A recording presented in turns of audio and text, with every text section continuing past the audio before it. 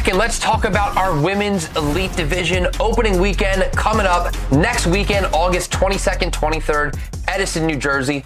What can we expect out of women's elite? Yeah, this is our third year of women's elite. It is the highest level of women's competition that we have here in the NBHL. We know from years past that this is high level, high intensity, awesome ball hockey. Yeah, this is not a professional league, but this is our pro level tournament. Highest level players, some of the best players in the US, some of the best players in Canada, drafted onto 4 separate teams. They'll play over 2 weekends, 8 regular season games plus playoffs. The playoffs aren't until October. We got a little bit of time till then, but this first weekend we're expecting some incredible action. Yeah, and we do redraft these teams each year, so this first weekend might be a bit of a feeling out process. Some new teammates, some players might have some familiarity. Not everyone's going to be shuffling around, but these are high-level players. They know what they're doing. They can shuffle them around however you want. They're going to be playing great hockey. Yeah, in the first 2 years, we saw overtime for both championship games, so lots of great parity here.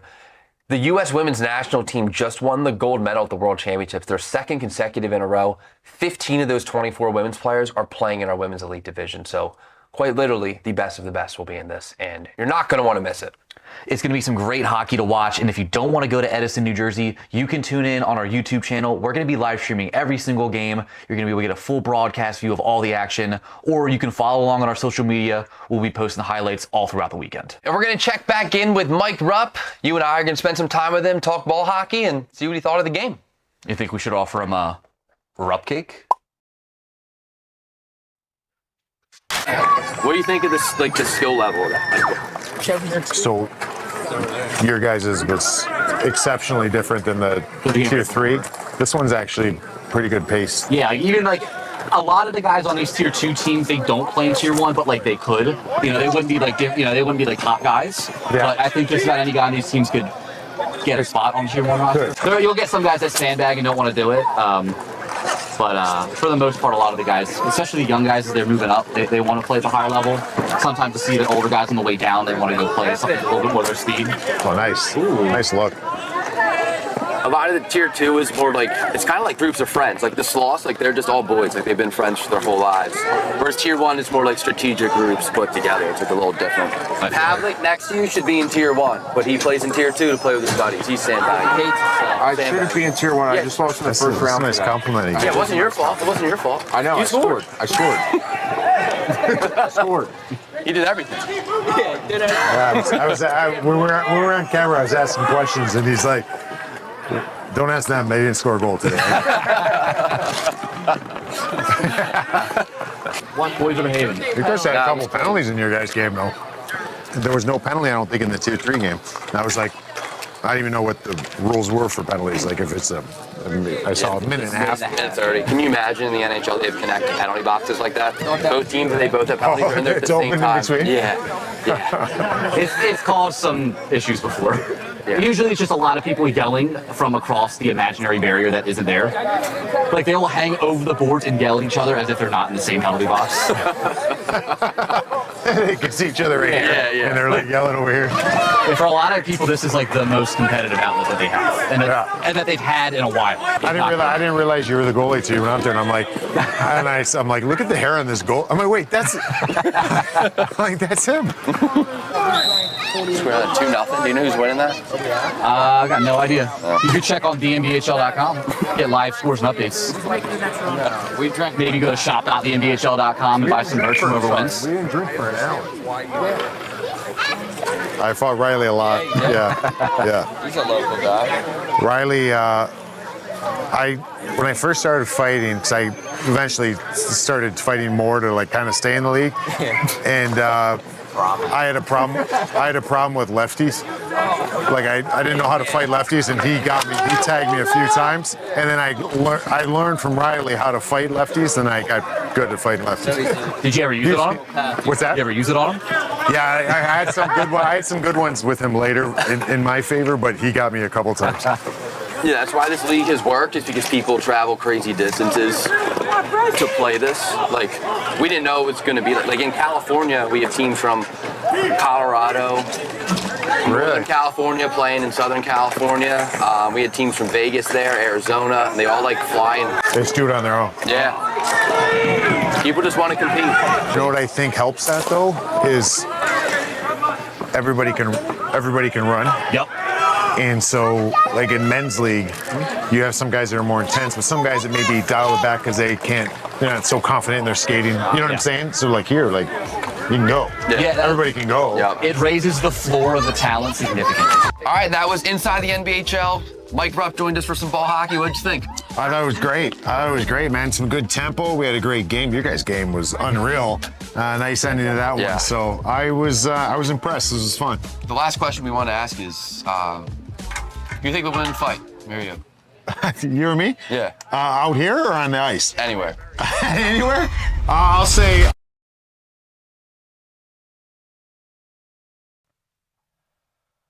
Welcome back. Top 10 Blaze when we return. Stay tuned.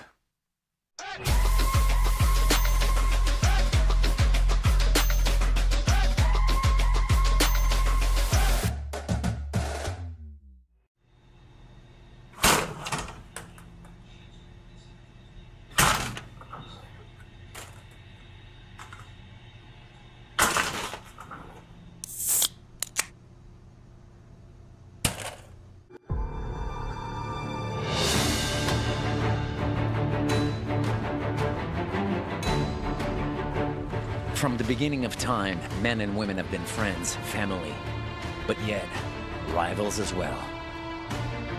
Some of the most epic battles have been fought from the North to the South Pole and anywhere in between. As time flies, battles have transformed themselves into sports. Yet, the fundamentals remain the same, with lighter shields and a different type of sword. But evolution is clever. It introduces new rules but keeps one thing intact: adrenaline. So it's with honor and pride that we present to the world all of the above into one sport. Hockey ball, the game born in the North that can be played from the mountains to the ocean, and from America to Europe, all the way to the land of the rising sun. Napper. Anyone, anywhere.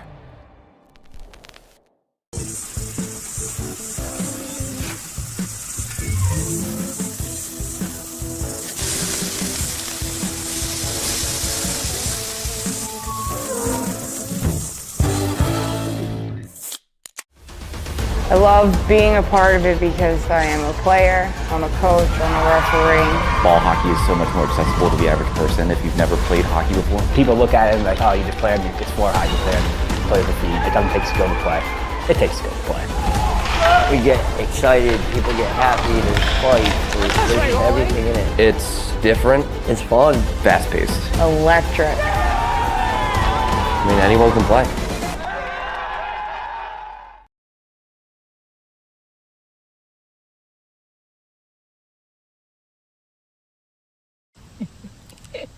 What is it? My new boyfriend. So sweet. Look what he just sent me. Ooh, that's a lovely view. Huh? What are you two looking at? Tip pick. What did you say? Tip pick. Tickets to the show with no hidden fees.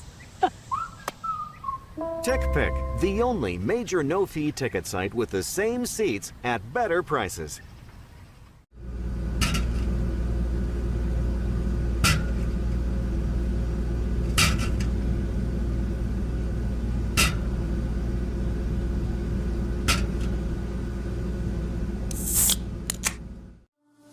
And we're back, top 10 plays, month of July. First, we head to New Jersey, Tier 1. In the quarterfinals, Mike Henry, behind the net, dying seconds of the game, just flips the ball in the air, bats it, hits off his teammate in the crease there. Connor McStravick goes in, ties the game. They won this in overtime. Play number 9, heading over to Massachusetts Tier 2. We got John Saladani for the Plastic City Flamingos with some crazy hand-eye on this one. Let's see that again. The defender goes and he gets his stick out here to block it, pops it up in the air, but he sticks with it and just snipes one bottom right corner on the goalie. Number 8, we head to Southeast Tier 2. We've got Sean Tasker, Lakewood Ranch Sunblazers, gets past the defender, slides and brings it back into forehand as he's going to the ground. I don't know how he did it. Great celly from the boys there. On his backhand, falling down, goalie dives, makes a great effort, but Tasker beats him. Task completed from him. Play number 7, we have Sonia Shelley for the New England Nightmares with some left-handed larceny. The play comes in, it's a 2-on-1, and she gets across and just flashes that leather. Throws a little windmill on it. She goes all the way across against the grain, but keeps her glove, full split. The forward can't believe it, puts her head up to the sky, but that's not gonna put it in the net. Number 6, we head to Niagara Tier 1. Joe Barbas, Buffalo 7-1-6ers, brings out the pitching wedge here. You'll see on the second angle here, he's coming down the wing, loses his footing, and as he's at the top of the crease, chips it over the goalie into the net. Incredible play, great awareness to get that one in. Play number 5, we've got Thomas Walker with the Yorkshire Iron Rats over in Great Britain, making some incredible saves on the goal line, pulls one off, stops another one from going in. The forward thinks he's got it, but the ref's there to wave it off. He pulls it off the goal line and gets his glove to stop that second opportunity. Number 4, we head to Mass Tier 2. Once again, the Plastic City Flamingos, this time on the defensive side of the ball. Nick Molinari here, great backdoor feed. Unbelievable athleticism here to get across and get this with his blocker. He drops his stick, uses the blocker like a glove, keeps that ball out of the net. Great play there. Play number 3, we've got Carlos Ferneris of the Florida Red Roosters. Some cycling down low. They get it to Carlos in front and between the legs. Oh my goodness. He makes no doubt about that one. He gets the ball right in the slot and he just fools the goalie, goes across the grain, gets it by the blocker side, makes that one look easy. So we've seen golf, we've seen baseball. How about football?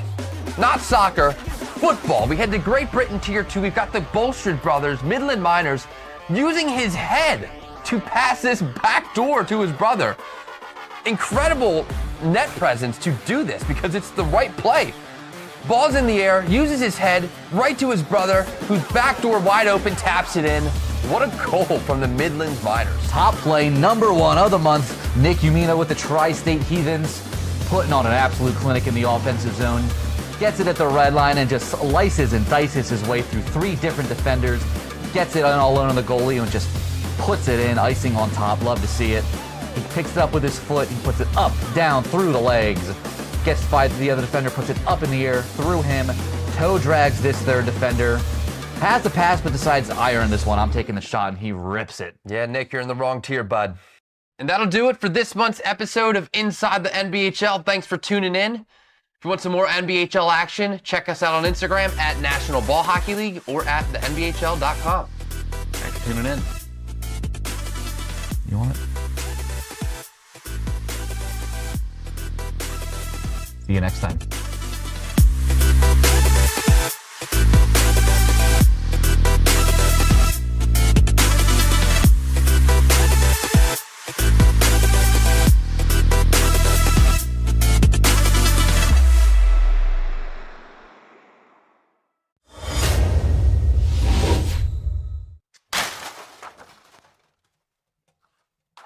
So no.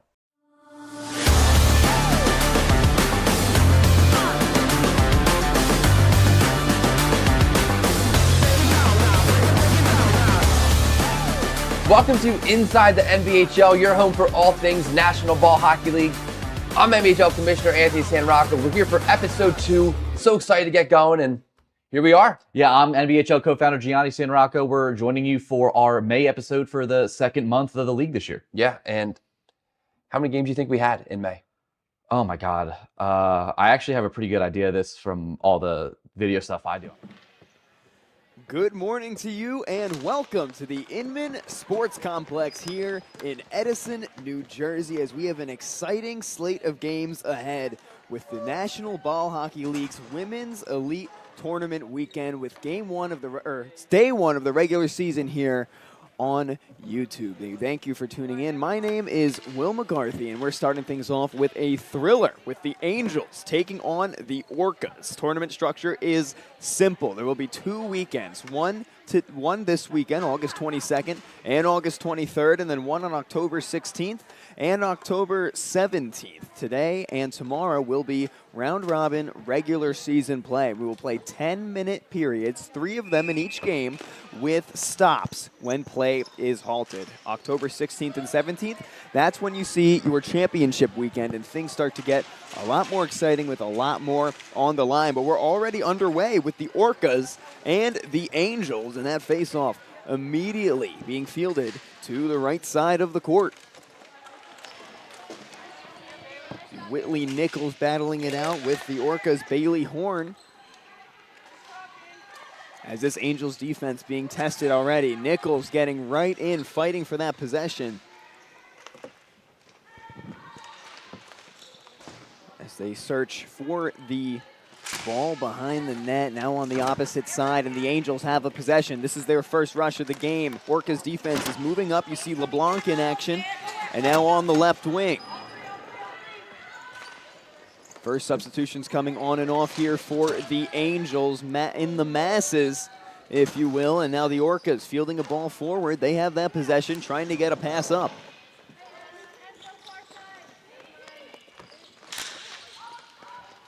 The Angels, on the other hand, still fighting for it. And there is the whistle and the stop of the clock now at 8:49. So this is the stop play I mentioned just a moment ago. As we're going to have the drop ball scenario here, and the Orcas going to take over possession.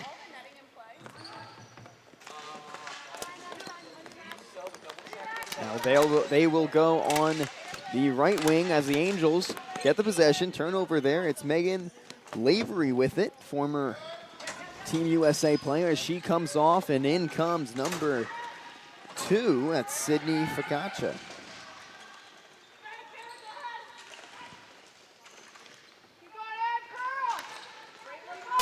Alongside play now. It's a left wing attack for the Orcas. The Angels defense is swarming in, and there is your first goalie action of this early morning. Kirsten DiCoccio is starting out guarding the net for the Angels on the right side. DiCicco, pardon me.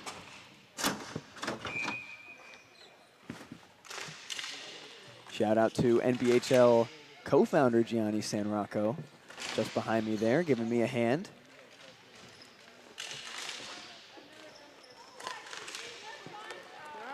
So that's DiCicco in net for the Angels on the Orcas side of things. Standing tall in net there. It's Keely Procue. So we have another stop. Clock's going to stop here at 7:52. Left to go in this first period of the first game.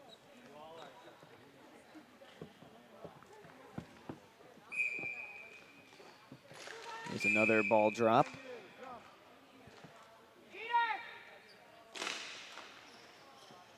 This one goes to the way of the Angels now behind the net. Fighting for it is the Orcas.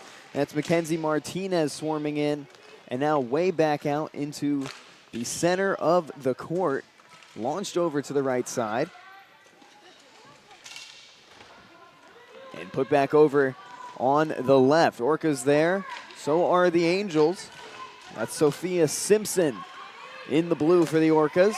But the Angels are running away with it here. Here comes Fiaccia. Pushing on the left wing, but this Orcas defense is swarming in. They get that ball right back, winning it back behind their own net. Now it's their turn for a rush. It's Bailey Horn leading the charge, going coast to coast. Cross pass here. It goes up and bounces out. Now it's the Angels in transition. Nice pass to evade the Orcas defender. And Erica Simpson-Taylor with it. Nice moves, getting around. Going to try one there on DiCicco, but didn't get it to fall. And now we're going the other way. Fast play hockey, and there's your whistle. Clock's going to stop at 6:42 left in this first period.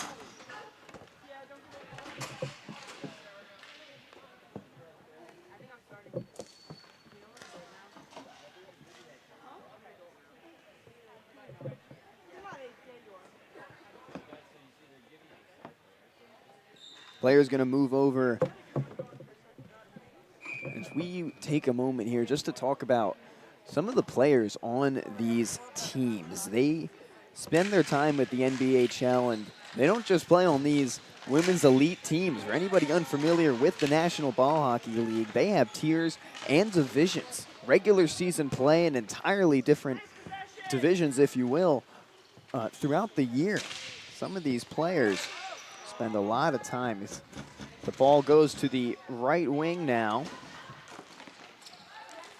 And it's with number 10. That's Maddie Nichols, who does double duty during the NBHL season, playing in Maryland Tier 2 with the Navy Yard Admirals, and in Tier 3. And Nichols also playing over very recently, earlier this summer in June, for Team USA in Ostrava, where the women's team took home the gold after taking down the Czechs.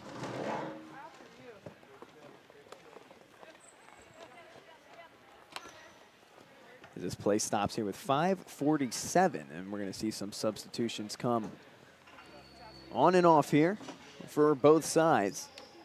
Still a scoreless matchup. We've seen some opportunities created by the Orcas. And there you have 3 Team USA players that were representative of the red, white, and blue earlier this summer in June, where they not only won the gold, but defended their gold medal, which they also won in 2024. Now, the real aspiration for the Team USA women's team is no team has won 3 in a row in the Women's Ball Hockey World Championships, and that's next tense. Is a nice save by DeChico, defending the net and keeping this game even.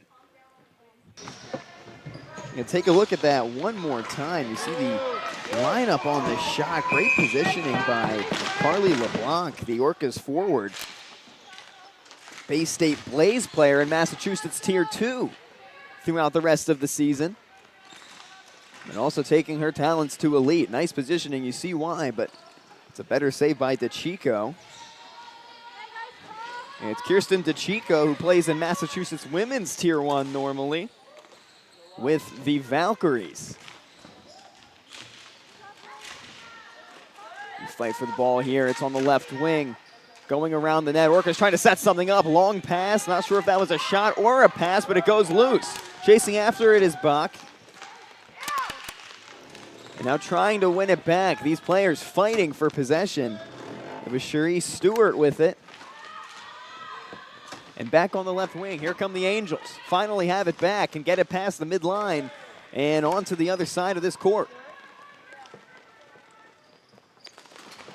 Left wing. Angels sticking with it.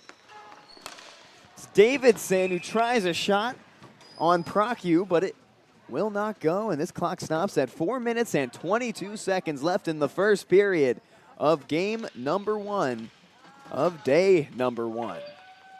The opening action of the 2026 Women's Elite Weekend. As that drop ball goes far. Angels lead the charge. That's Helling. It's another fight for this possession. Now on the left wing, Angels have it, but backed into a corner. This one going to be caught by Procue. And play pauses for a moment. 4:07 left to go in this first period. And this ball is about to be fair game once again. Ball drops, inches over to Wheeler, now back on the left wing. Angels have it in their possession. Trying to set something up. Long slap pass right in front of the net, trying to get something, but it's all Procue saving the day.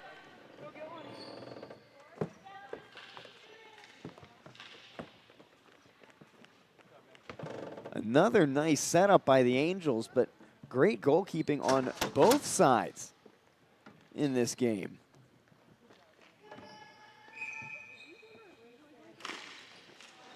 Another drop ball. It's the Orcas. They launch it away. Angels lead the charge. Chasing after it into their own side. Helling is there leading the way for the Angels. Now 2 Orcas swarm in. Big fight. Another Angel joins the charge. It's 2-on-2 fighting for that. Looks like it's lodged in the wall and the whistle blows.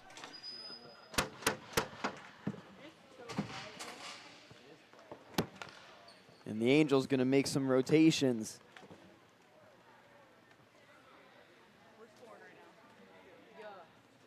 In what's been a level-headed game thus far, not just on the scoreboard, but the shots as well. Both teams equally testing the enemy goalkeeper in this one. As this drop ball goes to the way of the Orcas. Tries a shot there. That's Haley Bookwalter. One bounces up, goes down, tries one. It doesn't go. Goes to the right side now, fighting for it behind the net. Orcas have it. The one-on-one, gets it over, that one goes, and it is in. Our first goal of the Women's Elite Tournament of 2026 goes to the Orcas. It's Bailey Horn who gets the job done in the first period with 3:12 left to go, and the Orcas lead this one 1-0. It was only a matter of time before one of these teams broke through the barrier. We head back to the midline to reset play here. You'll see how this one developed one more time. The play from that right wing after coming out from behind the net, slowed down for you. Bailey Horn tapped it in, got it blocked once, got it right back, and put it in the left side for the score. Now back to the action, 2:50 left to go in this first period. Angels down by 1. Back to playing defense, just have to get it back over so they can create an attacking chance. Right in front of the net, safe one there. LeBlanc lines one up, tries the pass, it gets knocked down. And now the Angels will try the attack. LeBlanc goes coast to coast after setting up a shot, the first one back on defense. A versatile forward as a breakaway here. It's Emily Kavortek. Tries the cross pass. Angels try to disrupt it. Setting it up to the side. Good defense by the Angels to disrupt that one. That could have been a great play by the Orcas. And now they're going to try a transition. That one goes long. It's back in the Orcas' control. Stewart passes it up to the middle. Here's Carly LeBlanc. Tries one, bounces off, won't go. Now back over to the left wing with the Angels. Long one as they're backed up into their defensive side of the court. And try to inch one up. Gets past the midfield line. Opportunity here for the Angels, disrupted by Bailey Horn, the goal scorer in this one just about 2 minutes ago. She wins it back. And this one back over. Orcas have it once again, playing with so much energy. Coast-to-coast play by these defenders and forwards.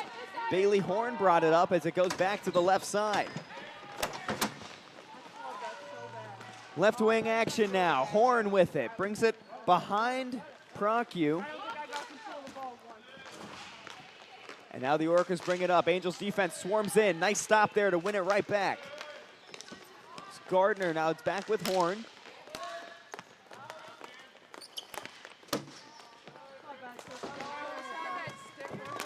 45 seconds left to go. Orcas lead by 1 in the first period. 2 more 10-minute periods to look forward to between the Angels and the Orcas here on day number 1.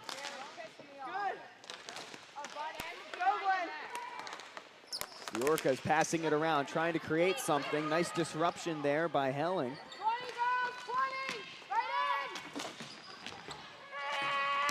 This one's stuck. It's 2v1. Second Angel comes in. Fighting for it with 12 seconds left to go. And they've come to a halt fighting for that one. Slowing down. Angels get it back. Just keep it away from the Orcas. And there's the buzzer. That's it for the first period. As the Orcas lead the Angels 1-0 here. Just about a minute between these periods as we're going to take a moment and these teams are going to huddle up.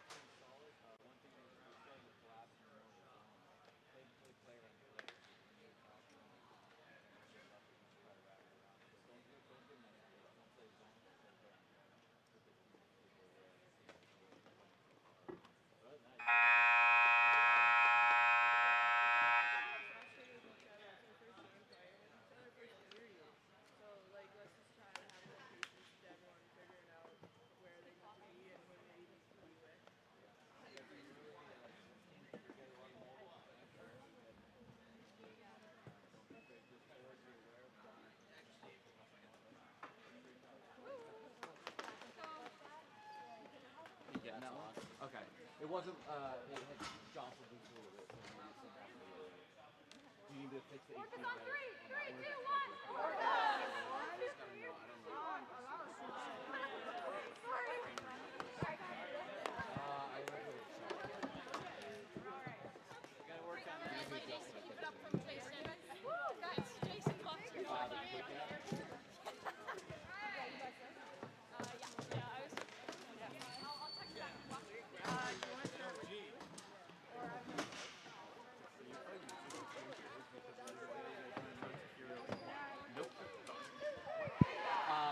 Live stream.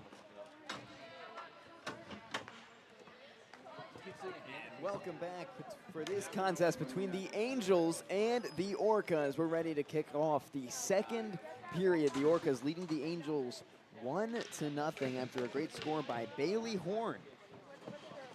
With about 3 minutes left in the first period, got one. It took a rebound shot to get it in, but she was able to find the back of the net.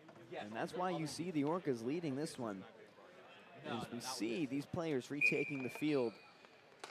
The Angels, number 12, Whitley Nichols, has a great story in ball hockey. She grew up playing ice hockey, and her father actually played in the AHL and was drafted to the NHL. So he had her putting on ice skates as soon as she could walk, even as soon as she could stand. She's played hockey for a very long time as the Orcas almost created an opportunity there on DeChico. Cross opportunity there. The Angels try one, but it's disrupted. A nice pairing there between Jordan Pond and Procchio. But Nichols played a lot of ice hockey growing up and didn't play ball hockey until 2018.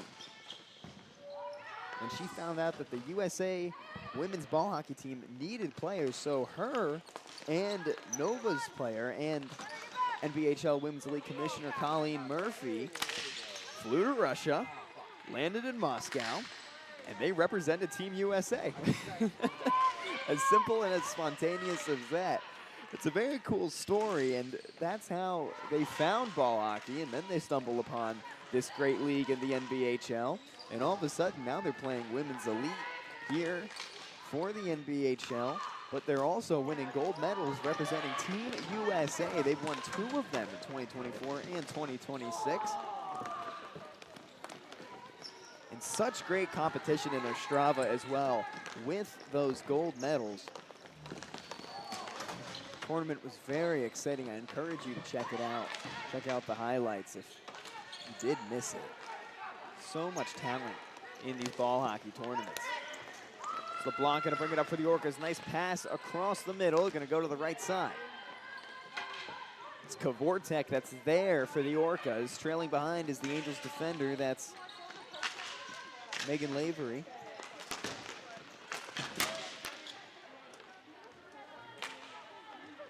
This one gonna go back behind the Angels net. So the Orcas start slowly swimming over.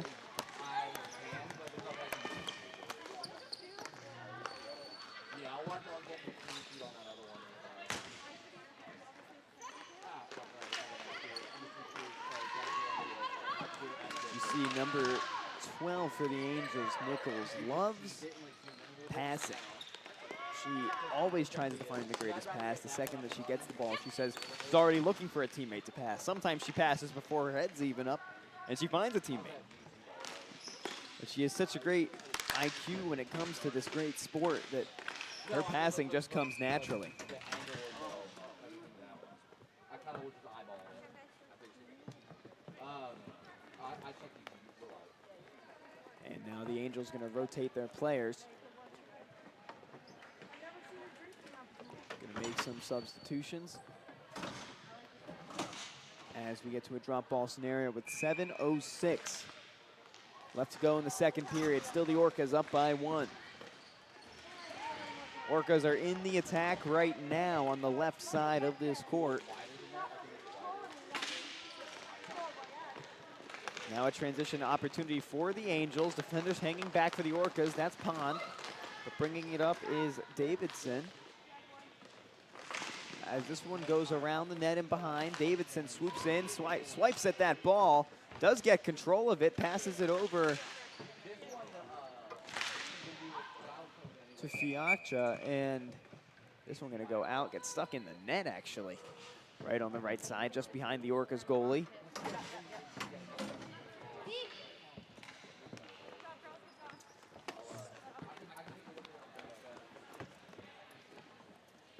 The other fun thing about this tournament is players travel so far from all over the country to be here this weekend in New Jersey and in October in Pennsylvania. Whitley Nichols, for example, lives in North Carolina and has a long trip to get to. Has a nice shot there by Helling, going to be swatted away by Procue, and the Angels trying to jumpstart their attack. Orcas have it right now. Angels players are there. Nice swipe at it. Couldn't quite get it. Good ball control by Bailey Horn, the earlier goal scorer. Now the Orcas in transition. Shot there, saved by DeChico.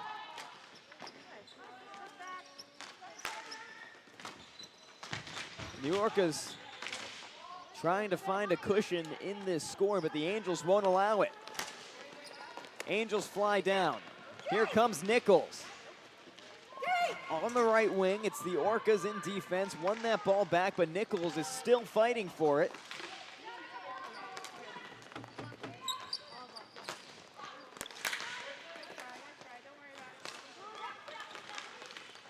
As the Angels continue to try to dance around these swimming Orcas.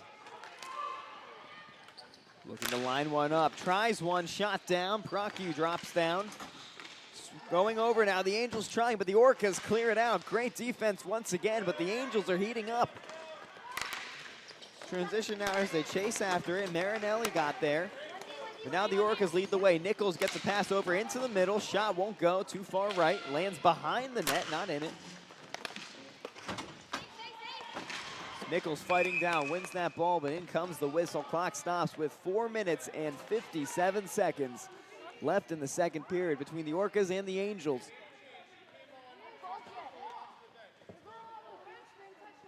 Angels are fighting here to try to get one in the back of the net.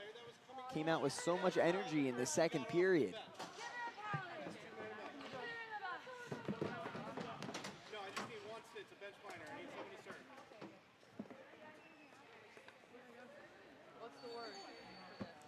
Take a moment here and move down to the right side of the court.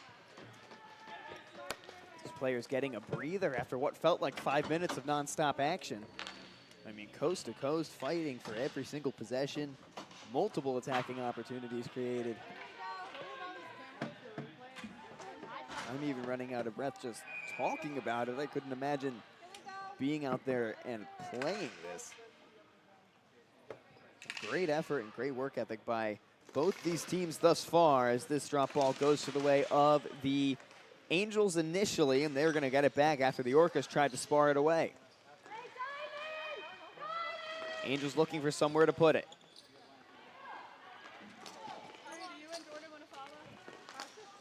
.440 left in the second. This pass goes long. Bounces over. Murphy there as this one goes down. Procue, a brick wall on the net thus far, saves it there, but the Angels going to try to line something up once again. Now on the right wing, here is Murphy. Back up to the center, to the left, trying to find the opening. That shot attempt blocked down. Bailey Horn has been everywhere on defense and scoring goals. That one hits the back behind the net. Angels get it right back. Gonna try to set it up, goes over behind the net, inching around, set up on the left. Shot there, bounced right off Procue. Missing the second hit was Murphy. So the Orcas in a great defense right now in this phenomenal hockey in sneakers contest. That shot won't go, it bounces off the net and now goes over to the right side. Murphy lines one up, goes gonna go over, and just behind me. I have a souvenir ball now for the day. I'll keep count, see how many more I get. That's better than catching a foul ball in baseball.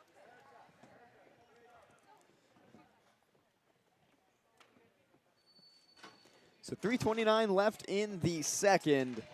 Orcas lead this one 1-0. So we're gonna have a drop ball. The Orcas and the Angels fighting after it. It's Megan Lavery that won it there. That's gonna get right over to Kara Reeves. Angels looking for the equalizer.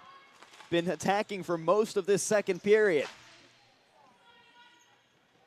Just waiting to find the one that's gonna knot this game up.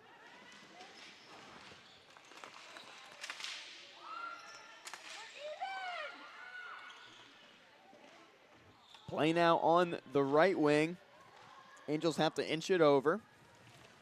It's Alyssa Avant. It bounces up behind. Avant tries to get it out, and she does, over to Grivanovics. And now the left transition. The Orcas lead the way. DeChico ready, lays down. This ball goes up now on the right side. Here's Grivanovics, gonna take it back over for the Angels. She swooped right in.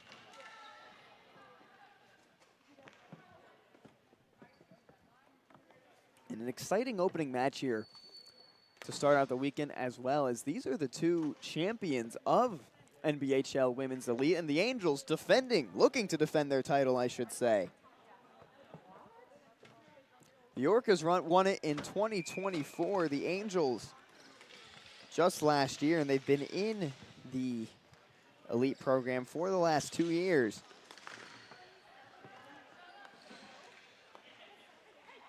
Let's see.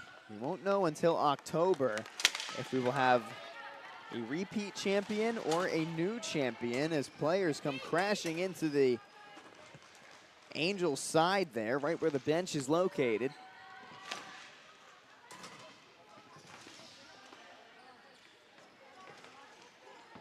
These Orcas have played a physical second period, trying to defend the ball and maintain their possessions.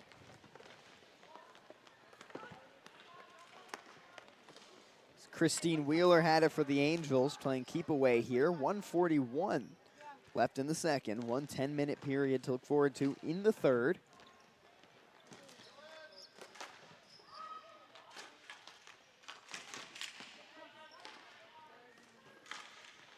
As the Orcas finally have it back over on their attacking side, but not for long. The Angels quickly win it right back. Now in transition, could be a good opportunity. It goes to the right. Orcas win it back for the moment. It's Lisa Bach. Swatted down, grabbed there by the Orcas as the Angels try to bring it back over. Still looking for the equalizer. This one bounces up into the middle. It's going to be the Orcas that get there first, and they transition it. 55 seconds left to go. This one's a pass off the left wing. It goes around. DeChico received it and passes it over to the Angels, who sit with it in the corner. Now back over, bounces off the wall. Orcas swimming right over. That's Carly LeBlanc. This one back in the middle. A long one going to go to the Angels. No problem scooping that one up. As the Angels now in a rush, and this one on to the right wing. Less than 30 seconds left. The Angels try one, and Procue dives down on it. Probably the best shot of the game by the Angels. And one of the best saves of the game by Procue as well. You get to look at it one more time. Lucky you. See a great setup by the Angels in traffic to pass that one right over to Kat Helling, former Team USA player in 2024, who shot that right on Procue. And great effort on both sides. This drop ball goes to the way of the Orcas. Orcas try to cross it over. It won't go on DeChico. And with 10 seconds left in this second period, we'll see if we have any last-minute fireworks. Nice shot there of DeChico in net. Just making that massive save. DeChico not allowing that gap to get any larger for the Orcas. Drop ball there. Angels hit it up and away. Orcas 5 seconds left. Could be dangerous, but this one going to go into the wall, and that's going to signal the end of the second period. It's the same score as the end of the first. The Orcas 1, the Angels 0, but these attacks heating up and a lot to look forward to. 10 minutes left in this contest. We'll be right back for the third period. What is it? My new boyfriend. So sweet. Look what he just sent me. Ooh, that's a lovely view. Huh? What are you two looking at? Tip pick. What did you say? Tip pick. Tickets to the show with no hidden fees. TickPick, the only major no-fee ticket site with the same seats at better prices.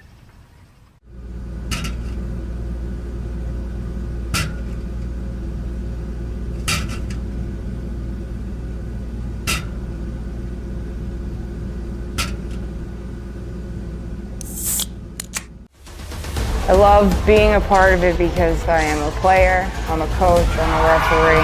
Ball hockey is so much more accessible to the average person if you've never played hockey before. People look at it like, oh, you just play it's for hockey player, play the feet. It doesn't take skill to play. It takes skill to play. We get excited, people get happy, there's fight, there's everything in it. It's different. It's fun. Fast-paced. Electric. I mean, anyone can play. Welcome back to the Garden State with the Orcas and the Angels with 10 minutes left in this contest. The Orcas opened up the game in the first period. Scoring that goal was Bailey Horn, who has just been everywhere for this team. It's just been all over the place, making plays on both ends of the court. But the Angels really heated up their attack in the second period, had multiple shots and a great one that Proccu had to dive on, basically leave the net. You'll see that the last moment there one more time in that exchange with the Orcas coming around and netting one. There's Bailey Horn's goal. In that first period, that moment that could be the defining moment of this game depending on how the rest of this contest goes. But that was an outstanding positioning goal by Bailey Horn, showing off the experience and why she represented Team USA earlier on this summer. The summer seems to be just slipping away from us here already in late August. Looking forward to the fall, and as that fall season inches closer, so does the NBHL championships to be played September 18th to September 20th.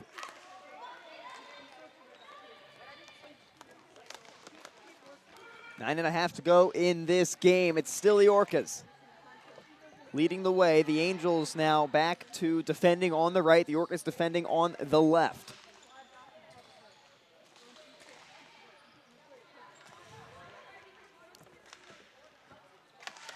LeQueer was pushing after that ball for the Angels. Now this one going to go long. Grivanonix tries one on Proccu, but that won't go. And this Orcas goalkeeper has been a brick wall thus far, despite the one that slipped right past her by Bailey. Or pardon me, the Orcas goalkeeper has been outstanding.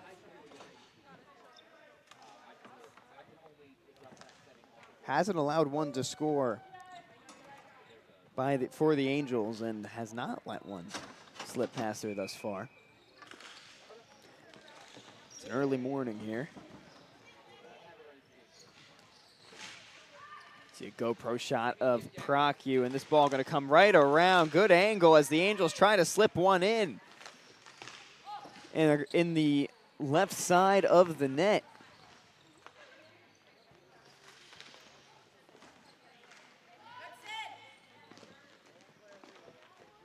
Now the Angels on the right wing looking to continue the attack. Inching over to the left side. Orcas win it back. They're in transition now. Angels defense running. You see Reeves ahead there. Nice pass there by the Orcas. Saved by DeChico. Incredible defense there for the Angels to keep the Orcas from adding to that cushion. That was a fast transition by the team in blue.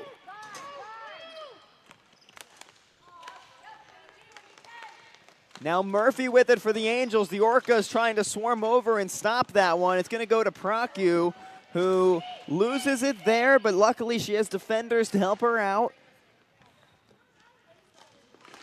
Now the Angels there, that one goes over and leaves the rink. Gonna see this fast break moment that just transpired a moment ago. Wow, goes off the crossbar there of the net by Kavortek. Emily Kavortek with a great shot. And what was a phenomenal transition by the Orcas. It looked like it was initially a save by DeChico, pardon me, but just a little too high on that shot and what could have been the silencer in this one. So the game plays on with a one-score differential. The Angels going to attack the Orcas, still trying to find the equalizer. Prokyu's been tested a couple times now. The Angels inch around, tries one. Prokyu blocks it, goes over into the middle, tries one again, but Prokyu saves it.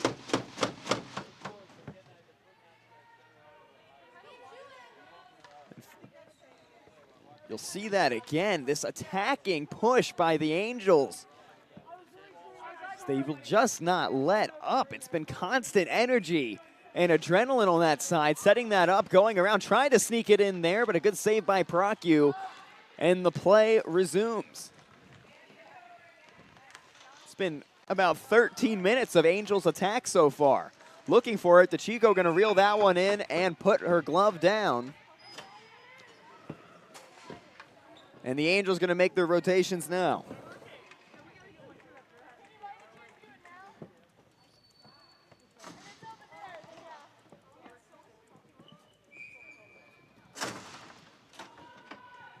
Seven minutes and 11 seconds left to go in this game with the Orcas leading by 1. The Angels with new legs out there are going to try to create more chances. They've created so many, just waiting to capitalize on one. Grivanovics had it there for the Angels. Now it's with Marinelli. Long one there, going to be fired off, goes into the middle. The Orcas block it down, and they maintain possession of that ball on the deck.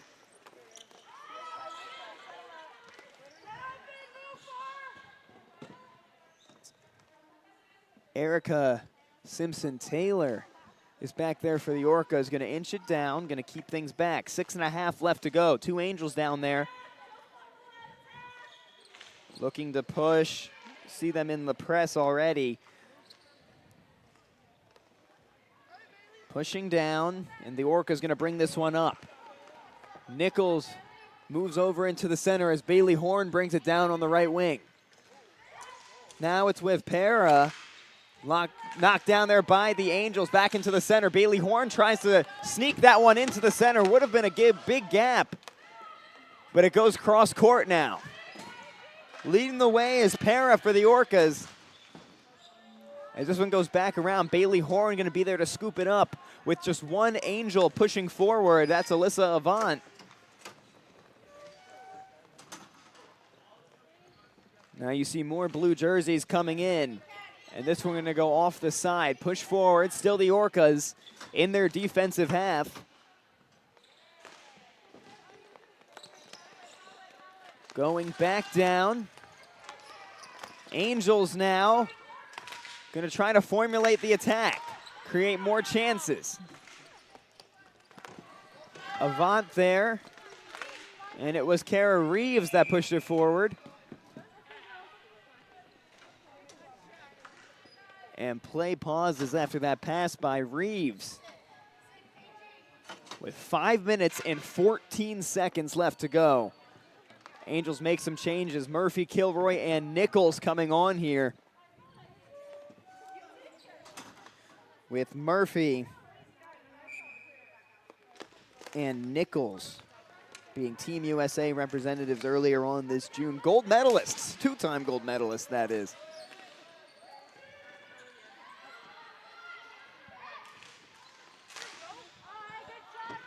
Halfway through the third period. It's the Orcas now on the right side of the rink. Angels pushing forward on the left wing. It's Megan Lavery. And now Kat Murphy had it, goes crossover. Reeves pushes it forward, left wing, it's Whitley Nichols, gets it back. Good chance here for the Angels to find the equalizer. Procu blocks it down, not out of harm's way. Big scramble for it, it goes loose, now behind the net. Angels couldn't capitalize as Procu stays perfect thus far, and this Orcas defense takes a breather. You'll see that again, this chance. It was passed forward by Whitley Nichols and then pushed in by Lisa Kilroy, but Procu down on her back trying to save it. And then a great job by the Orcas defense as Emily Kavortek came in to disrupt the rest of that. And that was all she wrote on that chance. Drop ball now with 4:22 left in this opening game of the opening day of Women's Elite Weekend. See Procu in net. Angels try to get around. Whitley Nichols is there fighting for it. Orcas come into the center and steal it away. Attacking from the side is Kat Murphy. And Gwen Vance had a good role there in disrupting that as this now goes the other way. The Orcas going to push forward to the right side of the rink. Back into the middle, the Angels taking it down while making some changes on the court. Wheeler had it, but it was turned over right there to Mackenzie Martinez. And play gonna stop. 3 minutes and 34 seconds left here.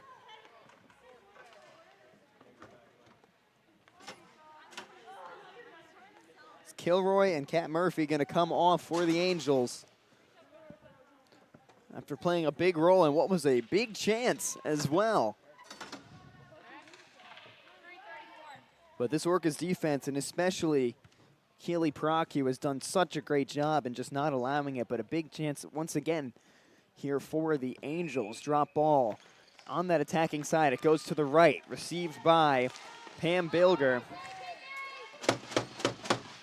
And now behind the net, trying to circle around. The Orcas had control.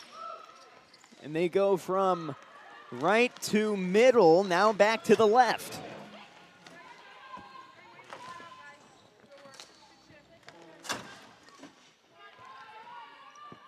Just a few ticks over 3 minutes left for the Orcas to defend. Procu gonna save that shot there, and once again stopping one from hitting the back of the net.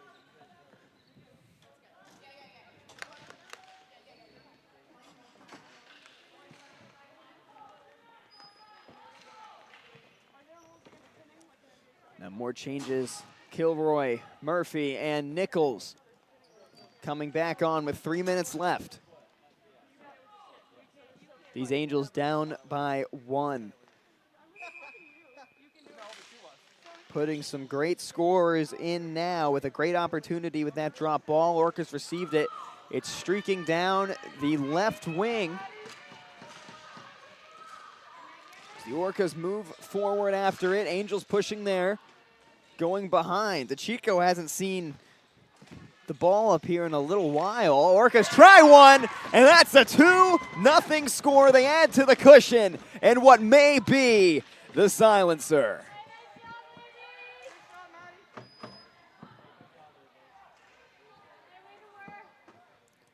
It was Rochelle Para.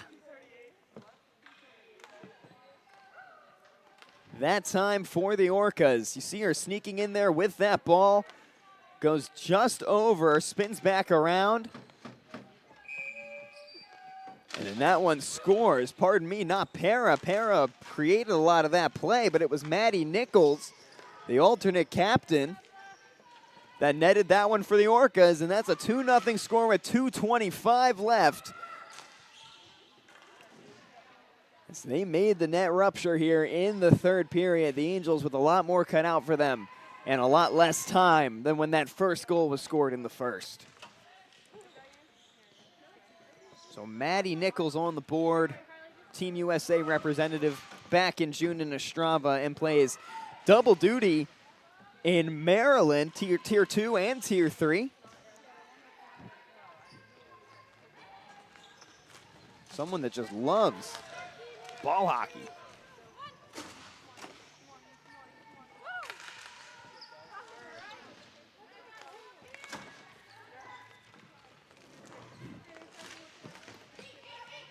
This one now in the center. The Orcas fighting for it.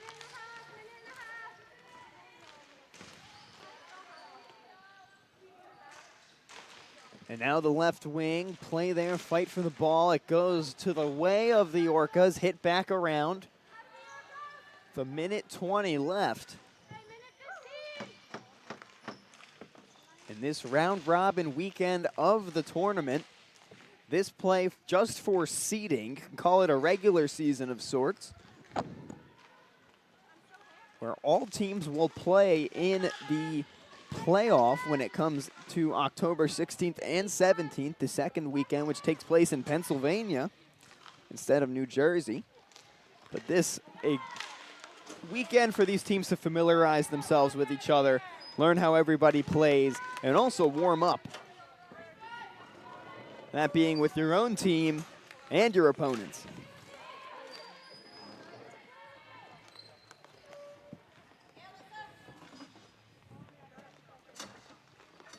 So 30 seconds left here, and we see play starting to slow down. There's a battle between the two former champions here in Women's Elite, the Orcas and the Angels. With 15 seconds left, the Orcas pushing it back down with Bailey Horn. Pushes one there, goes past the net. But this battle of defending champions will go to the way of the Orcas with a 2-0 score. That is your first game of the NBHL Women's Elite 2026 weekend. 2-0 as Bailey Horn and Maddie Nichols are the difference makers for the Orcas, and you'll see those moments once again. This is the Orcas earlier on. Bailey Horn crosses right over there from right to center, and a perfect tap-in to score that one. That made things 1-0, and then the last one for the Orcas, with Para creating a lot of that play and Maddie Nichols setting right up for a powerful shot right over to the right side of the net. Those are your two goals as the Orcas win it 2-0. Handshakes now in the rink. We'll be back for game number 2 in just a moment.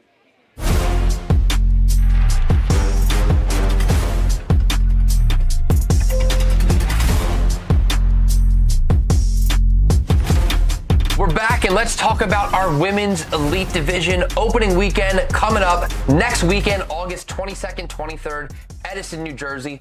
What can we expect out of Women's Elite? Yeah, this is our third year of Women's Elite. It is the highest level of women's competition that we have here in the NBHL.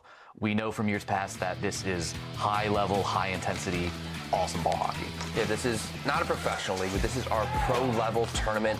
Highest level players, some of the best players in the US, some of the best players in Canada, drafted onto 4 separate teams. They'll play over 2 weekends, 8 regular season games plus playoffs. The playoffs aren't until October. We got a little bit of time till then, but this first weekend we're expecting some incredible action. Yeah, and we do redraft these teams each year, so this first weekend might be a bit of a feeling out process. Some new teammates, some players might have some familiarity. Not everyone's going to be shuffling around, but these are high-level players. They know what they're doing. They can shuffle them around however you want. They're going to be playing great hockey. Yeah, in the first 2 years, we saw overtime for both championship games, so lots of great parity here. The U.S. women's national team just won the gold medal at the World Championships, their second consecutive in a row. 15 of those 24 women's players are playing in our Women's Elite Division, so quite literally, the best of the best will be in this, and you're not going to want to miss it. It's going to be some great hockey to watch, and if you don't want to go to Edison, New Jersey, you can tune in on our YouTube channel. We're going to be live streaming every single game. You're going to be able to get a full broadcast view of all the action, or you can follow along on our social media. We'll be posting the highlights all throughout the weekend. And we're going to check back in with Mike Rupp. You and I are going to spend some time with him, talk ball hockey, and see what he thought of the game. You think we should offer him a Rupp cake? What do you think of this, like the skill level of that? So your guys' was exceptionally different than the tier 3.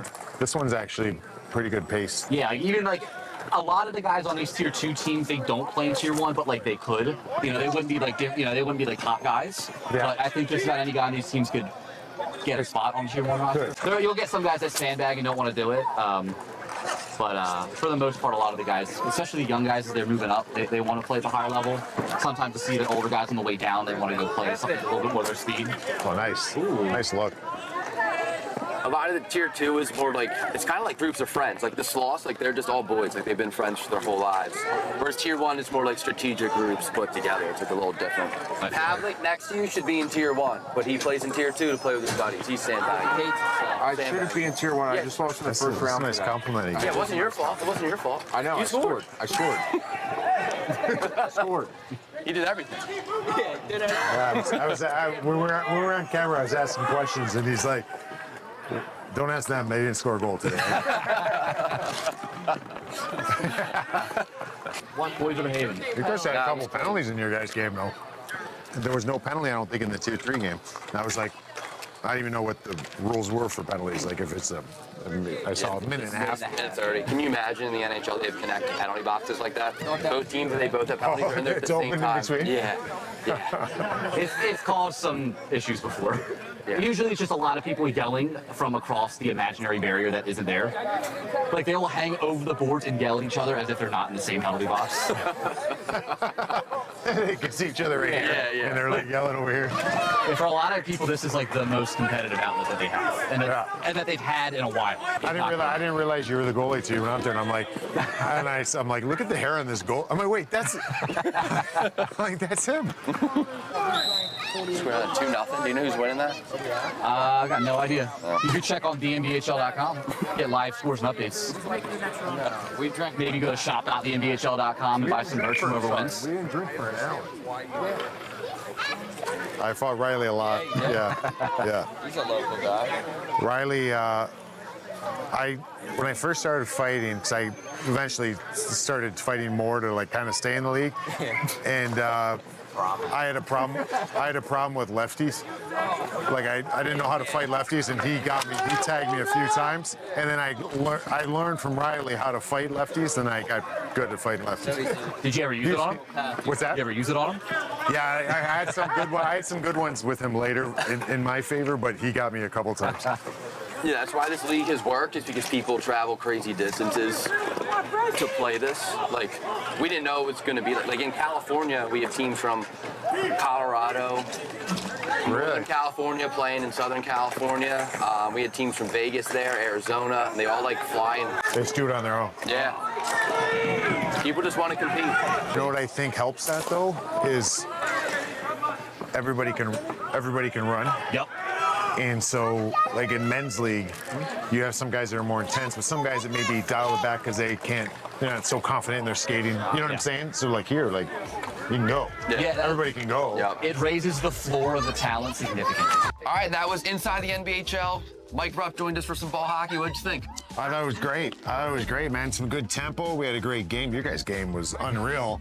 Nice ending to that one. So I was impressed. This was fun. The last question we want to ask is, who do you think will win the fight? Here you go. You or me? Yeah. Out here or on the ice? Anywhere. Anywhere? I'll say.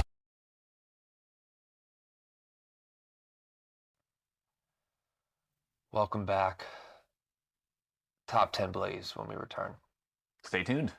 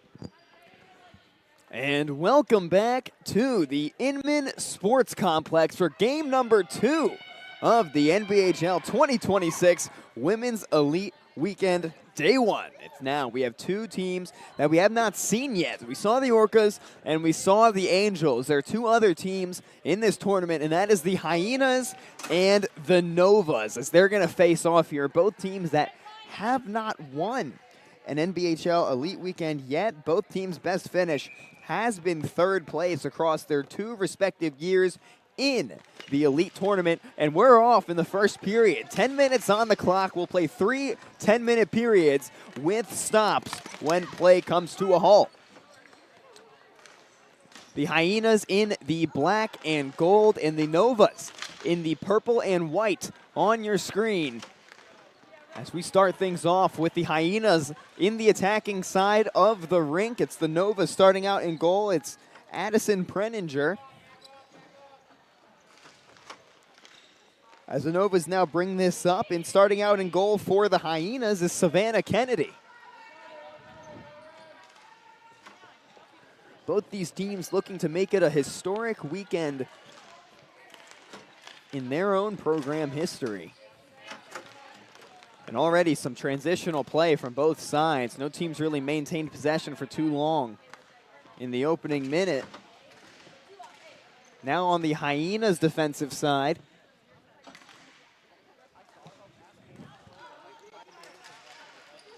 As this one bounces over to the left. Kennedy thought about it, got close enough for that.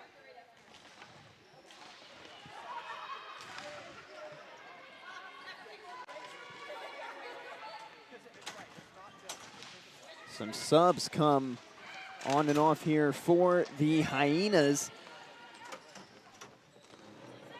This ball now center behind the net. Just slapped away by Savannah Kennedy once it got close. She shifts sides now. As this one comes right in front, she dives down on it. And Emma Zitano thought she had an opening to make one sit in the back of the net, but a quick reaction by Kennedy. It's a good thing she dove when she did.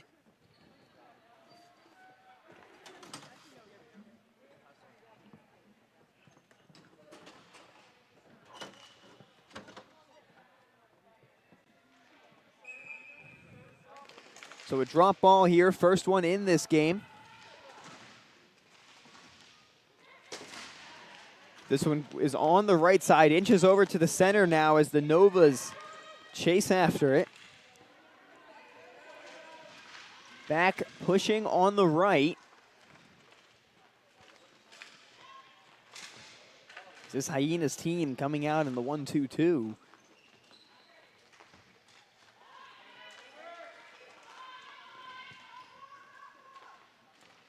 This one goes behind Savannah Kennedy, moves over in goal. Just behind Nova, see a chance trying to jam it in a hole that's not there. Back on the right wing.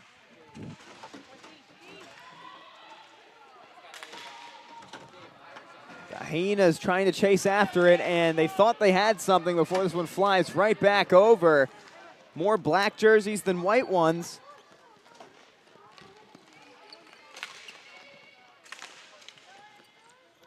And the Hyenas still trying to get it out of their defensive half, trying to shift things here.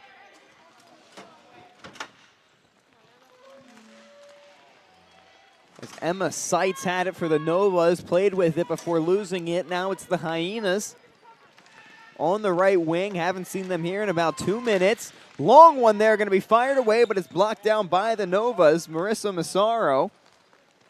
She plays in Massachusetts Women's Tier 1 for the Selkies. They try a shot now, but it doesn't test Savannah Kennedy too much. And the Hyenas back in transition now on the right wing. Chasing that one down is Gianna Datillo of the Novas in a defensive effort. Plays it to the side.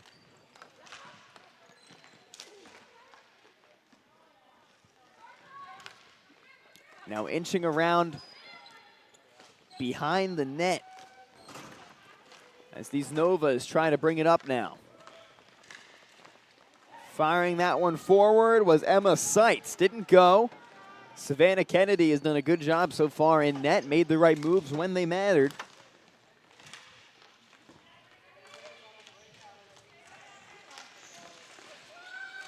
Chasing after that one, and the Novas will get one to score.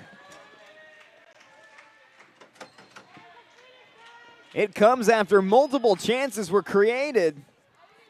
And it's the forward, Jasmine Martinez. This one's going to be waved off, actually. I hear no goal coming. You'll see the replay of it for the moment. Oh, no, this one will stand. My apologies. So there you saw Jasmine Martinez create the opening goal here, the opening score in this 1-0 contest now as the Novas lead the way against the Hyenas. And I think I fell victim to chirping by the Hyenas bench there when I heard no goal.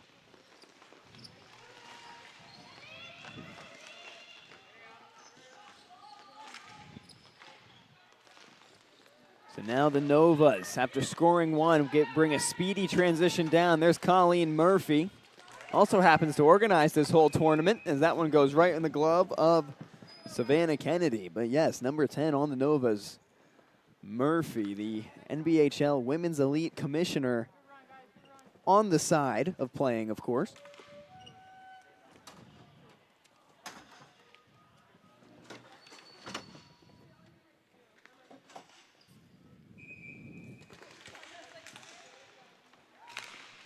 Murphy entering her 3rd season with Women's Elite this season, her 2nd being the commissioner. Last year, she played for the Orcas, who we just saw win game number 1. And she's very proud of being on this team, a Novas team that has 5 Team USA players from earlier this summer in June.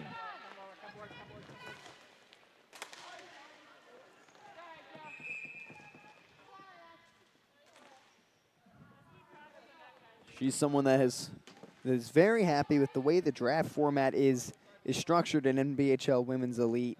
It's an atmosphere unlike any other tournament. I mean, you see these player banners decorated throughout the rink with team logos, players, past champions. It really is an amazing sight here at the Inman Sports Complex in Edison, New Jersey.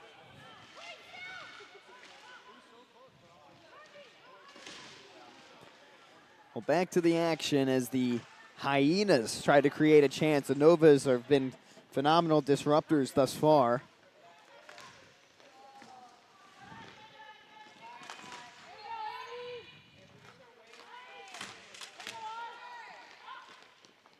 The Hyenas look to create another one here, but Preninger's all over it. And with 3:57 left in this first period, play comes to a halt, and we see some substitutions around the rink here. Full ones for the Hyenas, full new 5 coming on. And same thing for the Novas, it seems. So the drop ball goes to the way of the Novas. A long, high pass hit the Hyenas first. As this one goes to the right side, it's the Novas attacking half of the rink.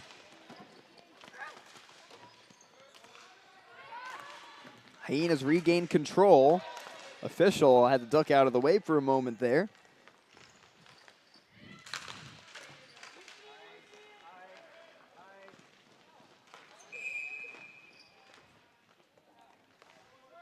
And this one comes down to a halt. 30 seconds there from the last whistle. As play moves back over to the right side. You just saw Whitley Nichols, who played for the Angels in the previous game, and now you see Colleen Murphy in the rink here for the Novas. Well, Murphy would not be here without the help of Whitley, because it was Whitley that helped introduce her to a lot of this ball hockey stuff. So Nova's trying to get a second one there. It won't go. Hyenas regain control. But Murphy says that ball hockey provides a different skill set that ice hockey just does not have. It really is a different sport, and they say you learn so much interchangeably across all forms of hockey. Ball hockey, ice hockey, roller hockey. I mean, you name it. You learn something that can be applied to each one, no matter the format. I mean, ball hockey, it's so much handling, especially cardio.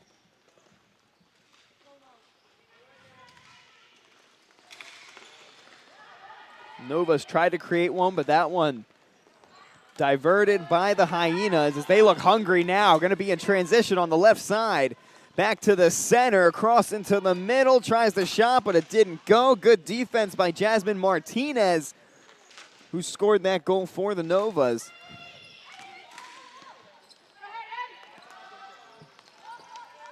Hyenas trying to get it back.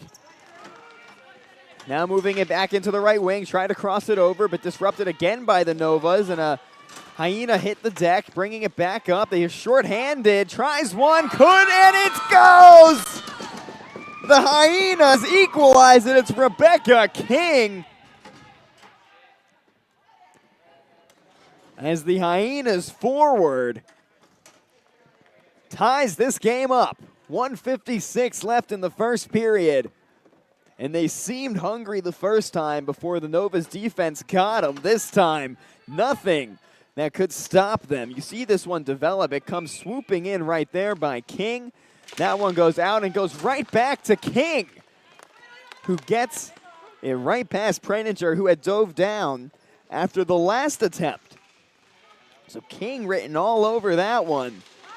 And we are even in the first period. An exciting one here between the Novas and Hyenas, both teams that have not been crowned champions yet in NBHL Women's Elite. So action-packed as we have 90 seconds left in this opening 10 minutes. The Hyenas spin it right back around. Novas are all over it. They disrupt it as Kosakowski, who's there as she's defending that back line alongside Colleen Murphy. Kosakowski comes in, gets it right into the middle. A great pass. Shot is in! And another one scored in the opening period. This time it's the forward, Amy Coates.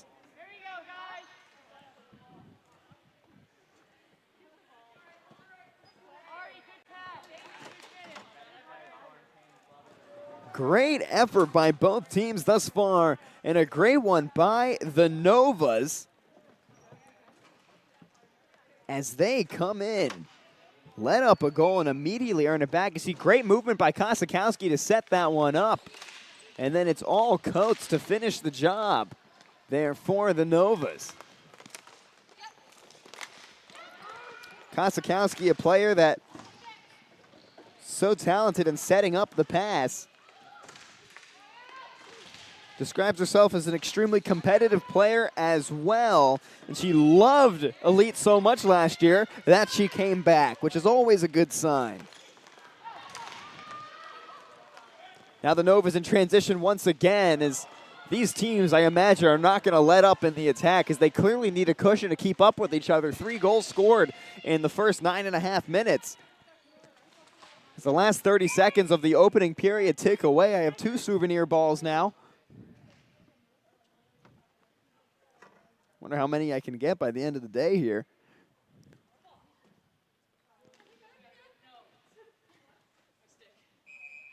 In this drop ball with 22 seconds left.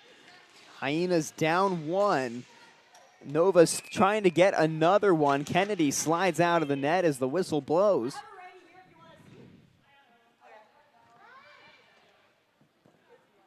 It's Misty Seastrom going to come on here for the Hyenas, someone that is originally from Tampa, Florida, where there's not a ton of ice hockey to be played. So she started playing roller hockey, eventually transitioned to ice hockey when she was 12, and now found her way to ball hockey after she began her coaching career, and subsequently found the NBHL. Played with the Hyenas last season as well in Elite. And when she joined the NBHL, this is a fun story about Seastrom. She didn't know what it was when she joined, but she found out after joining and playing that her father plays in an NBHL division in Florida. Having no idea, he plays in Tampa. So it had been in the family already, but a great opening period here between the Novas and the Hyenas as we see 3 goals scored and back and forth action. It's 2-1 right now as we head to the second period. Don't go anywhere because we'll be right back from the Inman Sports Complex. What is it? My new boyfriend. So sweet. Look what he just sent me. Ooh, that's a lovely view. Huh? What are you two looking at? Tip pick. What did you say? Tip pick. Tickets to the show with no hidden fees. TickPick, the only major no-fee ticket site with the same seats at better prices.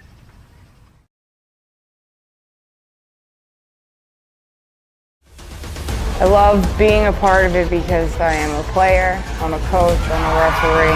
Ball hockey is so much more accessible to the average person if you've never played hockey before. People look at it and like, oh, you just play it's floor hockey, play with the feet. It doesn't take skill to play. It takes skill to play.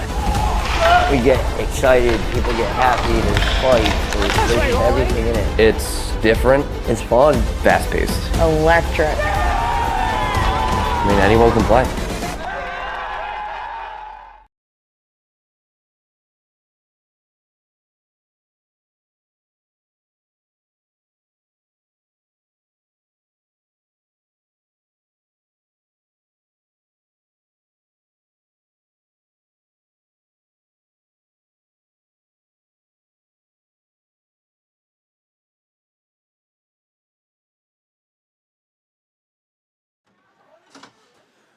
Welcome back to the Inman Sports Complex here in North New Jersey. My name's Will McCarthy, and we are underway in game number 2 between the Novas and the Hyenas. That's game number 2 of the day, not necessarily game number 2 between these two teams, but we will see lots of action from all 4 teams in this tournament. You see on the left side of your screen there, the Angels, Hyenas, Novas, and Orcas. Those banners, those are your 4 teams competing in the Women's Elite Tournament. But an action-packed first period in this game with a 2-1 score now between the Novas and the Hyenas.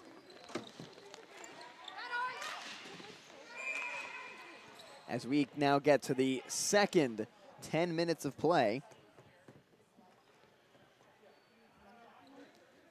with 3 10-minute periods with stops to be played here. The Hyenas have it right now in the opening 10 seconds. As things inch down, the Hyenas scored a great equalizer. It was Rebecca King that got it to go. And then immediately right back on the other side, it was Amy Coates for the Novas that made it a 2-1 score. But great action here in the NBHL. As the Hyenas now looking to find something. That ball goes far to the right side. So the Novas make some changes. Kosakowski going to come on. And Ari Kosakowski, she played college ice hockey for Union.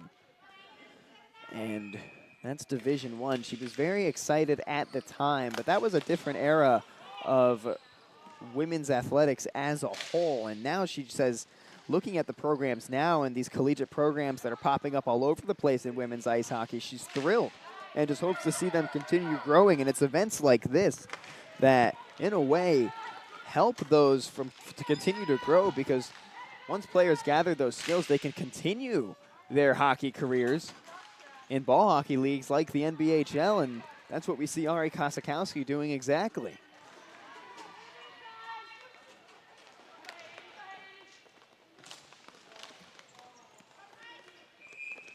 So this one going to go over to the far side, 8.5 minutes left in this second period with a 2-1 score between the Novas and the Hyenas.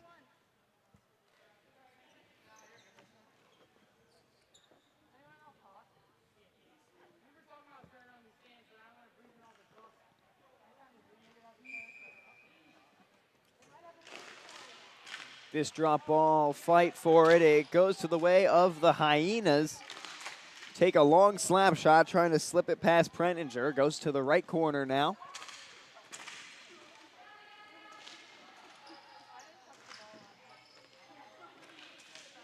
As the Hyenas dancing around on that right side. Slapping one over and rolls right into the glove of Addison Prentinger. Plays in Pittsburgh Tier 2 for the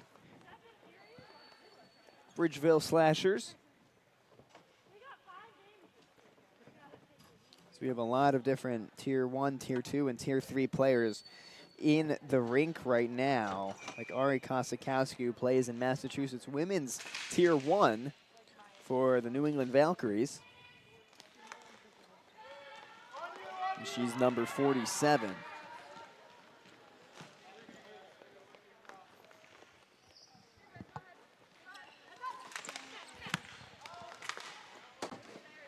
This ball bounces off the wall, and now it's the Hyenas trying to create a chance, but it's going to be Prentinger again, getting these slow rolls that come right over to her. That's been easy for her to defend.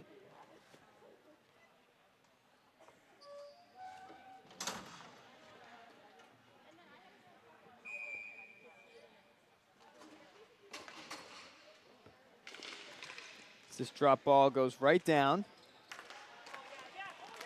and flies over. The Hyenas pushing for it, getting it over. Now the Novas gonna bounce it off, a bounce pass off the wall, fighting for it. 2 Hyenas, 1 Nova. Flanagan comes away, this ball's back up, and it's the Novas that have it. It was Massaro that pushed it forward, now going to the left. It's the Novas attacking half. More Hyenas than Novas in chase of that ball. Novas come away with it, though, right in front of the net. It's cleared out. Great job defensively by the Hyenas. Now going the other way, it's Gianna Datillo. Outruns the Hyenas and saves Prentinger from having to defend that one. Now the Hyenas chasing after it and keeping it away from the Novas. Great job by Savannah Kennedy in net for the Hyenas.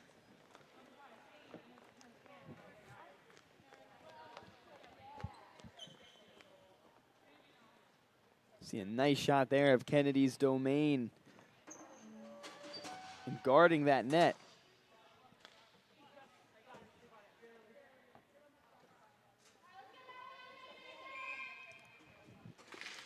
This drop ball goes down. Hyenas hit it over to the left corner. So they try to get it out of harm's way with Kennedy standing in goal right beside them. Now on the opposite corner, Hyenas get some space. They move it up. Moving forward, now in the center. Now in their proper attacking half. Novas immediately clear it out. Hyenas maintain control. It's Jocelyn Forrest that kept that one down. And now the center testing the Novas. Didn't get it to go there. Forrest chases after it again.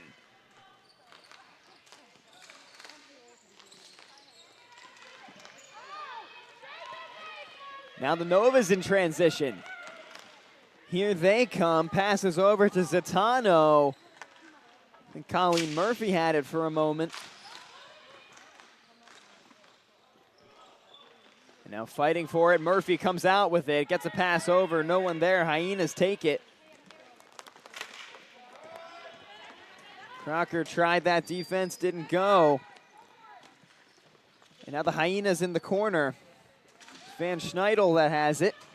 Now it's over with the goal scorer for the Hyenas, Rebecca King. King moves over. Cross one there, bounces off the wall.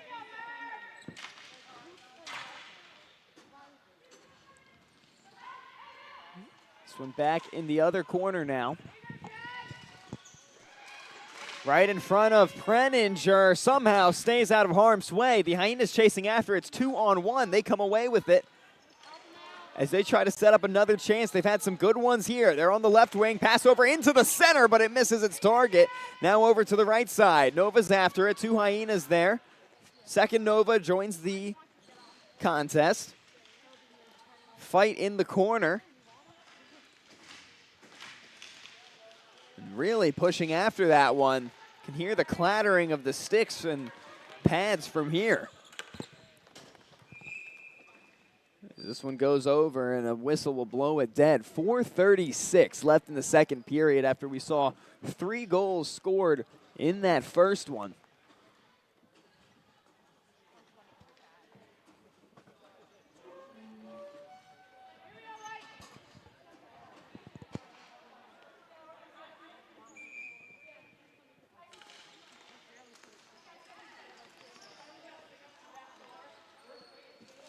So now the Hyenas still trying to create a chance. Gets it to the left wing. Nova's steal it right back, trying to take it behind, keep some space away and some separation.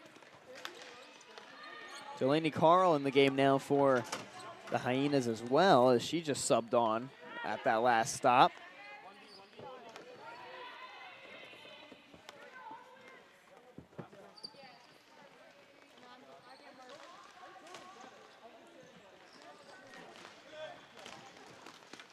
Now on the right wing, Kosakowski showing off her moves and playmaking ability. But the Hyenas steal it back. Let's see what they can do. Here's Aaron Best. The Novas in the corner, bounce it over. Playing keep away from the Hyenas here as this one's whistled dead. Delaney Carl was in contest for it there for the Hyenas. But it was Ari Kosakowski on the other side that helped create that one.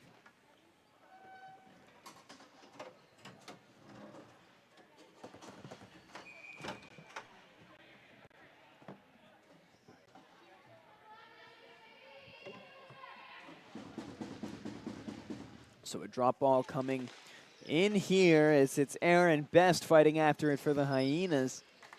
Or pardon me, that's Rachel Aranon.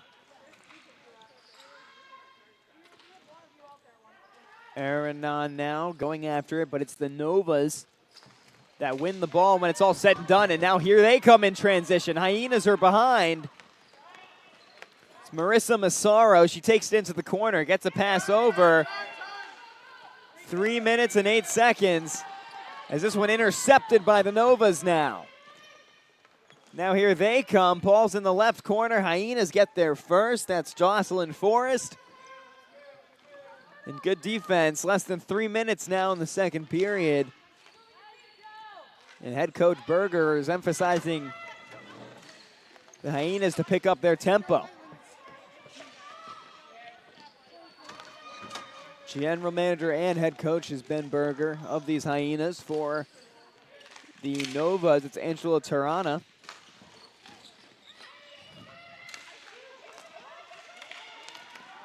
Novas, nice fake to keep that one up. Long shot won't go, but it sits right in front of the net. Spins around, it bounces off the side, and it does not. It does go in, pardon me. Savannah Kennedy dove after that one. And an exciting moment there as that ball went every which way. But with 2:19 left, we will see the Novas net one in. And that's one for the replay, absolutely. It was a nice move by Kim Taberi to set that one up, then spinning around. It bounces off the upright there, and that's when you lose vision of it. But based on the positioning of Savannah Kennedy, you can probably tell that that ball went in. So the Novas net one, and they up their lead. 3-1 now. It's up by 2 as this second period steams on.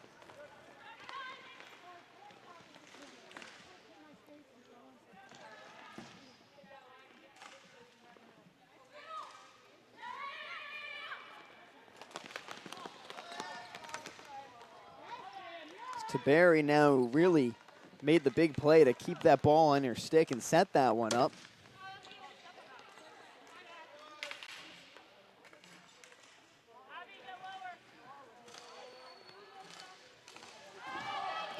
This one goes around. The Novas being tested on defense by these Hyenas right now.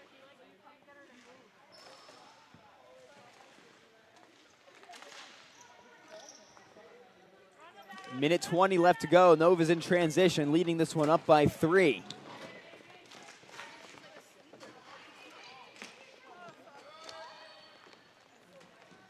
Novas have come out in this one with such fantastic energy.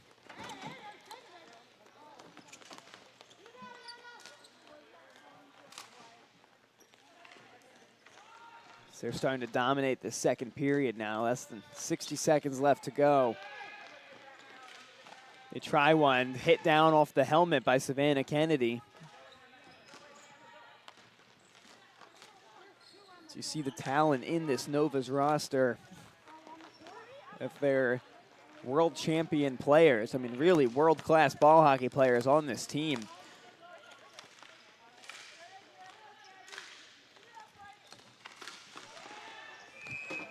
As that shot goes down, it's Savannah Kennedy that saves it. And that leaves 24 seconds left to play in the second period of this one.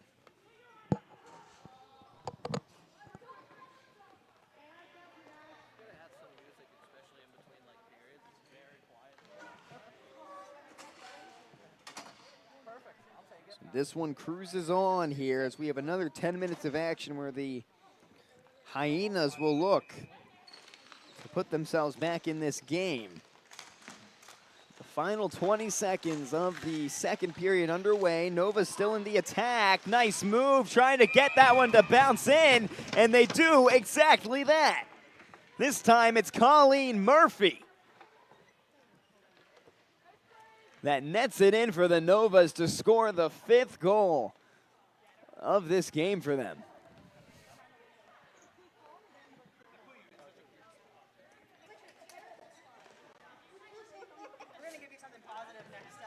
And here are the Novas, and this goal set up there by Colleen Murphy. And a great one there, and I apologize to the Hyenas bench, who I am quite literally right next to. They did not like that call.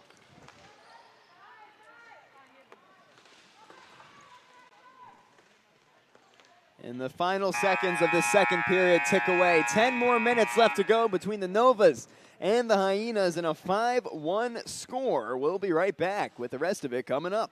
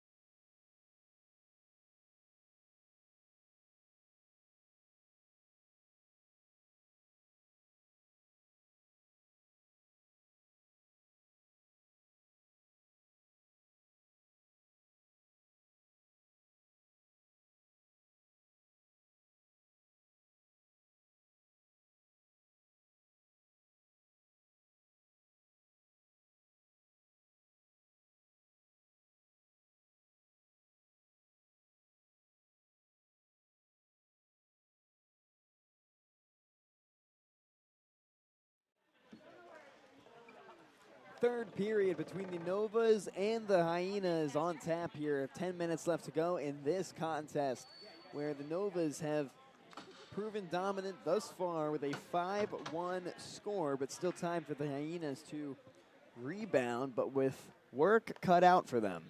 As we see the drop ball to start this one off.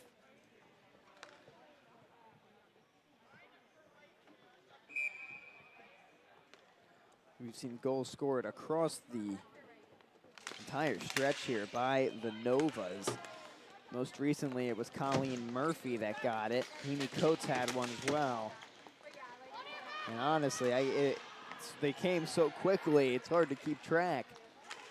This is an offensive powerhouse of a Novas team, but here's a breakaway by the Hyenas. Novas disrupt it.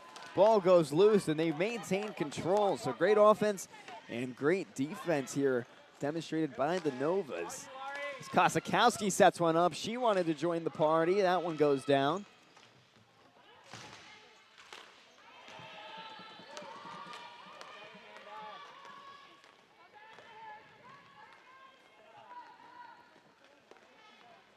Now the Novas in their defensive half. Hyenas come running in.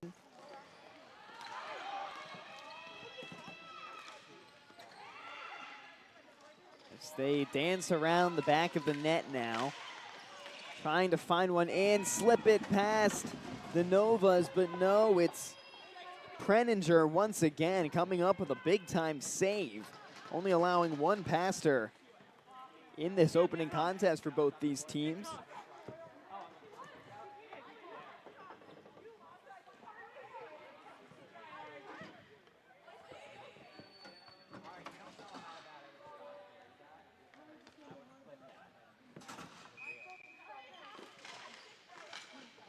Play resumes with 9 minutes about left to go. This ball gonna hit the back of the net, dance around. The Hyenas trying to spin things around and get back in the scoring column here. They've had some trouble, but they've definitely done a good job in creating their chances. They just haven't fallen like they have for the Novas.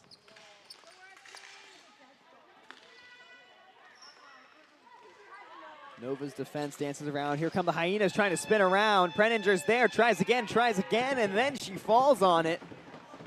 Good play on both ends there with the attack, but excellent play by Addison Preninger.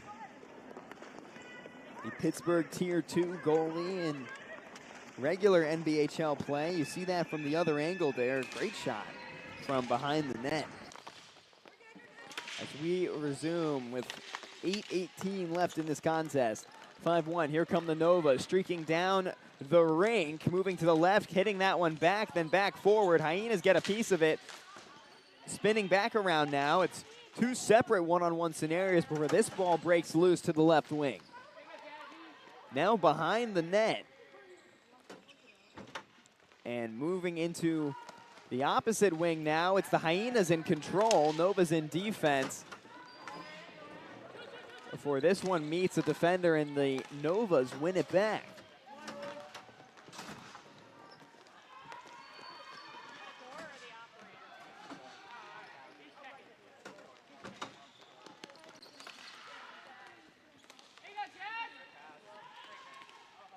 Colleen Murphy there was right in front of Kennedy before losing that one, and now it's with Amy Coates.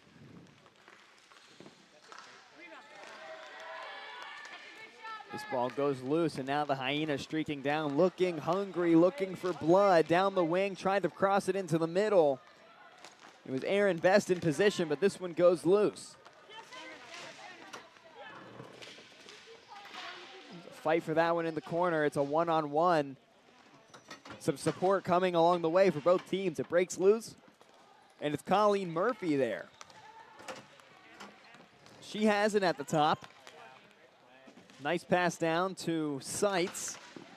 Shot there, try. Doesn't get past Savannah Kennedy. Ball's not free, though. Hyenas now have it. Looking for the transition. Murphy with a great defensive play to hit that one out. And now bouncing around. Seitz with it. Murphy spins around on the wing, getting into position. This one goes off Kennedy. And now to the left side, bouncing around once again. Now swarming in there for the Novas is Massaro. Hyenas come away with it. Flanagan there. And the Novas clear it, regain control. Kosakowski gets a nice pass up, stepping into the middle, shot blocked, and it's a good defensive effort by the Hyenas, denying the Novas their 6th goal there. Here's Seitz now versus Flanagan. This ball comes out, it's the Hyenas that have it. Aaron Best brought it out, and now Allison Flanagan brings it up.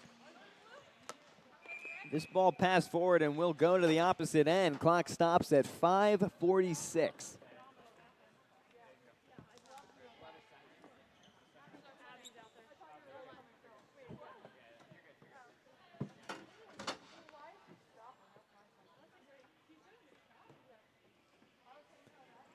And in the third period now between these two sides.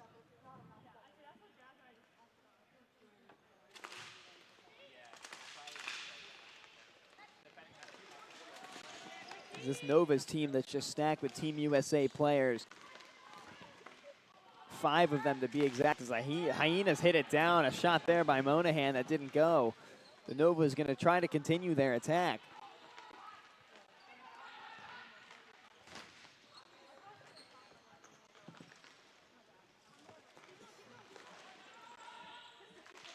But the Team USA team, where a lot of them you see in the rink right now, they were known as the heart attack kids, coming back from deficits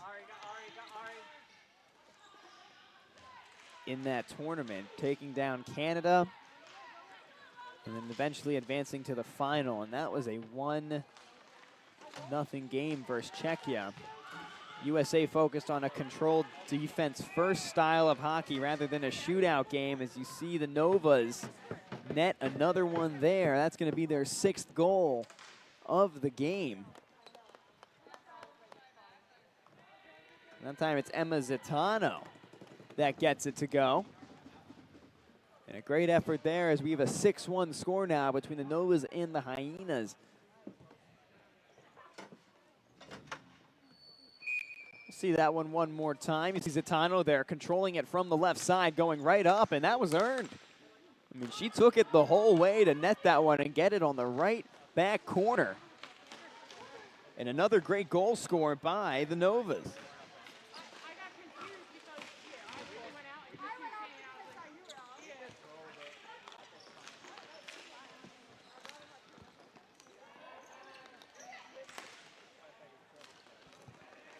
Now the Hyenas trying to get one back. That one off target.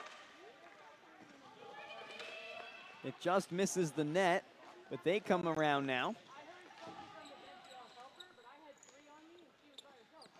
Starting from that left corner.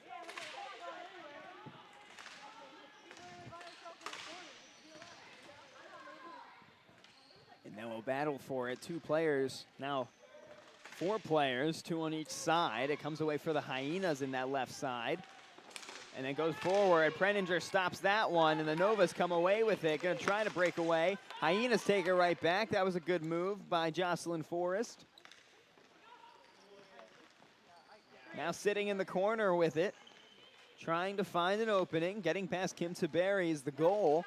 But in comes Melissa Karp swooping over. And now the shot there. Great block by Preninger. Textbook goalkeeper play.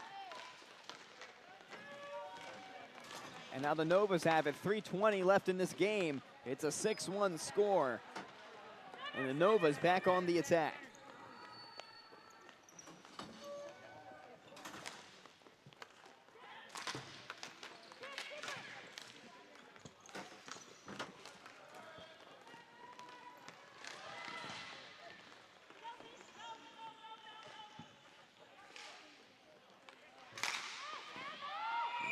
.253 left to go. 2:52 is where that clock stops. And the Novas got yet another one. It's Emma Crocker that time. 7-1's the score. We'll take a look at that one. This one was a long one there. That one misses. And then it comes back. Way out for a long shot by Crocker. I mean, behind that line. She scores now in the tournament. So a 6-goal differential with 2.5 left to go.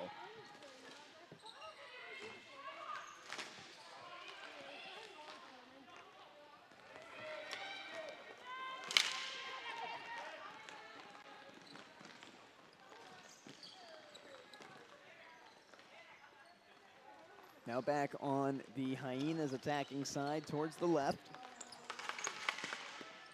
The Nova's moving over. Here's Colleen Murphy.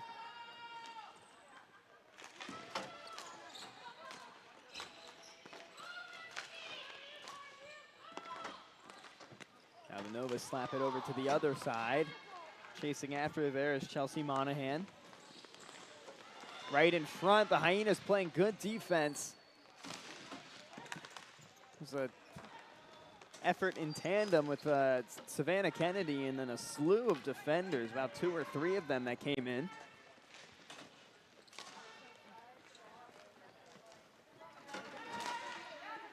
The Novas get it. Burkett has it. Now going over to the right wing. Some Hyenas coming on and off. Aaron Best has entered the game. As they Novas look to get another one here, taking shots by Savannah Kennedy. And the Hyenas regain control, spinning back around, going to roll this one over. And now they are in transition. And that whistle blows.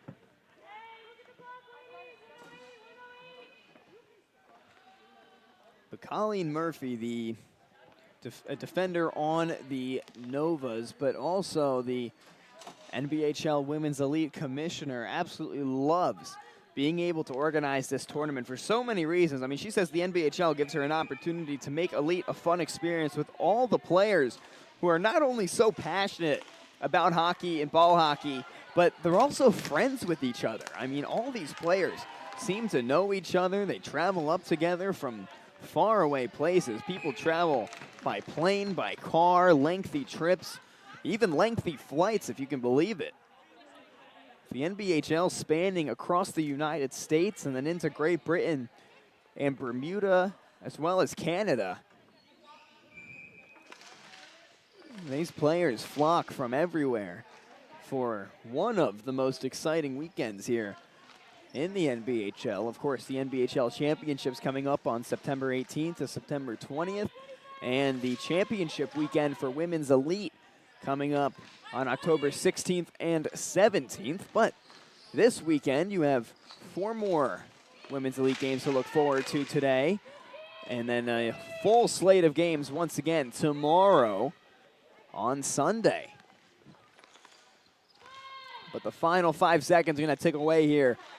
And a dominant performance by the Novas have stated the team that they look to be this year with Women's Elite with a 7-1 victory over the Hyenas. The Novas that have not won this tournament yet, but coming in with vengeance. So we'll be looking forward to seeing how far they go. But now you've seen all 4 teams, and we have an exciting slate with more games coming up. But we're going to step aside for a moment, and we will have more NBHL Women's Elite action coming up next.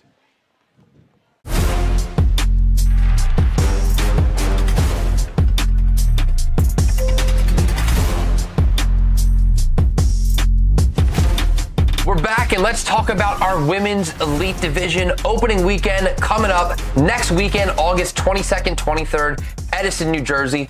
What can we expect out of Women's Elite? Yeah, this is our 3rd year of Women's Elite. It is the highest level of women's competition that we have here in the NBHL. We know from years past that this is high level, high intensity, awesome ball hockey. Yeah, this is not a professional league, but this is our pro level tournament. Highest level players, some of the best players in the US, some of the best players in Canada, drafted onto 4 separate teams. They'll play over 2 weekends, 8 regular season games plus playoffs. The playoffs aren't until October. We got a little bit of time till then, but this first weekend we're expecting some incredible action. Yeah, and we do redraft these teams each year, so this first weekend might be a bit of a feeling out process. Some new teammates, some players might have some familiarity. Not everyone's going to be shuffling around, but these are high-level players. They know what they're doing. They can shuffle them around however you want. They're going to be playing great hockey. Yeah, in the first 2 years, we saw overtime for both championship games, so lots of great parity here. The U.S. women's national team just won the gold medal at the World Championships, their 2nd consecutive in a row. 15 of those 24 women's players are playing in our Women's Elite Division, so quite literally, the best of the best will be in this, and you're not going to want to miss it. It's going to be some great hockey to watch. And if you don't want to go to Edison, New Jersey, you can tune in on our YouTube channel. We're going to be live streaming every single game. You're going to be able to get a full broadcast view of all the action, or you can follow along on our social media. We'll be posting the highlights all throughout the weekend. And we're going to check back in with Mike Rupp. You and I are going to spend some time with him, talk ball hockey, and see what he thought of the game. You think we should offer him a Rupp cake? What do you think of this, like the skill level of that? So your guys' was exceptionally different than the tier 3. This one's actually pretty good pace. Yeah, even like a lot of the guys on these tier 2 teams, they don't play in tier 1, but like they could. You know, they wouldn't be like they wouldn't be like top guys. Yeah. But I think just about any guy on these teams could get a spot on the tier 1 roster. You'll get some guys that sandbag and don't want to do it. But for the most part, a lot of the guys, especially the young guys, as they're moving up, they want to play at the higher level. Sometimes to see the older guys on the way down, they want to go play something a little bit more their speed. Oh, nice. Ooh. Nice look. A lot of the tier 2 is more like, it's kind of like groups of friends. Like the Sloths, like they're just all boys. Like they've been friends their whole lives. Whereas tier 1 is more like strategic groups put together. It's like a little different. Pavlik next to you should be in tier 1, but he plays in tier 2 to play with his buddies. He's sandbagging. He hates I shouldn't be in tier 1. I just lost in the first round. That's a nice compliment. Yeah, it wasn't your fault. It wasn't your fault. I know. You I scored. I scored. He did everything. We were on camera. I was asking questions, and he's like, "Don't ask them. They didn't score a goal today." Boys are behaving. You guys had a couple penalties in your guys' game, though. There was no penalty, I don't think, in the tier 3 game. And I was like, I don't even know what the rules were for penalties. Like if it's I saw a minute and a half. Minute 30. Can you imagine in the NHL they've connected penalty boxes like that? Both teams, they both have penalties. They're in there at the same time. Yeah. It's caused some issues before. Yeah. Usually it's just a lot of people yelling from across the imaginary barrier that isn't there. Like they will hang over the boards and yell at each other as if they're not in the same penalty box. They can see each other right here, and they're like yelling over here. And for a lot of people, this is like the most competitive outlet that they have, and that they've had in a while. I didn't realize you were the goalie too. When I'm there, and I'm like, look at the hair on this goal. I'm like, wait, that's, that's him. We're at 2-0. Do you know who's winning that? I got no idea. You can check on NBHL.com, get live scores and updates. Maybe go to shop.thenbhl.com and buy some merch from Over Wins. We didn't drink for an hour. I fought Riley a lot. Yeah. He's a local guy. Riley, when I first started fighting, because I eventually started fighting more to like kind of stay in the league, and I had a problem with lefties. Like I didn't know how to fight lefties, and he tagged me a few times, and then I learned from Riley how to fight lefties, and I got good at fighting lefties. Did you ever use it on him? What's that? You ever use it on him? Yeah, I had some good ones. I had some good ones with him later in my favor, but he got me a couple times. Yeah, that's why this league has worked, is because people travel crazy distances to play this. Like, we didn't know it was going to be like in California, we have teams from Colorado, Northern California playing in Southern California. We had teams from Vegas there, Arizona, and they all like fly and they just do it on their own. Yeah. People just want to compete. You know what I think helps that though is everybody can run. Yep. And so, like in men's league, you have some guys that are more intense, but some guys that maybe dial it back because they're not so confident in their skating. You know what I'm saying? So like here, like you can go. Yeah, everybody can go. Yep. It raises the floor of the talent significantly. All right, that was Inside the NBHL. Mike Rupp joined us for some ball hockey. What'd you think? I thought it was great. Man. Some good tempo. We had a great game. Your guys' game was unreal. Nice ending to that one. So I was impressed. This was fun. The last question we want to ask is, who do you think will win the fight? Here you go. You or me? Yeah. Out here or on the ice? Anywhere. Anywhere? I'll say.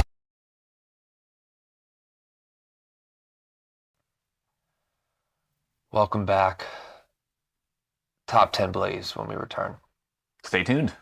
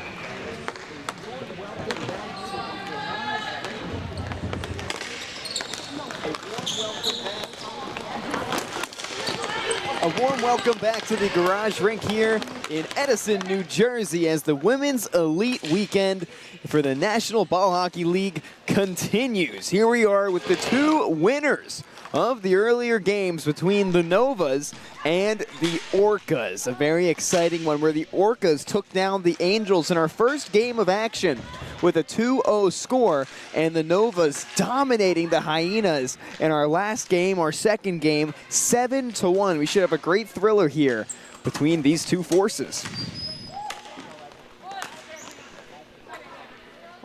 Already looking at the stat sheet and what happened in those first two games of the morning. Now transitioning to the 12 o'clock slot, right about high noon now, as we're a minute away in this one. The Orcas got around, and it was all developed through their attacking forwards. Rochelle Para had 2 assists, leading the way with 2 points, the highest mark on the team in that opening game. And of course, the goals came from Bailey Horn and Maddie Nichols. A pair of them that came at 2 very different times of the game, one early on and the other one later on, that really separated the two sides and really took the Angels out of it. Haley Bookwalter and Erica Simpson-Taylor also got onto the box score with assists. So an overall great team effort by the Orcas. But now you look at the Novas and what they did in the last game to dispatch the Hyenas.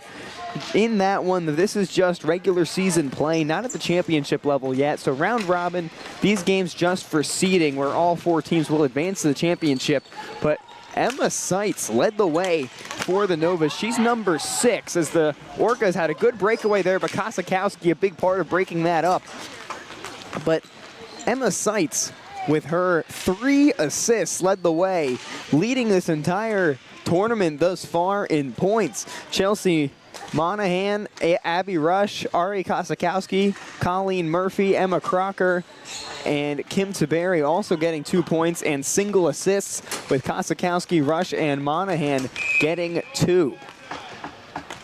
The other interesting thing with that Novas and Hyenas game is 7 goals were scored by the Novas, but they didn't have a repeat scorer. 7 different scorers in that game. Very impressive.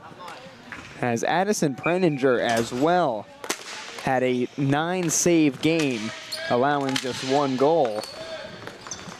And on the Orcas side, it was Procu that had a 26-save game and didn't allow a single goal when the Orcas took down the Angels earlier on. So, all of this to say, this is a very exciting match coming up here between the Novas and the Orcas. And already 2.5 minutes into this one, and fast tempo play just all over this rink. Some changes going to come on now for the Novas as we get reset with a drop ball.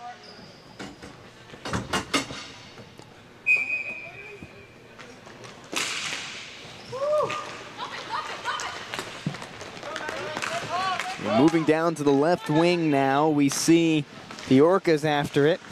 It's Rothween leading the way, Team USA player in June, winning a gold medal for the United States in Ostrava. Now 7:20, ball was in the center there, now whipped over to the corner. And this one gonna bounce around a little bit more. Rothween trying it, that one back in the center. Novas take it out, and now they're in transition. Here come the Novas down the left side, right into the center. Good chance, but a little slow, and not a problem for Keely Procu to just scoop that one up with 6:55 left to go in this period. The clock pauses.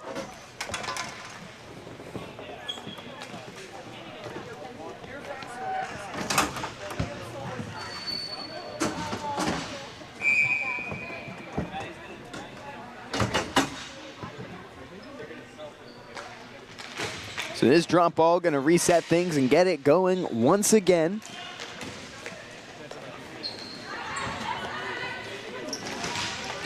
Head coach of the Orcas, Paul Paradine, coaching up the team just beside me, right next to the Orcas bench here. Get a little inside listen on what's going on and the state of the game from their side of things. See Erica Simpson-Taylor's back in the game for the Orcas as the Novas try to generate an attack on the left side. Get one in right there, but it's Procu that scoops it up and really had to reel that one in. It looked like it bobbled around a little bit once it had hit her. And you see a Novas player come sliding in, trying to get it. It's a drop ball. We're going to take another look at that last moment real quick. You see it's Emma Seitz that set that up. That ball jumped up and nearly could have been disastrous, but thankfully didn't go too far. As Seitz tries another one, this one flies out of the rink. Procu's been tested to start out this one in the first 4 minutes as this Novas team just cannot stay away from the goal. They're magnetized to it in both these games so far. Scored 7 in their last and taking shot after shot in this one.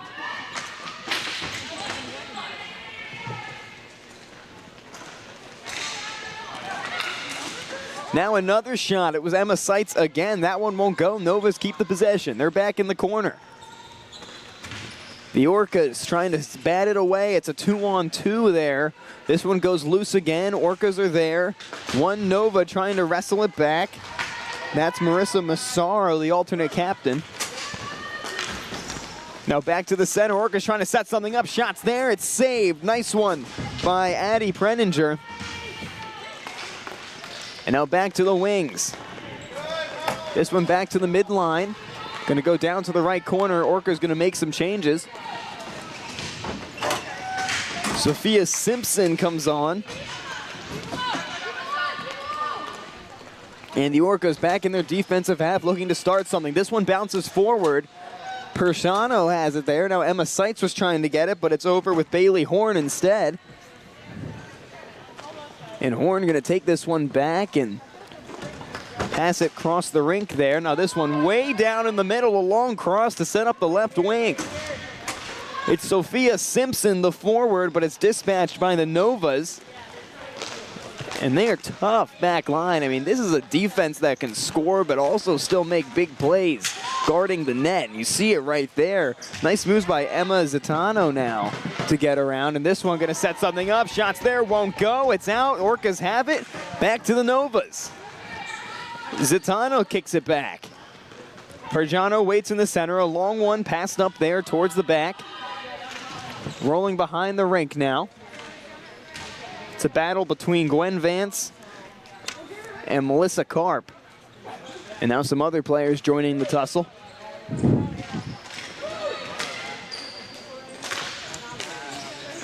Novas line one up, grabbed out of the air there. What a save by Keely Procu. She's done a good job. You see why she had 26 saves when they battled the Angels earlier on this morning at 8 a.m.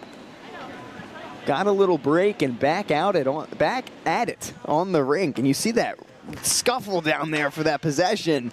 Great angle there right behind the net. This one goes over. Shot there, just scooped up, no problem. And pardon me, that's not Keely Procu, that's Jaden Elias. So a new goalie in the game for the Orcas and doing just as good a job as Procu. I didn't even notice.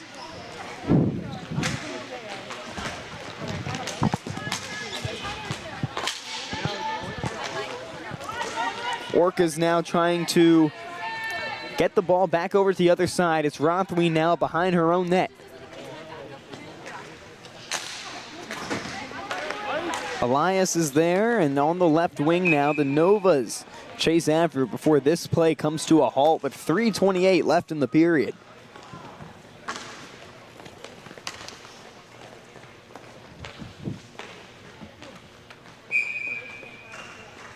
It's going to be a drop ball in front of the Orcas net.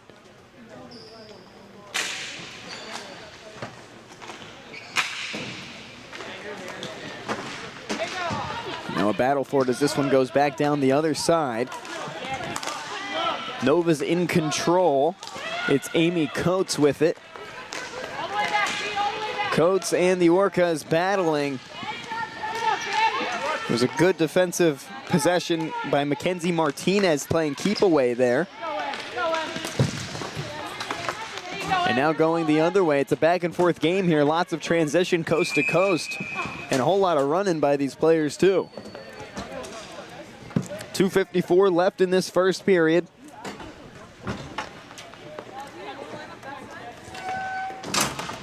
Some substitutions going to go for both sides, but the Orc is making the most changes.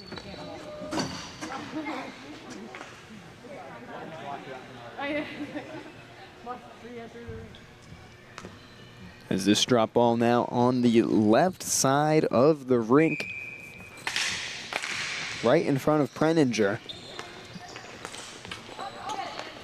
Sky pass there, Orca's leading the way, gonna keep that out of harm's way. Could have been dangerous if a Nova was leading the way.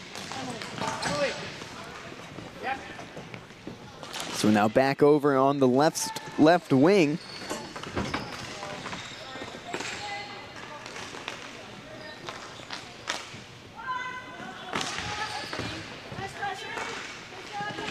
And another battle there in that corner.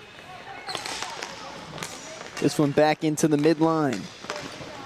Streaking down the middle, Orca starts swarming in, but the Nova is getting crafty with their passing shot there. It's saved by Elias, goes down on it. An outstanding defense of the goal by the Orcas. The Novas are just getting crafty and more crafty with every single play that they set up. But Elias has not faltered yet. You see that again. That shot coming right in, and then the slide in. But outstanding defense as well by Cherie Stewart, the forward, who played a massive role in disabling the Novas forward.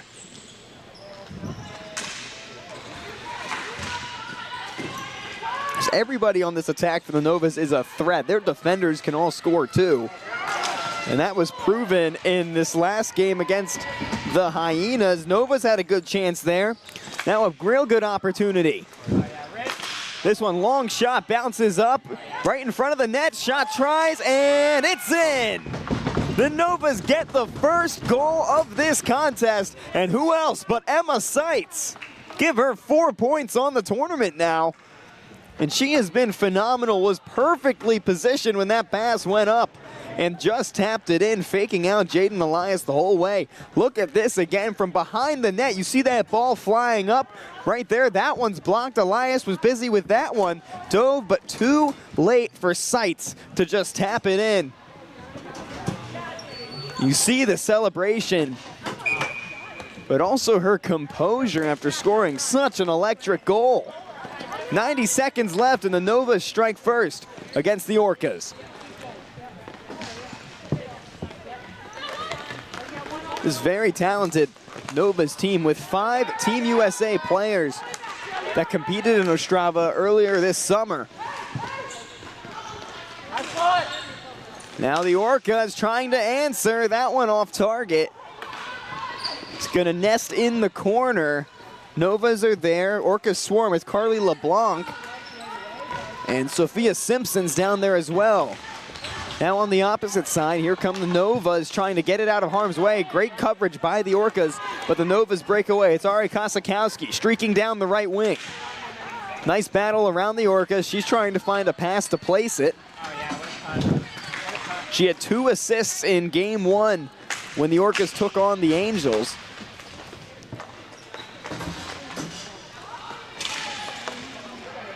When the Novas took on the Hyenas, rather.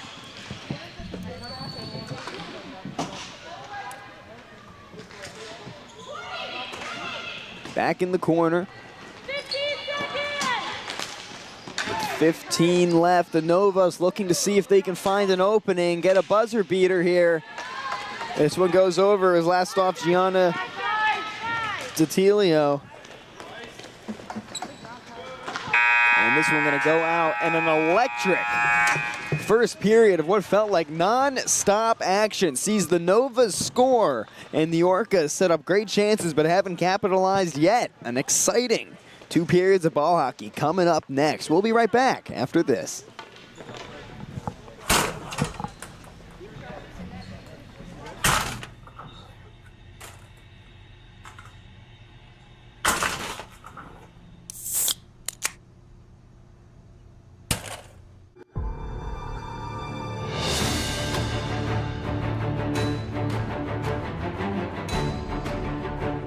From the beginning of time, men and women have been friends, family, but yet rivals as well.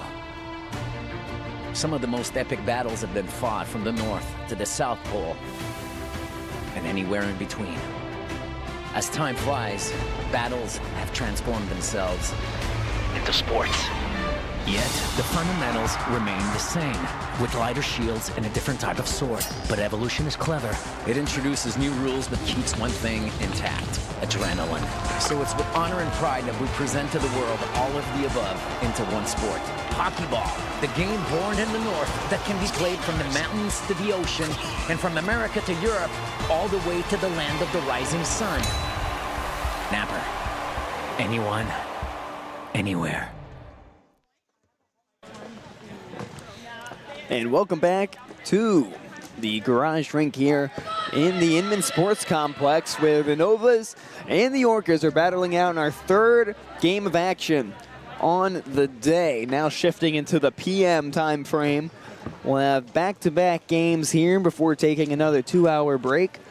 And then we'll have 2 more games to close out your Saturday of ball hockey. But you have a Sunday of ball hockey to look forward to as well, with the Women's Elite Weekend continuing tomorrow as well.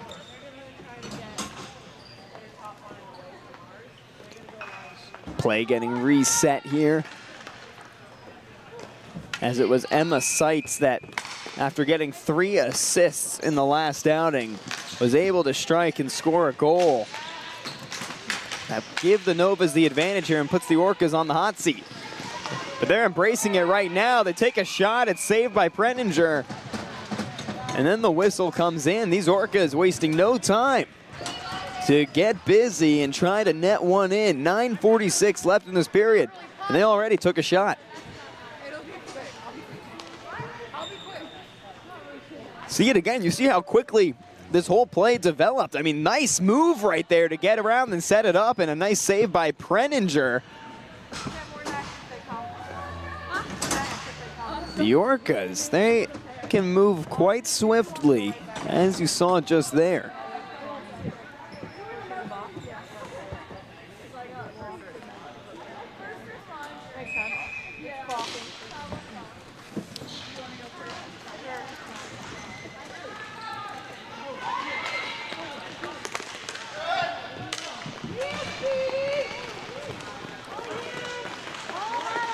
Now the Novas on the opposite end, moving the ball around, staying crafty. That is Chelsea Monahan.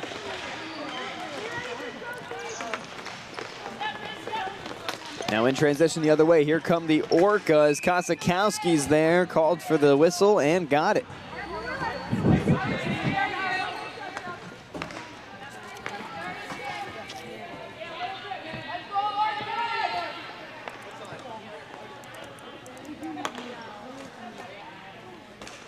So these teams going to reset on the opposite side.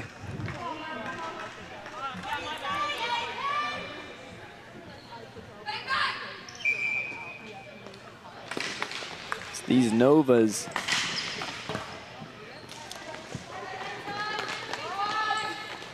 have just proven dominant in this tournament so far. The Orcas also dominated their game, but this is the true test of at least what we've seen so far today.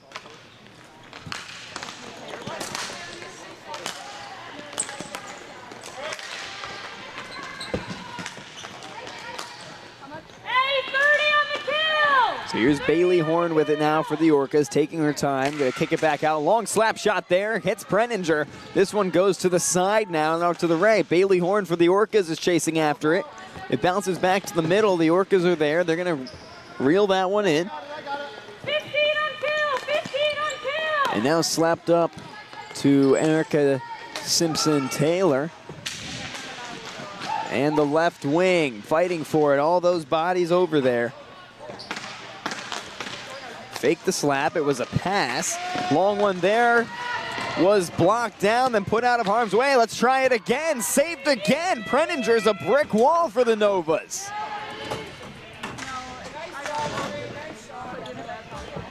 Great setup by the Orcas there, not once but twice. You see the first one there, then it comes right out. Let's try it again. It almost worked, but Preninger just hits it up like a soccer player, up and out of the rink. Find a new ball, and bet the Orcas are going to try that again. It's a great shot setup. Just have to face a phenomenal goalkeeper, one that plays in NBHL Tier 2 out in Pittsburgh. This one going to get reset once again. I knew what you meant. I'm pretty sure I have a bruise on my shin. That was a hard, like, he's got a flag. And here's the drop ball.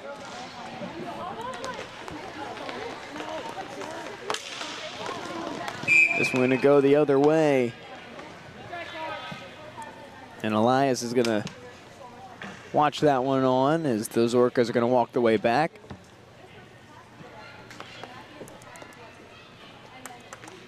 Now, the Orcas were the 2024 champions of Women's Elite.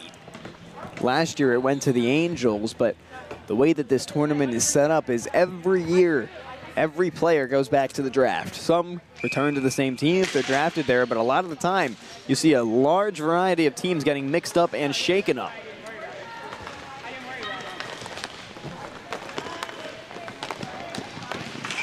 And of course, exactly the case here. That's why you see two different champions in 2024 and 2025. As Elias went on that ball, and we're going to have a drop ball scenario just to the right. This one down and going to bounce over. Nova's receiving it. Here's Colleen Murphy going to try to set something up. Pass into the middle. This one gets loose. Zitano's there to pick it up and try to continue this setup. Trying to find something smart here. The Orcas swarming in. They won it for now, but backed in a corner. Nova's come in, hit it out. Orcas maintain control. Can they get it out of harm's way? It bounces up and forward. It's a foot race, and what speed from Rochelle Pera. Leading the way there, and she swings past two defenders, sets up a shot. It doesn't go, it's long, misses the pass. But she put on the jets to set that one up. Orcas still could do something. Novas have the possession behind the net. And now getting it up, and the Novas have it, setting something up, streaking down the middle, two defenders to get past. That's Amy Coates, the forward, going around the corner. Back to the outside, Ari Kosakowski with it, playing way back on the back line. And now a battle for it in the corner once again. Up into the middle, tried one, Elias saves it. And the Orcas can take a breath.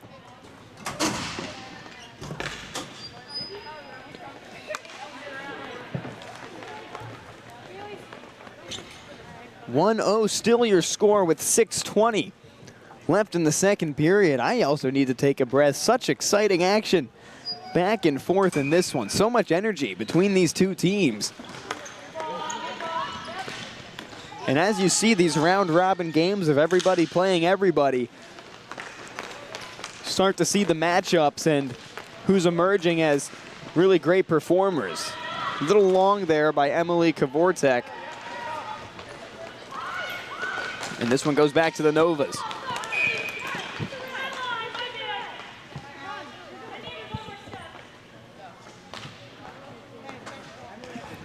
Whistle there, so 5:57 left to go.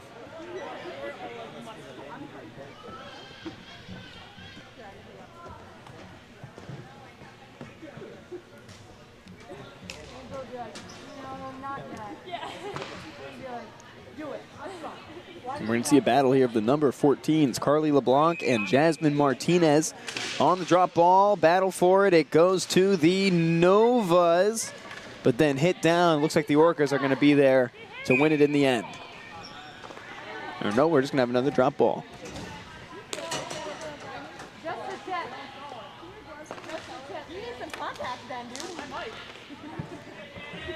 Hey, settle down.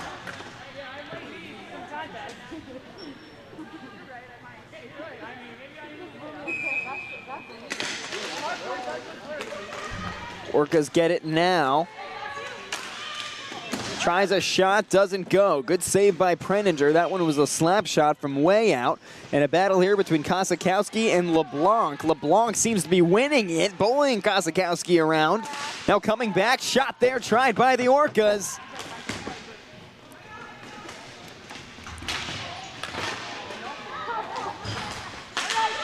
And still fighting for it. Up through the middle now, onto the left side.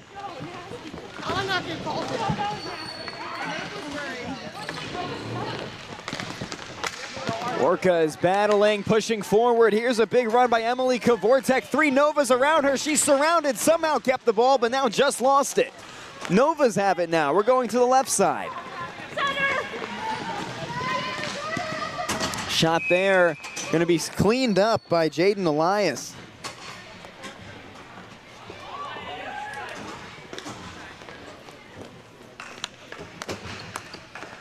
But great effort by both these sides right now. And so electric across the board.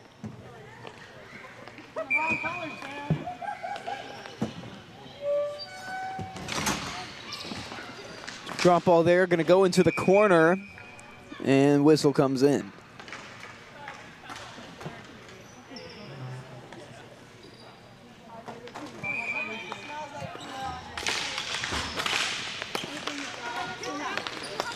Kim Taberry has it there, shot there, gonna go right over to Elias. She's done just as great of a job as Procu did in the opener today.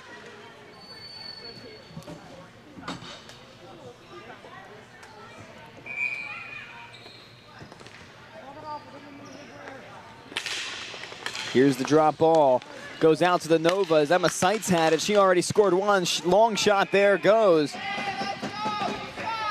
And another save by Jaden Elias.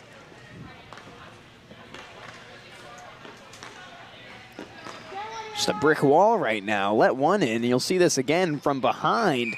That's a long shot. Kind of curved in, body's in the way, still found a way to grab it. Now this one gonna go back out to the Novas. They keep taking these shots, they keep setting themselves up. That's how they're able to score so much. This ball goes flying.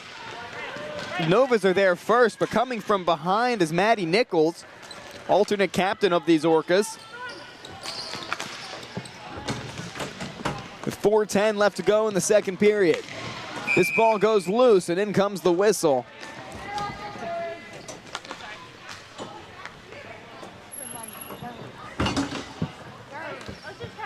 .406 left here. It's Maddie Nichols you just saw there. Originally from Tampa, Florida.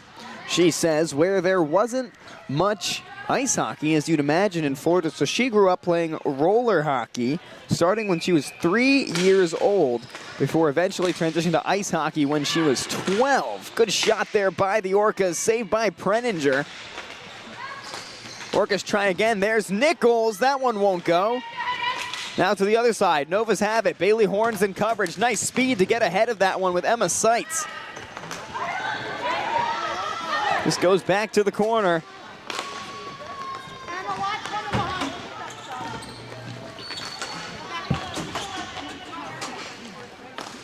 Novas are swarming. Got a stick on that one, fighting it out. Orcas have it though, and here they are in transition. It's Madison Rothween. Has it. Novas are trying to win it back, doing so successfully. Rothween gets it out of harm's way, gets a nice pass over. Coolstring has it. And now this one out of play.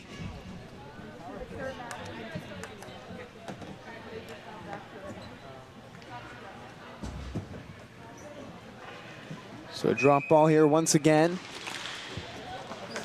between Rothwein and Martinez. Novas win it. Here come the Orcas, though. Bailey Horn just going to get ahead of that one. It's going to be Elias to hit it back out into play. Horn trying to fight around past two Novas to get it back. It goes backwards. Still with Bailey Horn of the Orcas, who now makes a pass over to Gwen Vance. But it's back with Horn. 2:45 left in this second period between the Orcas and the Novas. Just one goal separating the sides. Crocker with a nice play to keep that ball away from the Orcas. Now going to be able to set it up for the attack. Here comes a nice move by Zitano. Just lost control of it in the wrong spot. And that's an easy sliding pickup for Elias.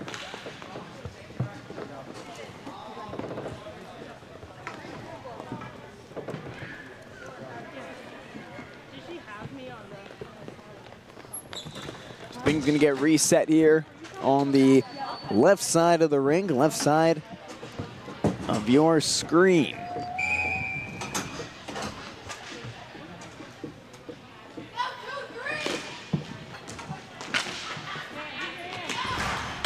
One bounces up, fighting for it. Like it's wedged right there. I don't even know if they know where that ball is. Now it comes out. Orcas and Novas fighting it out here. Novas have a breakaway to keep it away from the Orcas. One speed, though, from behind by Carly LeBlanc. She tries to get ahead of it. It's back in the other corner. And the Novas have control.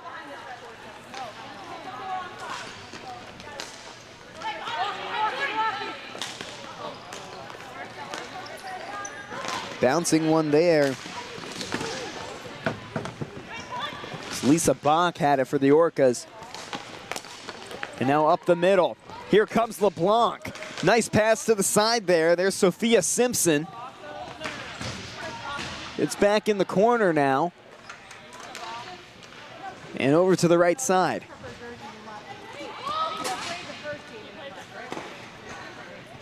Novas can try to set this up once again. Here's Kosakowski trying to get it out of there. Made some effort, and here's a long pass.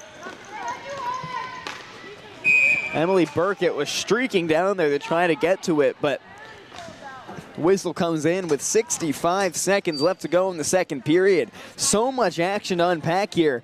No goals scored, but both these teams are slinging.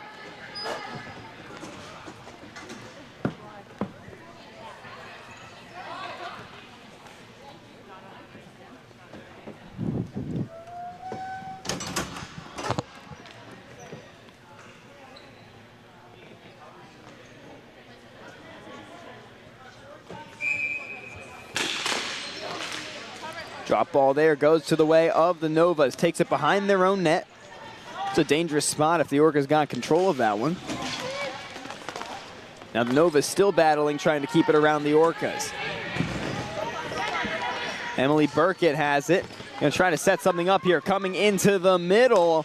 Good attack set up by the Novas. Pass back, it's over, and Elias blocks it down once, still trying to shoot it in. It's a scuffle right in front of the net.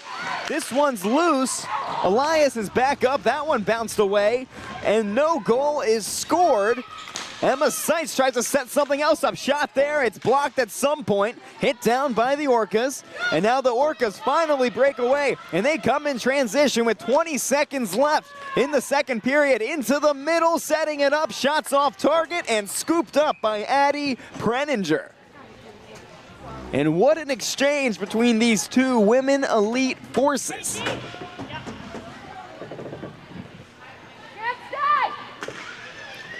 So much to unpack here. This is what happened. I see a stray stick flying away in that process as well, as Elias dives down, saved that one, then managed to get up while that scuffle was happening, and then it's Preninger on the other end here who ended the exchange. And the final seconds, Orca's going to try a shot, see if they can get a buzzer beater, but it won't go. The shot was off target. And the electric second period has come to a close. Just 10 minutes left to separate these two sides, the Novas and the Orcas, on their way to the third period. We will be right back.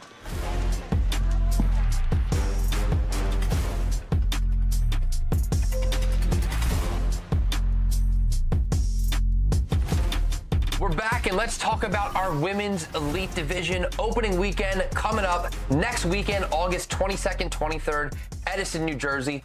What can we expect out of women's elite? Yeah, this is our third year of women's elite. It is the highest level of women's competition that we have here in the NBHL. We know from years past that this is high level, high intensity, awesome ball hockey. Yeah, this is not a professional league, but this is our pro level tournament. Highest level players, some of the best players in the US, some of the best players in Canada, drafted onto 4 separate teams. They'll play over 2 weekends, 8 regular season games plus playoffs. The playoffs aren't until October. We got a little bit of time till then, but this first weekend we're expecting some incredible action. Yeah.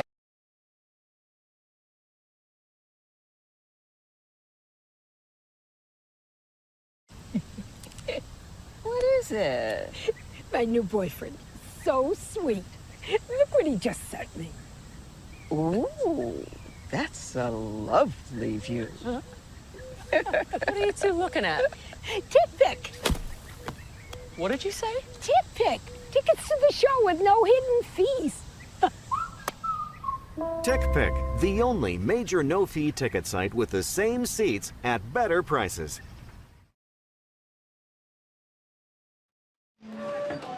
Ten minutes left to go in this electric contest as both these teams chanting in the huddle as they broke it. This third period here with the Novas leading 1 to the Orcas 0. So much fought for in that second period. Neither team could get it to go, but so many exchanges where you're like, wow, how did they come away and not net something there? So a lot to look forward to here in the next 10 minutes between these two sides. Both winning teams today took down the Angels and the Hyenas, respectively.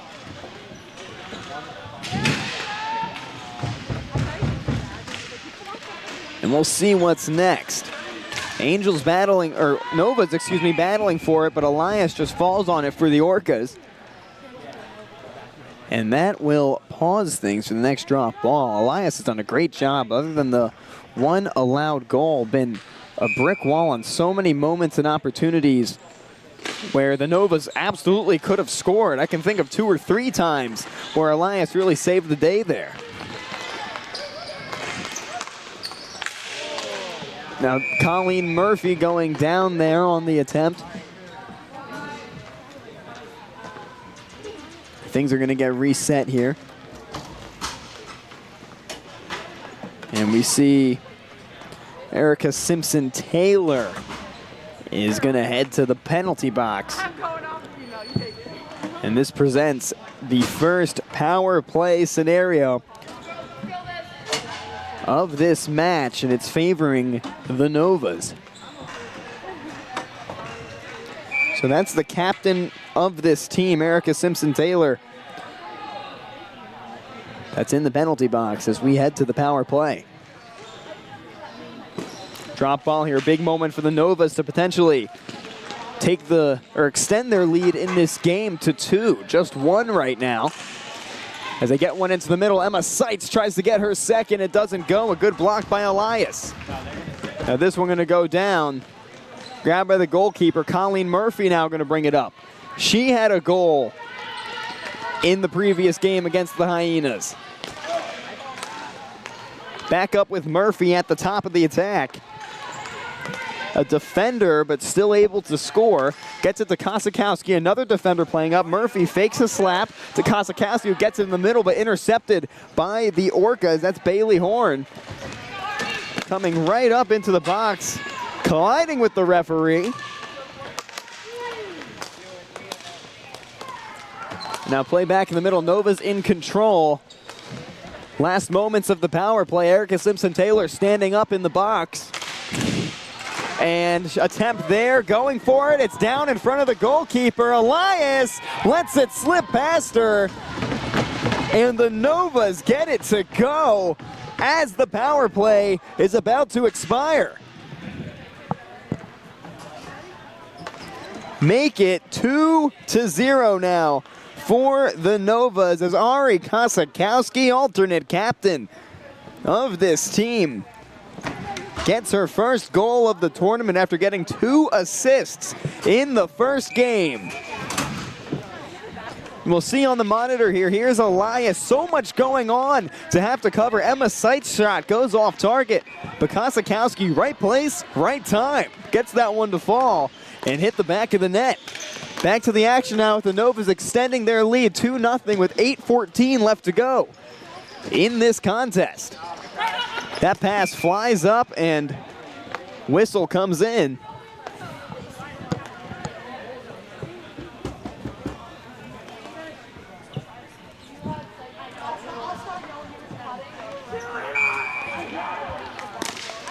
Drop ball, great viewing angle from my end, right in front of me here. As the Novas go back at it, here come the Orcas though, streaking back, still looking for an evasive goal. They've set up so many chances, haven't been able to put the bow on it. Orcas come around the net, might try to sneak something in, but they don't, they pass it out. Here's Haley Bookwalter. A pass forward there, long shot by the Orcas, going to be off target, and it's Preninger just sitting on it.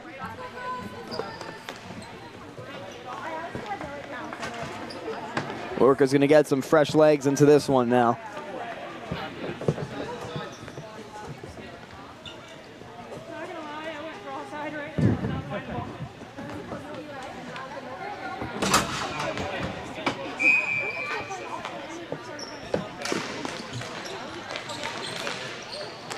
Now a drop ball, see what the Orcas can do with 7.5 left to go in this third period.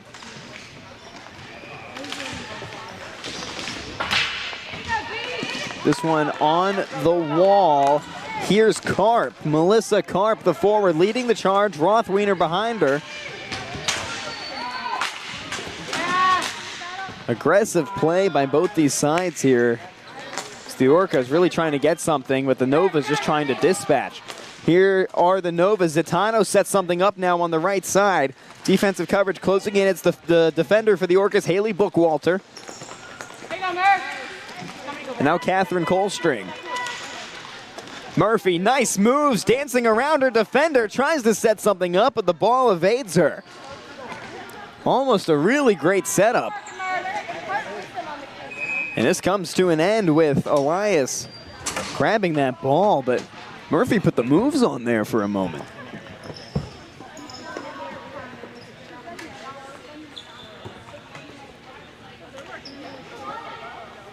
Now some changes for both sides. Some in, some out.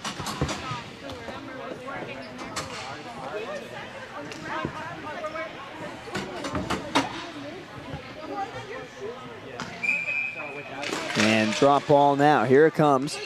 Orcas have it. They come away from behind. Cherie Stewart.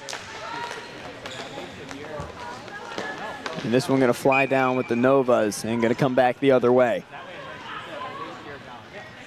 Clock stops at 6 minutes and 23 seconds left to go.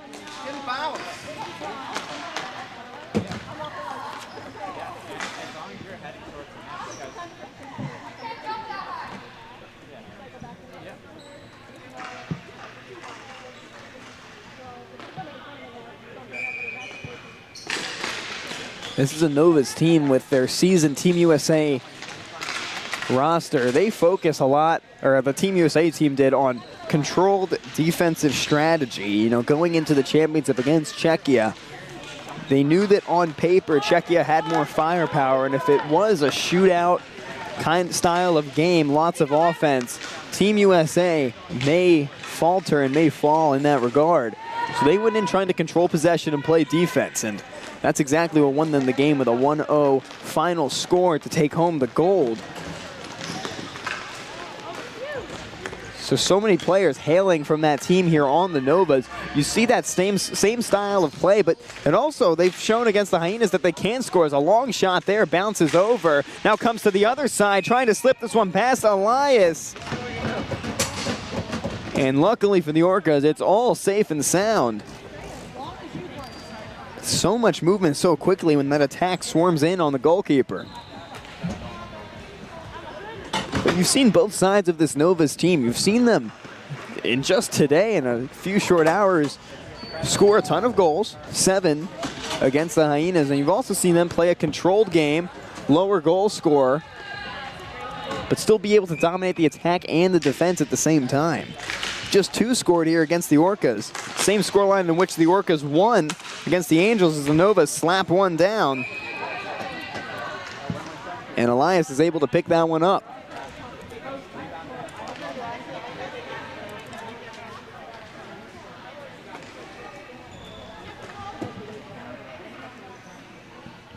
And it's funny with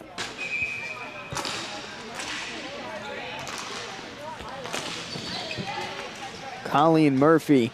Her defensive style is very aggressive, and she swarms her opponents and also can play on attack as well. She coined the nickname when she was at Northeastern, the Little Bulldog, with the way that she plays. And you can see that in her play style. I mean, she's everywhere on the court, and she'll charge at you. A fearsome player for everybody else that is going against her. And even her friend Ari Kosakowski has called her the Little Bulldog now, so it's transcended her collegiate career. Little tumble there by Amy Coates. She has the deck. As Emily Kvortek comes out with it. Some subs on and off here for the Novas. This ball is back and in control on the Novas' defensive half. Colstring is there for the Orcas trying to press up. This long one goes all the way down, slips past Elias. And that whistle will blow.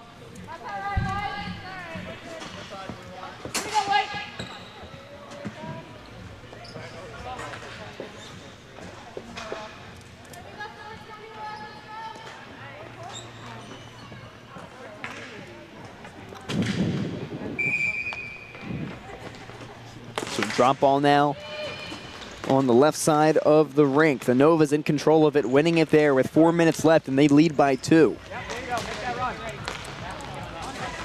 This one going over. And once again, that whistle will blow. 4:06 left to go.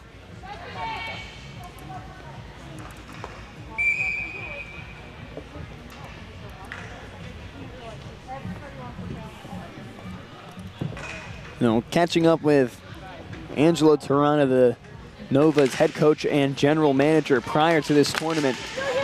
He was responsible for drafting this impressive team that you see before you now, and his philosophy, he wants the team to build in from the defense and then move forward as a unit. And we've seen that exactly every time the Novas take the rink. They limit mistakes, and he specifically targeted strong defenders, so every single player on the rink can join the attack and rush the opposing defense. And that's exactly what you've seen. You've seen Colleen Murphy and Ari Kosakowski. They're scoring goals. They both have a goal today, and they're the defenders that are on the court right now.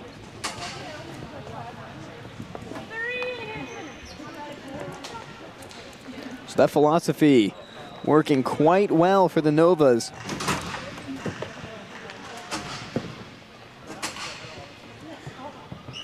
And he's incredibly excited as well about Emma Seitz returning after winning back-to-back MVP awards at the World Championships and their gold medal performances. And he also credits Ari Kosakowski and Colleen Murphy for providing confidence and stability throughout the entire rink as strong defenders because they have it locked down. Then they're also up on the attack, still kind of further back, but they're also able to let it fly.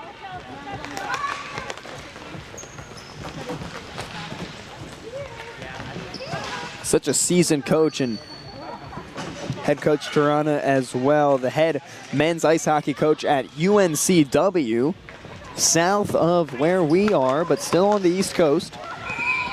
A great program down there at UNCW as well, across the board.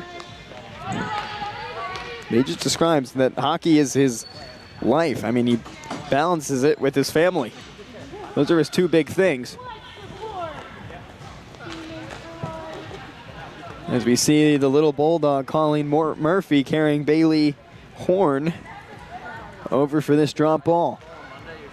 This just shows how friendly all these players are.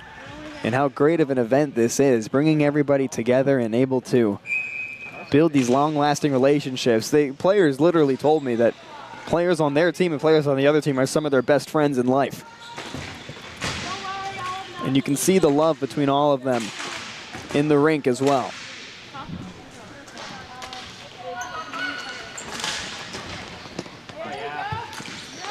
Emma Seitz with a nice move, just barely lost it, and a great defensive effort by alternate captain Maddie Nichols.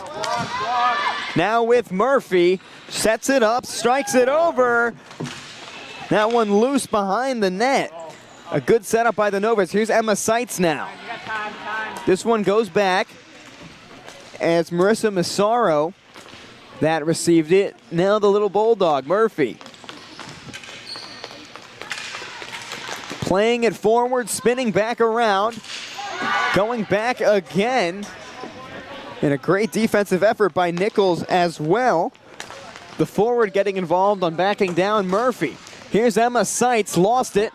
The Orcas there, long pass into the middle. Two Novas there, it just goes right back to Simpson. Now on the left wing, spinning back around. Novas have it, a long pass across the rink to Emma Seitz, who gets it there. Blocked there by Elias, or at least blocked down at some point. Nova's gonna try again. Long pass over, sending it into the middle. Emma Seitz tries it, but it's no good. Flies to the left. 1:17 left. Nova's up by 2, and they're still firing. Chelsea Monahan has it now on the right wing. It's over to Jasmine Martinez, trying to dance around the other number 14. That's Carly LeBlanc on the Orcas. Now into the middle, trying to get one there. It bounces out and bounces in. The Novas net their third. And this time it's Chelsea Monahan getting the congratulations.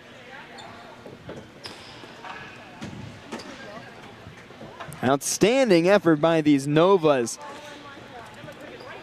in their raiding attack. You see the setup there. It went to Emma Seitz, who shot it, and it was blocked. And then Monahan, once again, it's the same position that Ari Kosakowski was able to score from. Right time, right moment, right time. And Kosakowski was right there as well. If Monahan hadn't gotten to it, I'm sure she could have. And with the final 45 seconds set to tick away here, it looks like it will be a successful game for the Novas as they stay undefeated in absolute dominant fashion.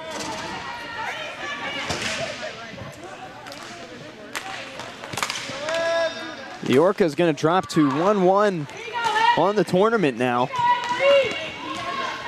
which may affect their seeding, but of course the Hyenas and the Angels set to play their second game next, and they are yet to win a game. Of course, there will be a winner once they face each other.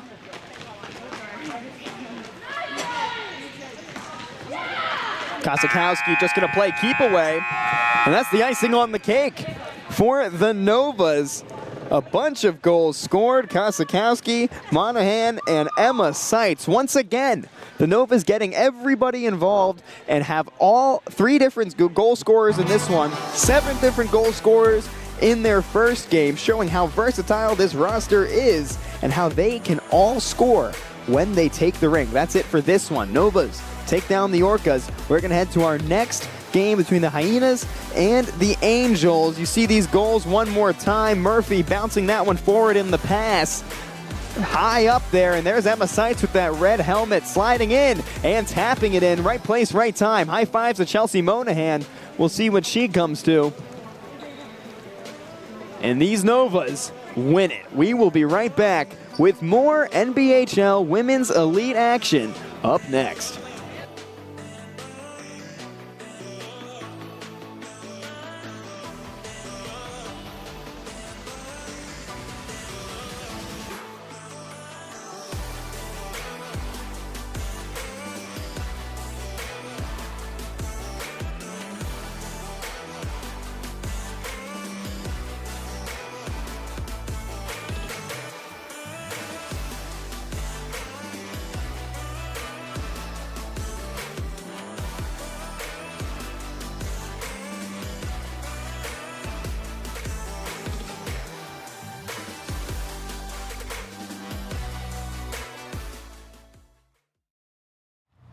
Yeah, with the NHL Network show, I feel we've gotten more asked than ever. Like, how does ball hockey compare to ice hockey? But I don't know how we show that. I know as a goalie, there's a lot of differences between ball and ice hockey, but I'm only a ball hockey goalie. I can only speak for the ball hockey side. If only we had an ice hockey goalie here that could show us that side too. Yeah. I played ice hockey.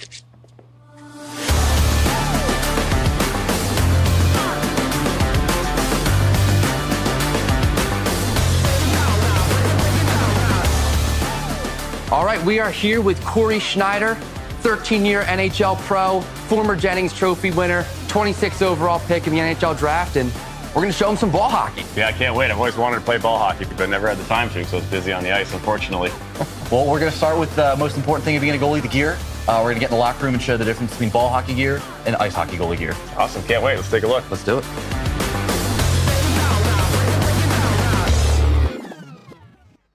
All right, and we are here in the locker room with Corey Schneider. We're going to talk about some of the differences between ball hockey goalie gear and ice hockey goalie gear. We're going to start with some of the similarities first. So as you can see, a lot of the gear is going to be the same. We have a chest protector, we've got a blocker, we've got a glove, we've got leg pads, we've got a girdle, and I wear a bit of a funky looking goalie helmet, but most goalies are wearing a typical ice hockey style, but the ball, it does have a little bit less oomph to it, so you can get away with wearing something a little less impact resistant than this. Yeah, just by my initial view of it, it looks like it's a little bit lighter and less bulky than ice hockey gear, because I'm sure quickness and speed, probably a faster game in ball hockey in terms of how quick it can move. So it feels like you don't need quite as much bulk to protect you, but you need to be able to move and get to places quickly. Yeah, absolutely. This gear is made to be a little bit lighter. Like you said, you don't have to absorb the full impact of a puck. I wear mostly, this is all full custom ball hockey. Okay. Made for ball hockey, so it is lighter to give you that advantage of having a little less weight to it. Yeah. Some goalies, many goalies will wear ice hockey gear. A lot of guys play both, so they just use the same gear. But if you want to be a little bit fancy like me, you buy the full custom ball hockey. That was going to be my question. Is it specifically made for ball hockey or is it retrofitted ice hockey gear? So it sounds like you can do both. Yeah, you can do a little bit of both. I mean, some guys go straight up on the rink with the same gear they wore at their ice game the night before. Oh, wow. But a lot of guys will retrofit some of the ice hockey stuff on there.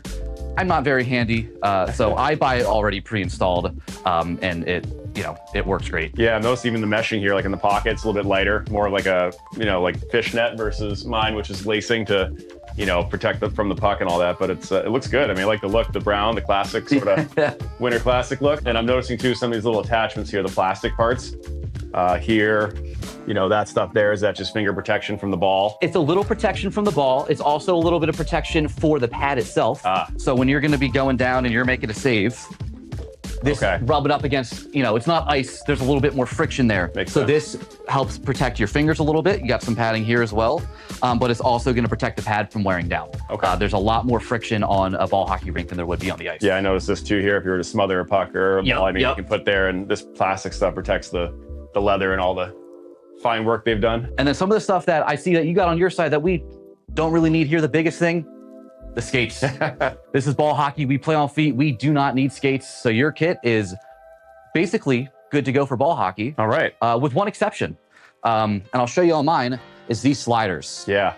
So you're not playing on ice. Right. That lateral movement is going to be a lot more difficult because, again, there's going to be more friction. Yeah. So a lot of ball hockey goalies will install these sliders.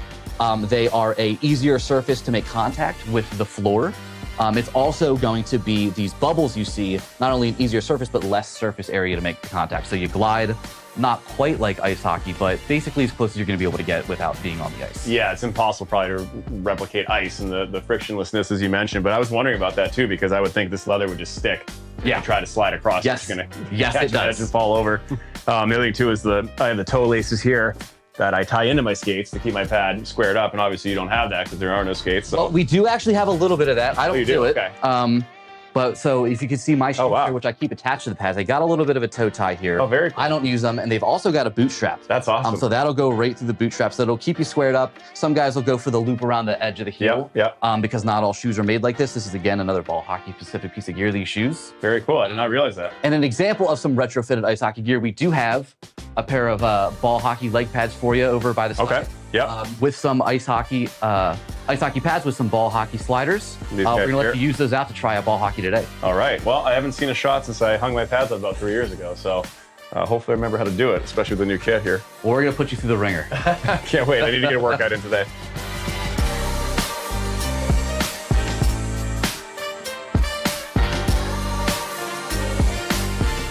Corey. Hey. Just a quick waiver, you know, Oh. legal stuff, if you could just sign that. Is this like something gonna happen to me or? No, just, you know, I'm not a lawyer, but. Okay. All right. Well, this is ominous, but I'm gonna go with the flow kind of guy. Hey, nice to meet you, by the way. Nice to meet you as well. Thanks. So have you seen any shots since you retired, like at all, like anywhere? Not a live oh my shot. Goodness, I didn't realize we were really Other than from my son in the basement. That's about it.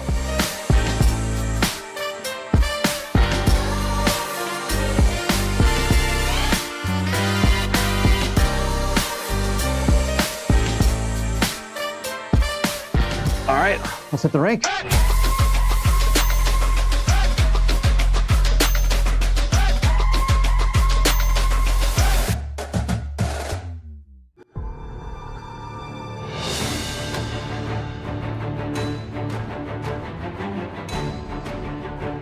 From the beginning of time, men and women have been friends, family, but yet rivals as well. Some of the most epic battles have been fought from the North to the South Pole and anywhere in between. As time flies, battles have transformed themselves into sports. Yet, the fundamentals remain the same, with lighter shields and a different type of sword. But evolution is clever. It introduces new rules but keeps one thing intact: adrenaline. So it's with honor and pride that we present to the world all of the above into one sport. Hockey ball, the game born in the North that can be played from the mountains to the ocean and from America to Europe, all the way to the land of the rising sun. Napper. Anyone, anywhere. What is it? My new boyfriend. So sweet. Look what he just sent me. Ooh, that's a lovely view. Huh? What are you two looking at? Tit pick. What did you say? Tit pick. Tickets to the show with no hidden fees. TickPick, the only major no-fee ticket site with the same seats at better prices. And a warm welcome back to the Garage Rink here in the Inman Sports Complex as we hit Game 4 of action. The Angels and the Hyenas set to face off here. Both teams losing earlier on in the day, and today, or now rather, looking to get their first win of the tournament, but only one can win. The Angels and the Hyenas starting off right here. It was Rebecca King, who number 18 right there on your screen, who got the lone goal score against the Novas when they played earlier on today. It was assisted by Jennifer Van Schneidel and Jocelyn Forrest credited on that one as well. But it was a rough game for these Hyenas, just competitive in the beginning, but quickly that train jumped the track. Looking to build on that performance now, though, against the Angels. Already, though, it's the Angels applying pressure. Hyenas able to dispatch that one. And help, but we haven't seen the Angels net a goal yet in this tournament. They lost in an 0-2 game, the opener of the entire day, that was, to the Orcas, who also just took a loss to the Novas. So far, it's those Novas leading the way with their talented roster. Starting in net there for the Angels, that's Ella Venters.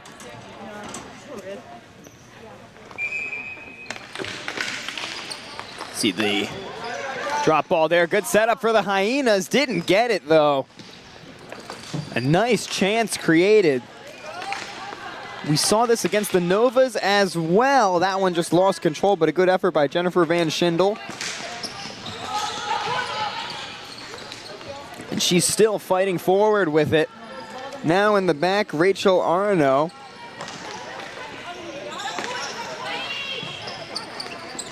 Setting things up on the left wing, these Angels forced to play a strong defense. The Hyenas against the Novas, it was a bad loss on paper, but they really did fight the entire time. They set up many attacking chances, just didn't capitalize on any more than one that happened right after the Novas scored their first goal. It was a 1-1 game early on, and then quickly the Novas took back control. But the Hyenas are very capable in setting up an attacking formation. We saw one already, also one for the Angels, setting up to be a great game here between two great teams. Very evenly matched teams as well.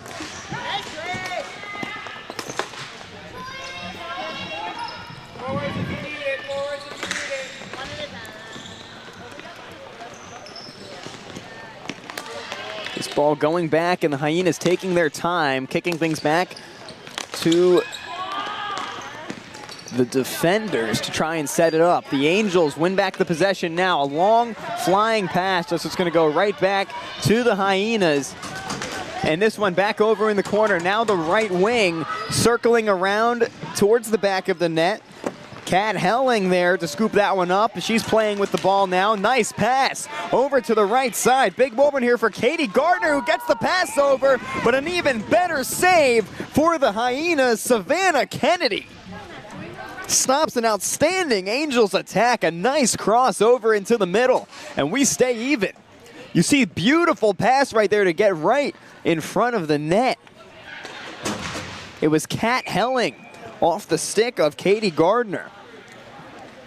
So 0-0 your score. Drop ball in front of the Hyenas net. Angels are going to try to get back that goal that was just blocked by Savannah Kennedy.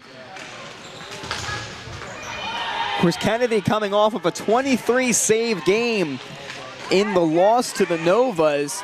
So she's been battle-tested already today. Another save notched right there, spun around. Angels had a chance but misfired. Hyenas trying to get the ball out of harm's way and end this transition play that turned into this attacking effort by the Angels.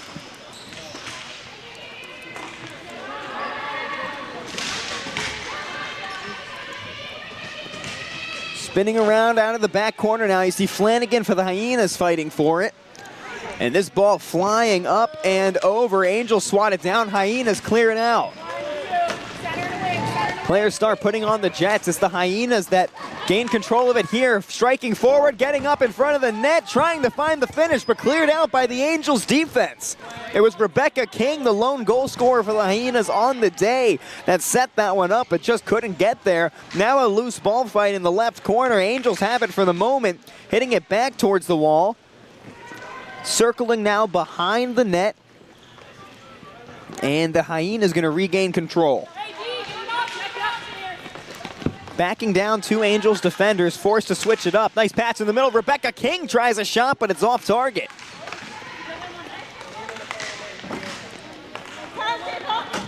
Angels now getting control. The Hyenas had so many chances there, and they are just machines for creating these attacking chances. And it was Rebecca King on both shots in that exchange, scoring the only goal today for the Hyenas, the forward. Bouncing ball on the right wing. This one going now to the left side. Hyenas trying to gain control. Jessica Gilmore on it. Crossing pass there into the middle. Rebecca King comes out for it alongside Olivia Geyer. And the Angels going to try to get this one out. They get it over. Hyenas quickly intercept it to keep it in the attacking push. And it goes that way. It's Pam Bilger for the Angels that's ahead of it there. Now the Hyenas, three of them are there in the middle. Angels defense swarms in. That one blocked down by Geyer. And the Angels still trying to clear it out of here. Maybe this is the time. Hyenas swarming in. Got it there, but now here come the Angels in transition. Gonna slow down, wait for the numbers. Alyssa Avant there. This one goes right over. Dangerous there as it bounced away and was in fair territory. But it's cleared out. Hyenas trying to set something up again. This one back in the left corner, sneaking behind the net. Angels have it. They're going to quickly transition out.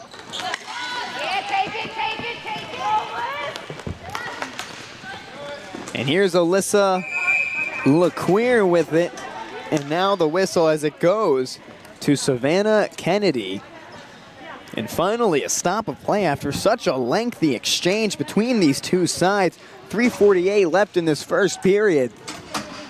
And both teams creating great chances.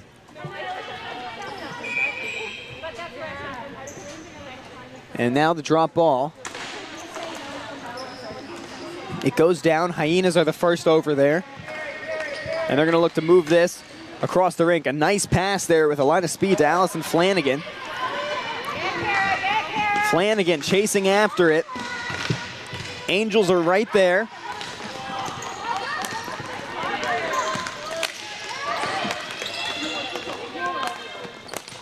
Hyenas taking their time. Long shot there and a hit right into the goalie.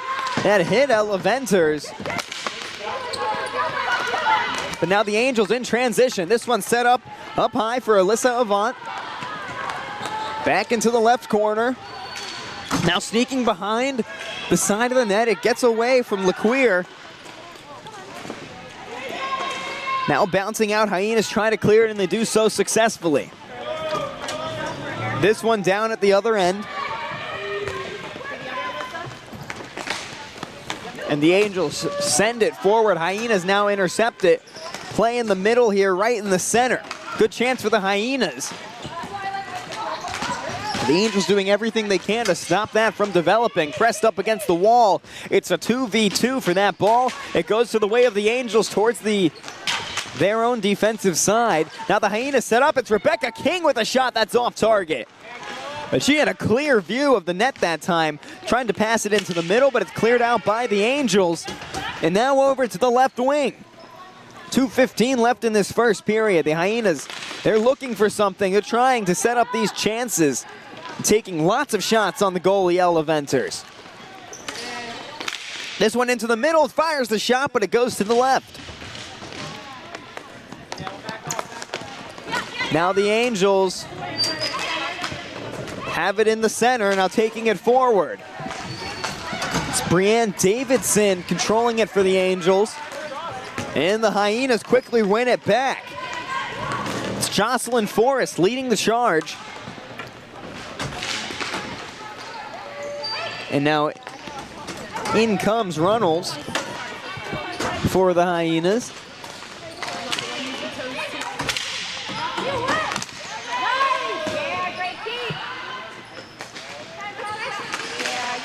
This one a loose ball. It's the Angels, swatted it down, put it on the ground, tried to shoot it, but a great defensive effort by the Hyenas. A minute 13 left in this action-packed first period.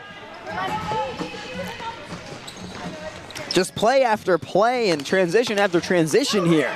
Now it's the Angels again. Let's see if they can get something this time. Going into the middle, a nice pass, sets up the shot. It's off target. Two players collide. That's Whitley Nichols that hits the deck, quickly gets back up. And the Hyenas being swarmed by Angels trying to get it out of there. 40 seconds, and both these teams, I guarantee you, are going to play until that horn sounds.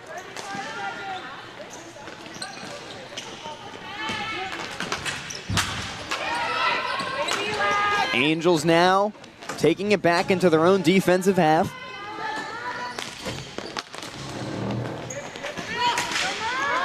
Now forward, that ball flies up high in the sky.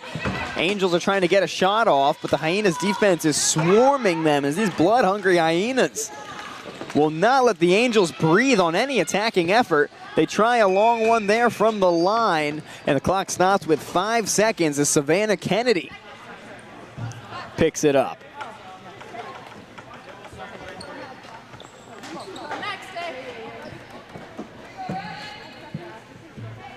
So we'll have a face-off with 5 seconds to go right in front of Savannah Kennedy and the Hyenas net.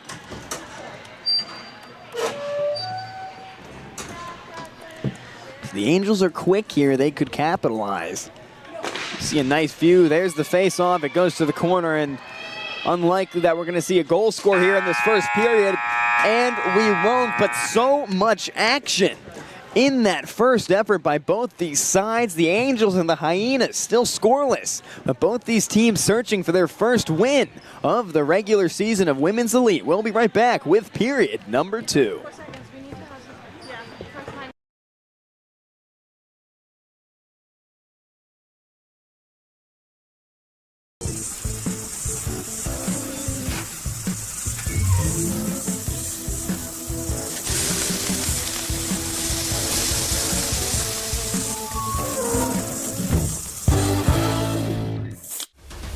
I love being a part of it because I am a player, I'm a coach, I'm a referee. Ball hockey is so much more accessible to the average person if you've never played hockey before. People look at it and like, oh, you just play on your floor hockey player, play with the feet. It doesn't take skill to play. It takes skill to play.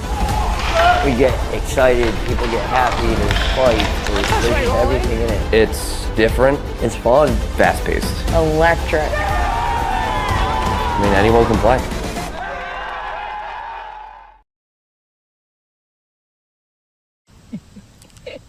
What is it?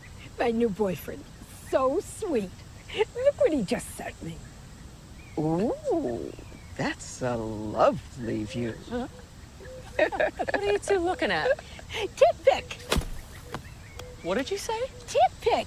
Tickets to the show with no hidden fees. TickPick, the only major no-fee ticket site with the same seats at better prices.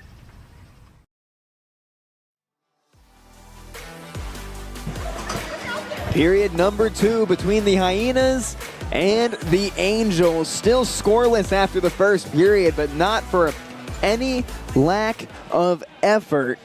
Both these teams trying tirelessly to set up a goal score. So many chances on each side, but it's just outstanding defense and outstanding goalie play that's helping both these sides stay even. But eventually, one of those things are going to break, and we will see a goal score. We're ready to get set away here in period number 2. It's 1:16 p.m. local time here. After this game, we'll have another break, and our next Women's Elite games will take place at 4 p.m. and 5 p.m. to close out the day here from 8 o'clock to 5 o'clock were these games. An outstanding slate of ball hockey here. But fear not, because tomorrow they're right back at it. And then you have the second weekend of Women's Elite and a combo of Men's Elite to look forward to October 17th and 18th. This one in New Jersey, that one in Pennsylvania.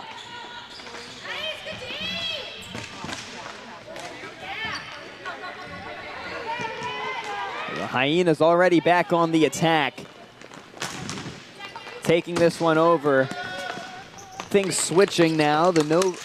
The Angels will be attacking on the left side, the Hyenas on the right. So here's the Hyenas attack. Bloodthirsty as they look for something.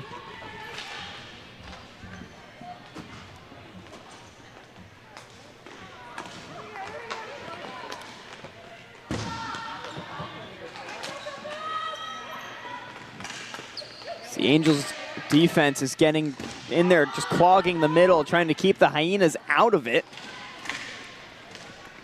But dancing around and looking for the opening. 8:42 left to go in the second period. Here come the Angels on a streaky attack. Hyenas start swarming it. They win the possession right back. Now going down the left side of the rink. Going to see if they can cross something in here. Rebecca King is in position. Backing into the middle. That ball goes errant.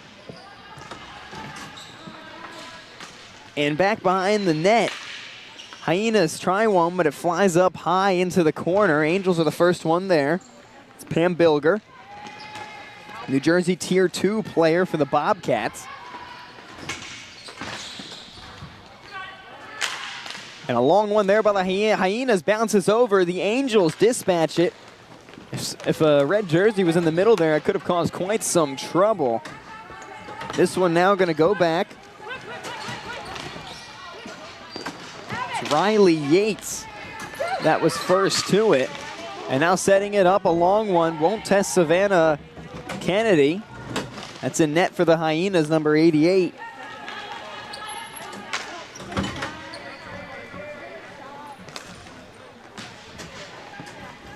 Now spinning back around and over.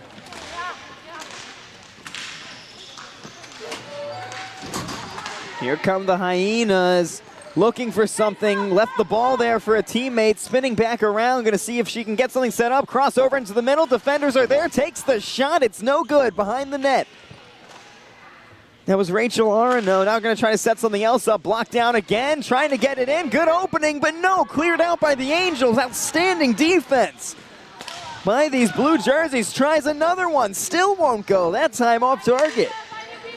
The Hyenas aren't done yet. Setting back up for another one, taking shot after shot already. Playing from the left wing, crossover. And this one picked up by Ella Venters. These Hyenas, man. Relentless, what an attacking effort. So many chances created. Now we're gonna have a drop ball right in front. They're gonna see if they can keep this hot streak up. Hyenas have it on the outside. Nice pass over on her way down to the deck. Angels win it back. A bounce pass off the wall, but Hyenas quickly intercept it. There's numbers, there's openings, but it won't go their way. And this one gonna go down to the other side. Now for the Nova's chance to try and attack, but the Hyenas are all over it. Still scoreless in this contest. The Angels are the defending champions of this tournament, winning it in 2025. So they're looking to win a back-to-back tournament title. This just regular season play to figure out seeding for the championship, as all 4 teams will advance. They also have a lot to play for. Hyenas, they're looking to win their first alongside the Novas. Hyenas' best finish has been 3rd place. Of course, their general manager and head coach, Ben Berger, assistants Matt Fair and Brian Bowen, making up the coaching staff on that roster.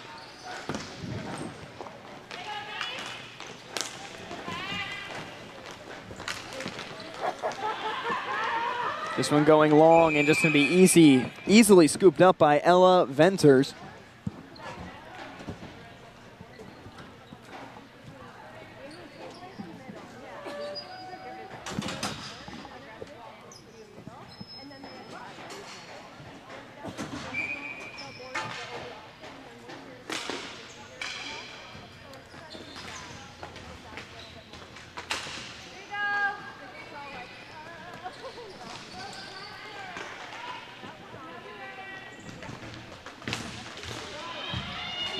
Five and a half left to go in this second period.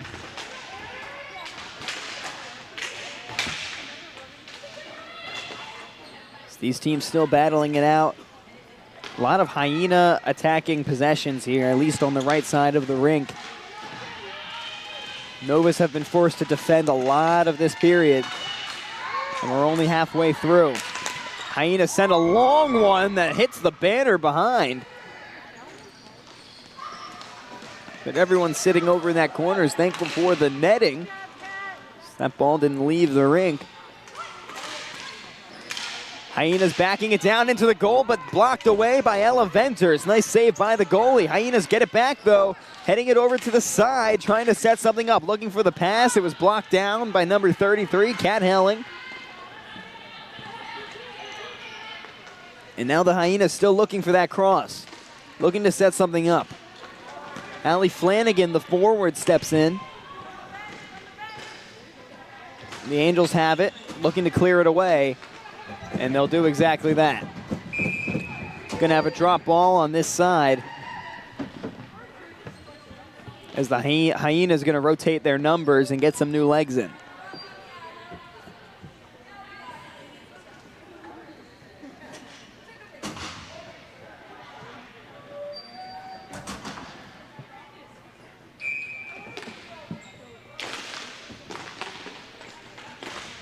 4:18 left to go in the second period.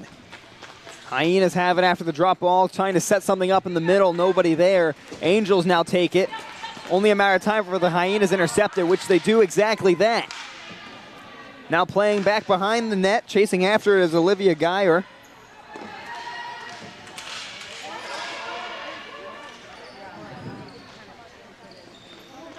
And now trying to spin back around. Here's Rebecca King, still the lone goal scorer on this Hyena roster in the earlier game today. And this one hit over, but gonna go over to the side. Geyer tries to set it up again, but still won't go.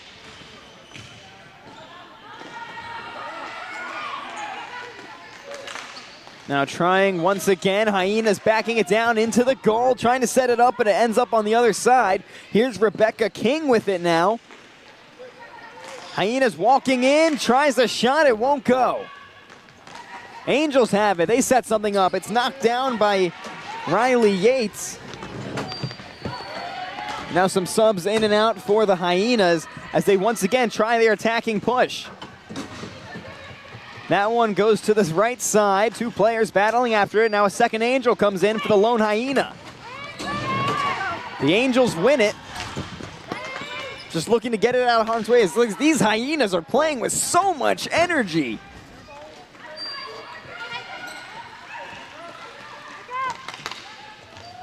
See Misty Seastrom come in. Alternate captain and defender. She's playing on the back line.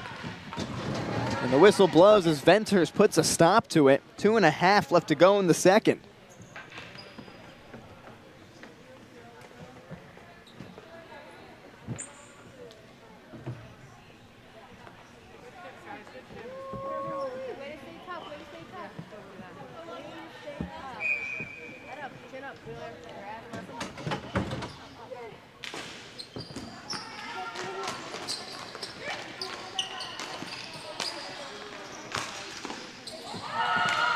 And now more action as the Hyenas try. Two players hit the deck, and that ball still somehow won't go in. It's like there's an invisible netting on the inside, on the outside of the net. Hyenas are quite literally laying it all out there. 2 minutes left. Can they get something? It's been all an attacking push by the Hyenas in this period. I don't think my head has turned left once. Ball's gonna fly over there now. Play in the corner, fighting after it. A minute 42 left.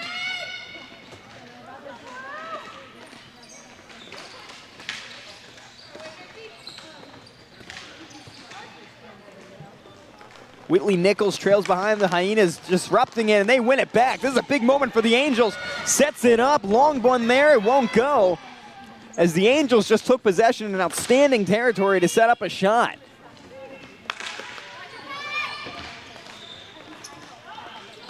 Press from behind, now it's out. Lisa Kilroy, Team USA gold medalist with it, but it goes out to the Hyenas, and they have a breakaway opportunity. Here come the Hyenas. It's Jocelyn Forrest leading the way, and the Hyenas finally get the back of the net to rupture. They get one in.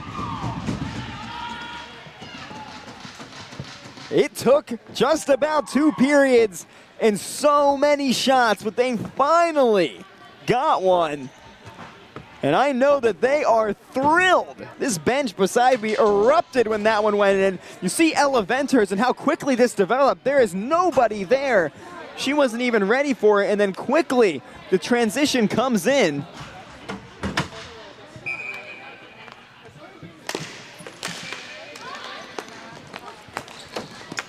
So we have a 1-0 score. Right at the end of the second period, the Hyenas strike. It's a lead for them over the Angels.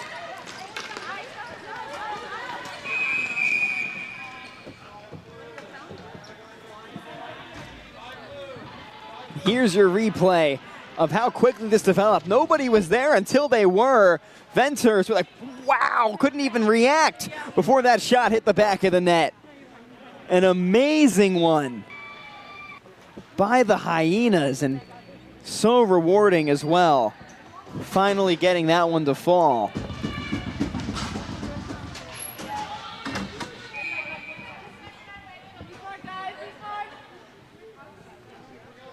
So 37 seconds left here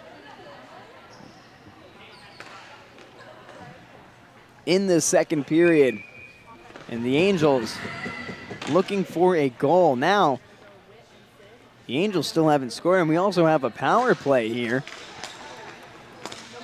So the Hyenas just scored, and now they're up. Let's see if they can get another one. Here's Rebecca King, fakes the pass to the side.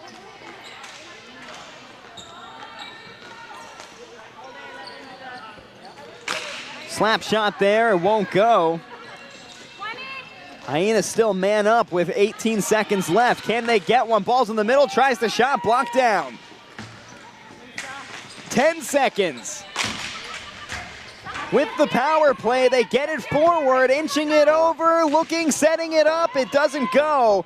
And that's going to do it for the second period. But the Hyenas thrilled with how that went after attacking for the entire 10 minutes. They get a goal.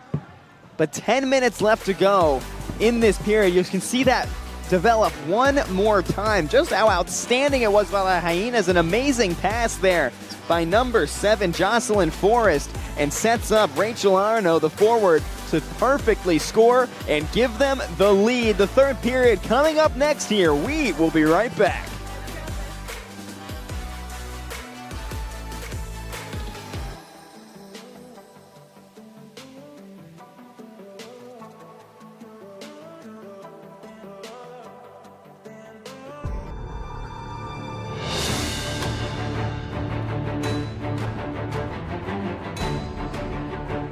From the beginning of time, men and women have been friends, family, but yet rivals as well.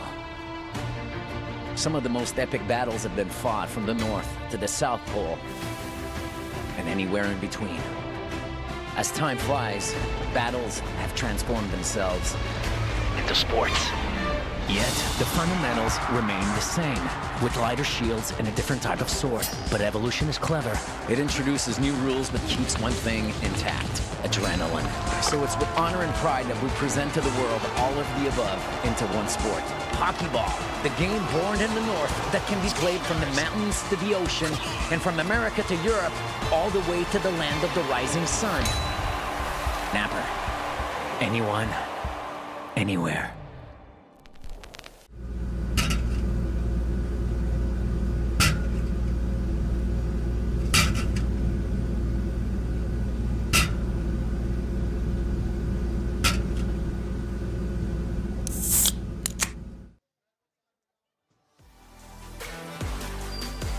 Ten minutes left to go between the Angels and the Hyenas, as the Hyenas got one to score in the back of the net past Ella Venters in the closing moments of the second period. Now, the Angels look for answers and look to score their first goal of this tournament.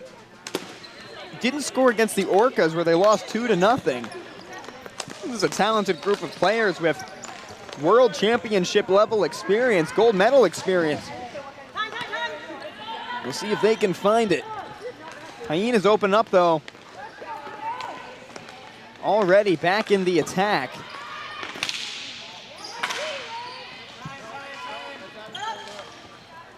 .933 left. Ella Venters already on her heels with these Hyenas. Angels have been struggling to get it up the rink. Can't really get it up the floor. Hyenas almost had a good setup there. No one there to tap it in. Right on. As the Angels now look to get this one up the floor. Play on the left side.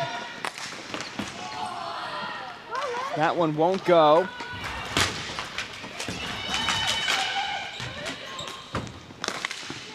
Now over, and there's your goal score. Finally, the Hyenas get a second one.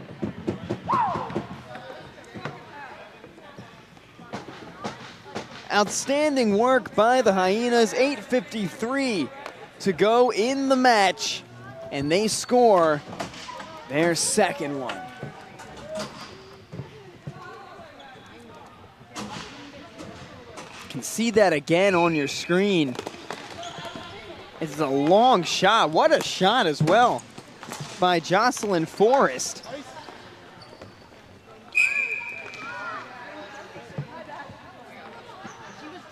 Really just an outstanding setup by Forrest. She was an integral part of setting up the first goal by the Hyenas. You see Rachel right there patting her helmet and congratulating her.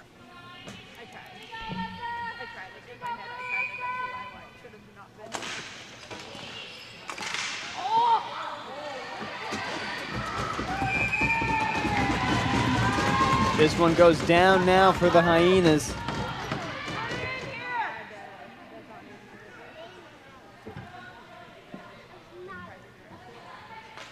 They are red hot. The team in the red jerseys is red hot. 8:38 left.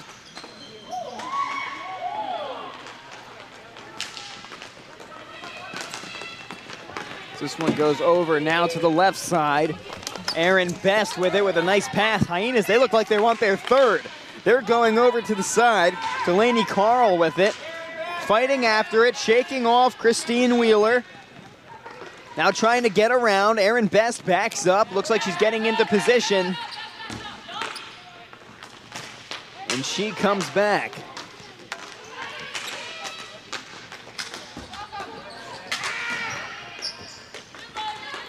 Delaney Carl trying to battle away, but it's Wheeler who wins the scuffle. Hyenas quickly hit it back, but now here come the Angels.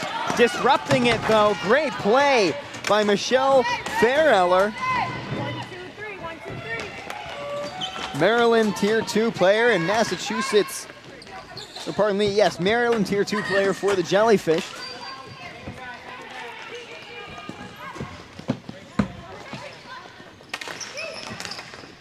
Hyenas up 2 here, 7.5 left to go. Angels still looking for a goal.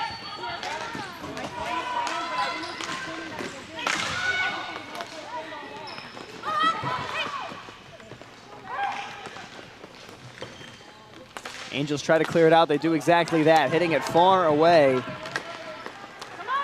And look at the Jets there. Speeding down is Brianne Davidson. The Angels trying to find one. This one bounces away, though. Thought there'd be the icing call there. Pam Bilger has to chase after it. Now here's Kat Murphy pushing it forward.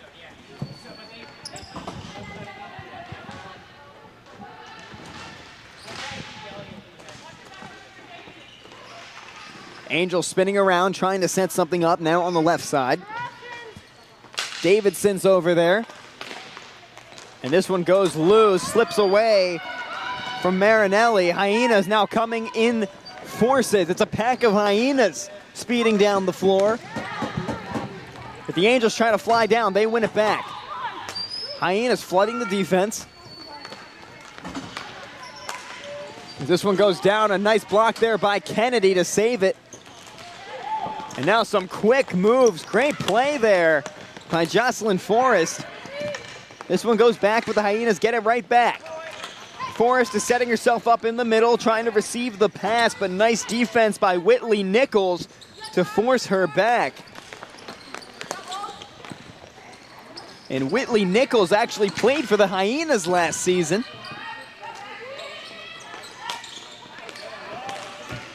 And absolutely loved her experiences. That shot off target. And it's a battle down there. Nichols is right in the middle of it. Shot there by Forrest. Saved down, but not out of harm's way.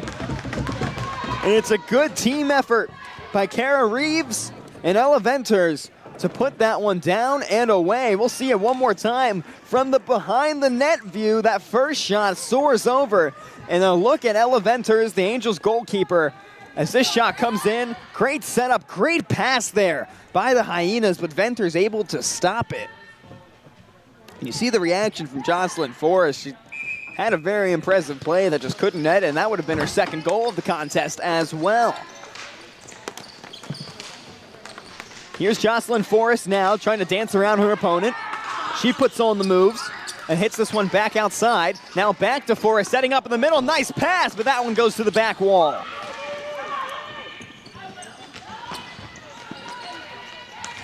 The Angels in transition, trying to set something up. A dangerous move now. The Hyenas get it back, but Venters saves it. As that could have been a goal. That turnover by the Angels right to Van Scheindel. See Venters here in net. Look at this. This turnover right there and taken there by the Hyenas. A one-on-one moment, but a quick closeout by those two Angel defenders. Then Venters diving after it keeps this game with a 2-score differential. Such a close effort there by the Hyenas, but they still lead by 2. The Angels still looking for their first goal.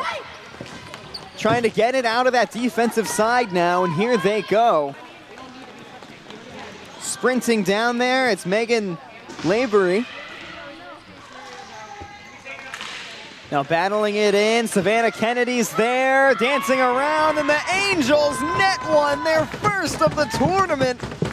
And it's Alyssa LeQueer. Massachusetts women's Tier 1 player.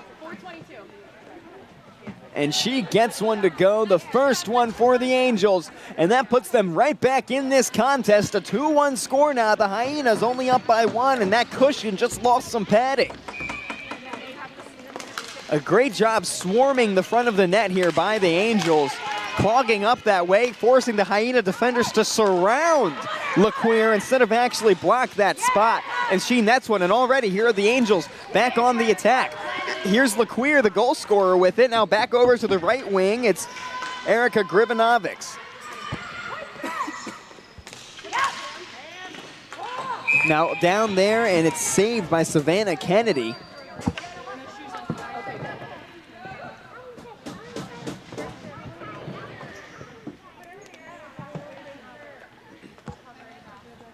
You see this play by LeQueer one more time to net that goal, bouncing around and dancing around those defenders. Look at those moves back and forth to net it, and that great celebration by LeQueer. Absolutely love to see it from the defending champs. 3:48 now left to go in the third period. 2-1's your score. Angels just got it. The Hyenas looking to defend their 2-0 lead. That's slowly shrinking. A long slap shot there. Bounces up past Savannah Kennedy.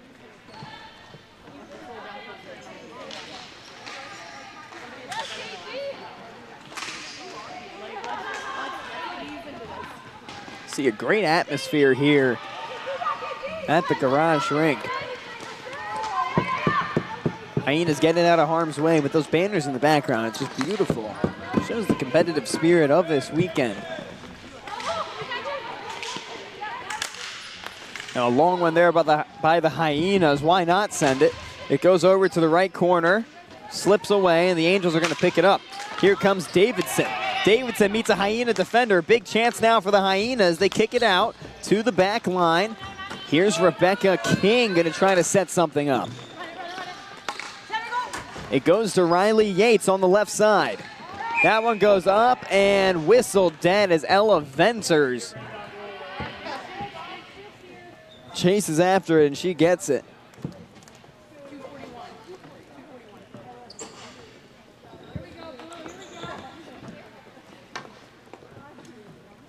And some substitutions, pardon me, going to come on.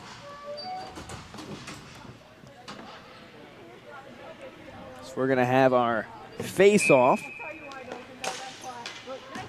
This one going over. Here's Alyssa LeQueer of the Angels. She had a 2.5 left to go. It's the Hyenas by 1, but the Angels hungry. Both these teams fighting for their first victory of this tournament. Both have now scored.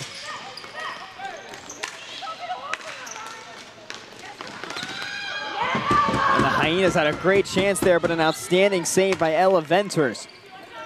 Just dropped down and completely blocked it with her pads.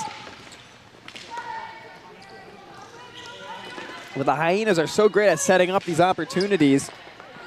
See Jocelyn Forrest on the side now there. This one going over.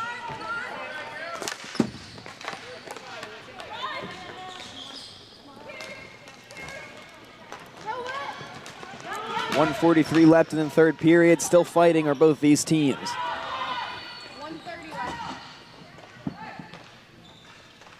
The Hyenas back with it.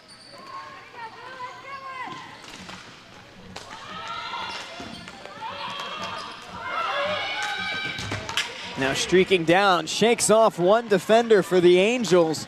Now getting over.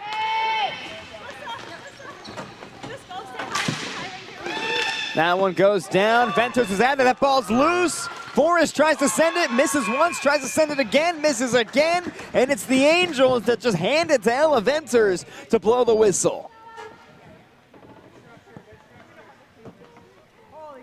An opportunity presented itself for the Hyenas, but the Angels' quick-thinking defense saved it. See that from behind the net, a new perspective.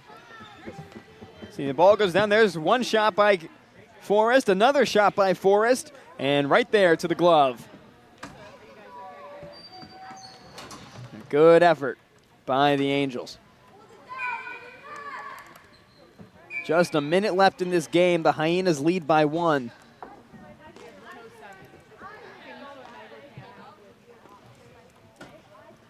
As the official is about to have the face-off, but blows the whistle. And it looks like we're going to have a timeout here as the Angels return over to their bench, and the Hyenas staying out there, just huddling up amongst themselves. You know, when you talk about both these teams, it just shows you how the vast experience that these players have received. Misty Seastrom, for example, one of the alternate captains on these Hyenas, played hockey in Sweden for 2 years, and it was during COVID. She was living in Canada and had school online, so she thought might as well go play in Sweden. And their community-based system had players coming up through their hometown clubs. And then it wasn't until her sophomore year of college in 2017 where she picked up ball hockey for the first time. Started playing in the Masters division and has even played professional ice hockey in Japan. Was introduced in the NBHL last season. And the rest is history. After she met Colleen Murphy, she joined Team USA. That's Misty Seastrom, pardon me, of the Hyenas, number 5. 50 seconds left. Hyenas are looking to extend their lead and don't have to worry so much. 45 left. Angels are trying to score a goal. Here's Megan Lavery. 35. Angels looking to tie it up. They get it over on the attacking side. LeQueer comes in. Fight for it. Hyenas get it out of harm's way. Just need to keep it away. Nice move there, but it's hit back by the Angels. Hyenas get it back, slap it over.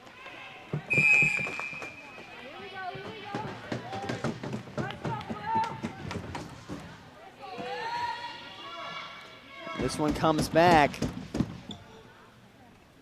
You see an empty net for the Angels now. They're just putting it all out there, taking their goalie out of this one. They have 6 players lined up. 14 seconds left for the Angels to tie it in this empty net scenario.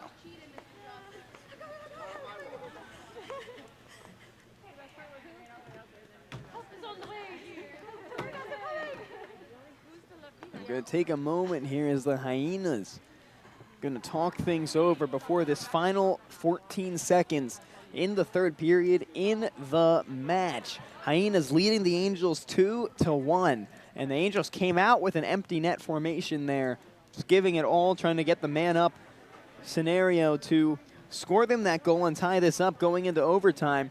Take a look at this here. That's the goal that scored the first one of the game.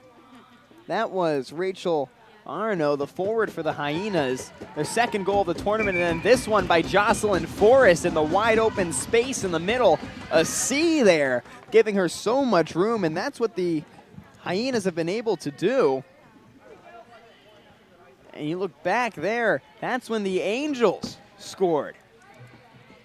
Those are your 3 goals to build up to this moment. It was Alyssa LeQueer that got it, but still an empty net for the Angels as they come out here with 6 players up. 14 seconds, third period, down by 1. It's Lisa Kilroy for the Angels in the face-off. They get it, try a shot, they won't go. That was Kat Helling. They try another, won't go. Get it in, and they score! The Angels tie it up in the final moments of the third period. Absolutely incredible.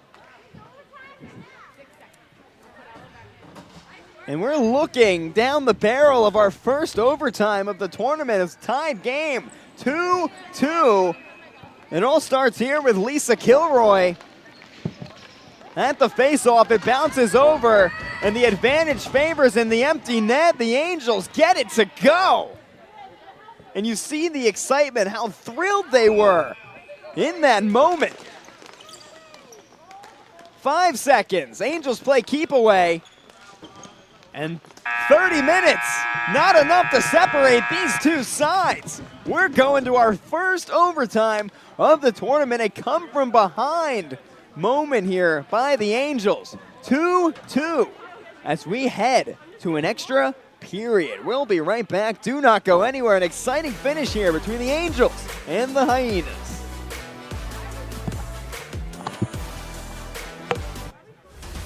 I love being a part of it because I am a player, I'm a coach, I'm a referee. Ball hockey is so much more accessible to the average person if you've never played hockey before. People look at it and like, oh, you just play on it's for hockey player, play the feet. It doesn't take skill to play. It takes skill to play. We get excited, people get happy, there's fight, there's everything in it. It's different. It's fun. Fast-paced. Electric. I mean, anyone can play.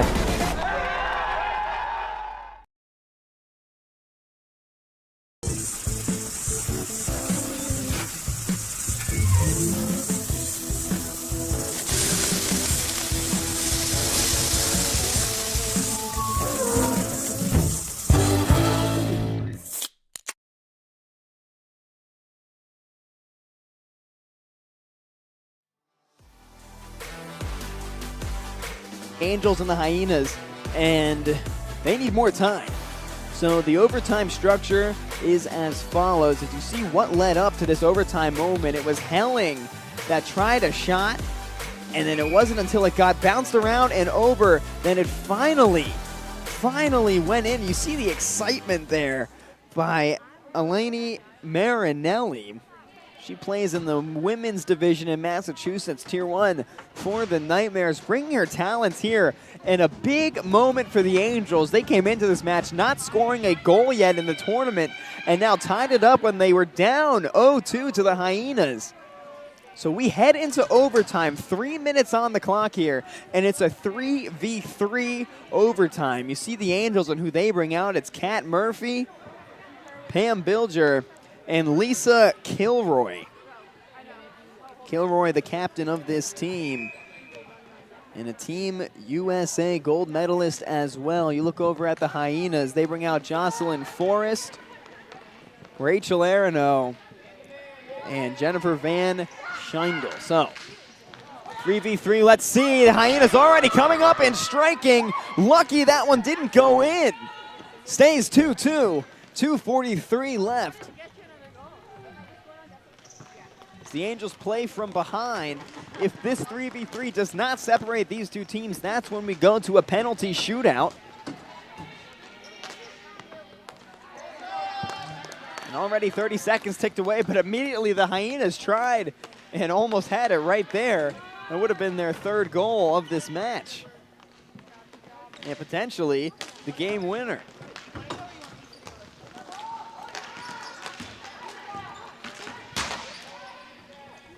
Hyenas playing with this one from behind. They're attacking with so much force. Such an open territory here as that one bounces over, almost gets in past Ella Venters. It goes down now. Hyenas try again, and this ball's loose.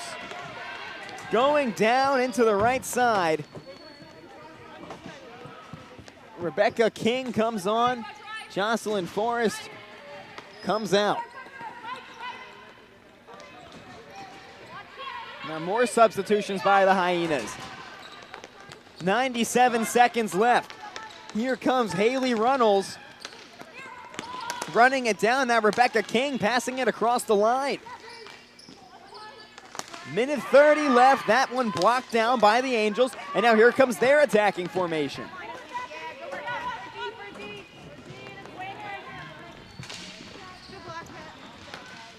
Over on the right side, that ball loose now behind the net, 1 minute and 9 seconds left. These teams don't separate, we're going to a shootout.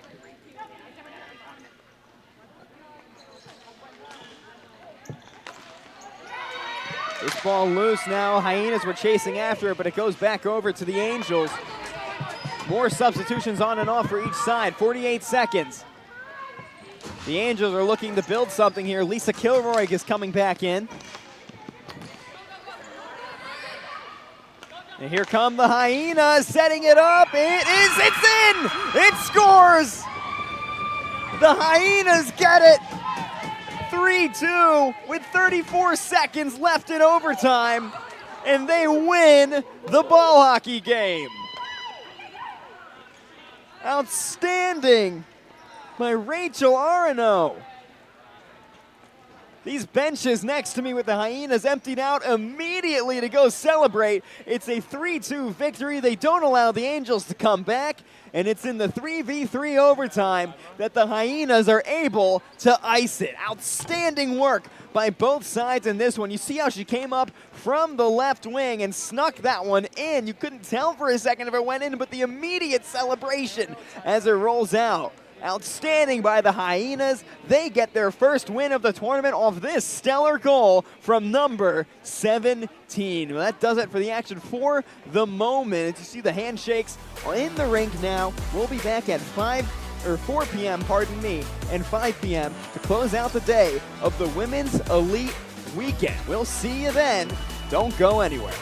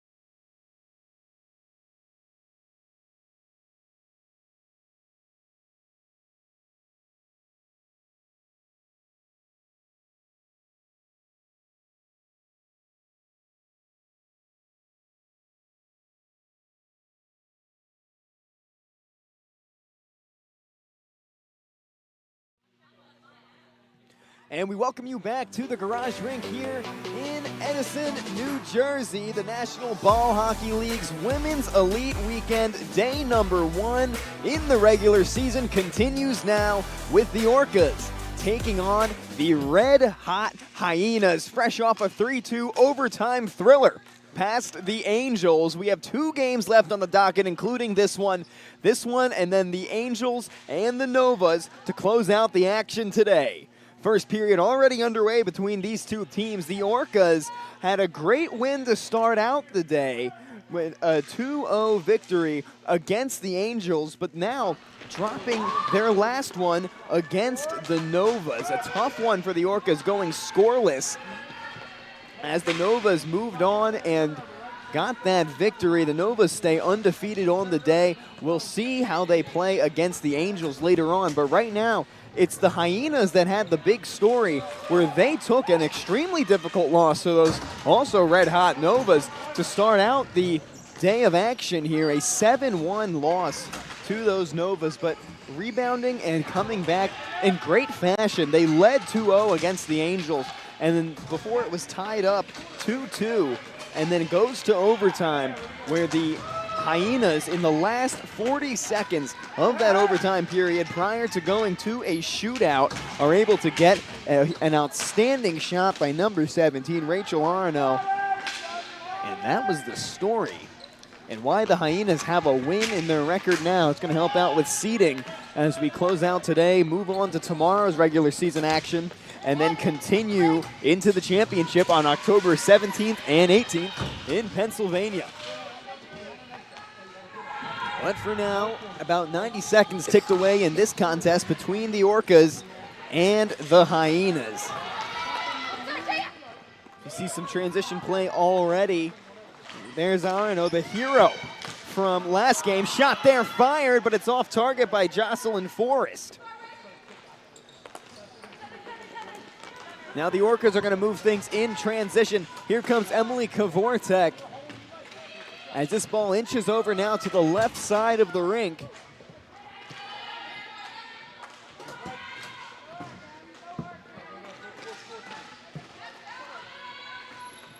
Waiting to see how this one will develop here in the first period.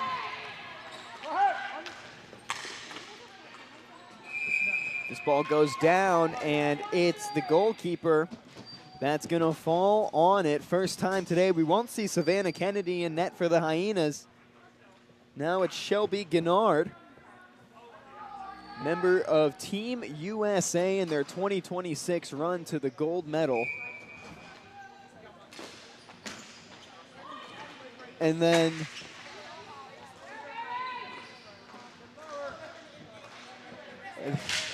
on the right side now, as the Hyenas getting the possession, breaking away, gonna look to challenge Keely Procue, I believe that is. Yes, back in net for Jaden Elias, who was back there earlier. And now the Orcas gonna move it in transition.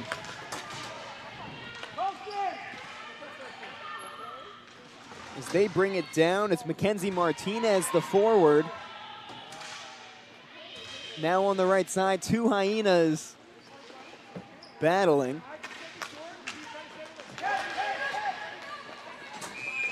And the whistle's going to come in as some substitutions come on as well. Erica Simpson-Taylor is going to edge on. And Maddie Nichols going to join the rink as well. Looks like Allison Flanagan checked in for the Hyenas as on the other side.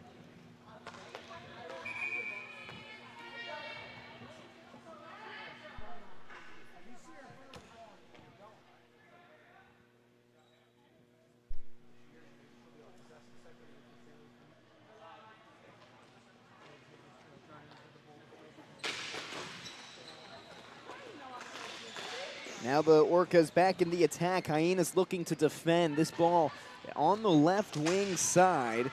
The Orcas looking for a gap. They've had a lengthy attacking phase so far. 6.5 minutes here left in the first period as this ball goes down and around. Shot fired. And that's a big time save by Kennard. The gold medalist showing off with that one. And you can see exactly why she's so well regarded. Take a look at that again. This time, a view from behind the net. You see the Orcas flip it over. Gennard snatched it out of thin air. What a save. Left wing now. Here come the Orcas. Going to retry that attacking push. If it wasn't for that stellar save, they'd be up 1 right now, but Shelby Gennard just did not allow it. GM and head coach of these Hyenas is Ben Berger. Assistants Matt Fair and Brian Bowen in attendance today and directing this team. Ben Berger not here this afternoon. So Orcas try another shot, doesn't go. It's Erica Simpson-Taylor, and it all comes down to Shelby Gennard falling on that one again, and we stay scoreless. A nice job in net by the Hyenas. And Gennard doing a nice job keeping this one level. See it again. Nice pass there by the Orcas. They've done a good job setting up these shots. That came from the stick of Maddie Nichols, alternate captain and forward of these Orcas. And what a phenomenal job she did to set that up, just not to be with that brick wall in net, Gennard. Now on to the left wing. You see these Hyenas circling around. They have to get it out of this. The Orcas have come out with a strong attacking push.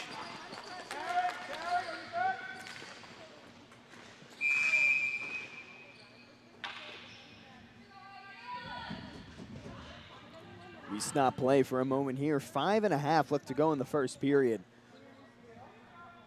Orcas attack looks very strong, as does the Hyenas defense.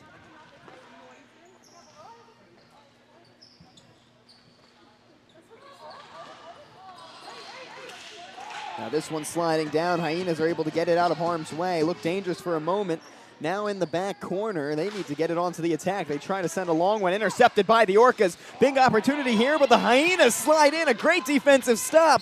Now here they go on the right wing. Blue jerseys to navigate. They do it so far. Now in the chase, here is Jocelyn Forrest. Lost it. A battle for it with the Orcas. Misty Seastrom picks it up. She's the defender.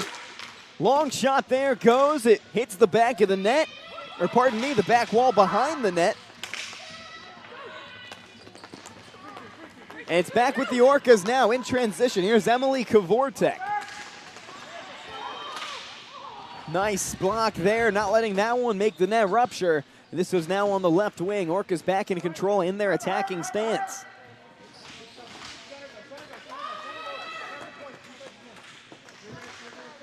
Really a strong push by these Orcas.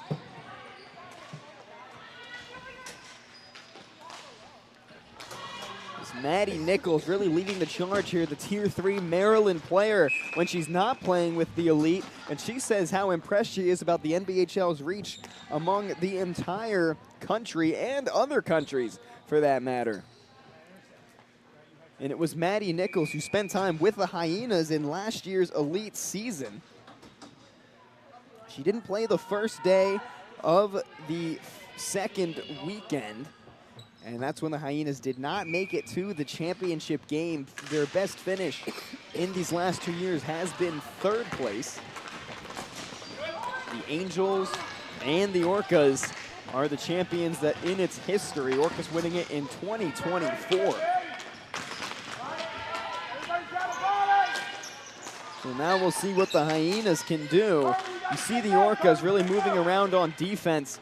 But they're also stretching and playing a nice wide offense that's keeping them competitive in this. And that's why we've seen so much on the right side of the rink and not much on the left to open up this first period. Orcas already back in control of the ball, sending it up the middle. Nice pass now to the left wing. And here come these Orcas swimming swiftly down that left wing. Hyenas try to intercept it. It's battle of the land versus the sea with these mascots in this game. 3:10 left in the first period. Here come the Orcas once again. It's Bailey Horn, who's been all over the place for the Orcas. A phenomenal defender that's even netted a couple. Had a goal in the first game. It was her and Maddie Nichols that scored, and the Orcas Unfortunately, did not net one in their last contest against the Novas, who are undefeated on the day and look to extend that in the next one against the Angels.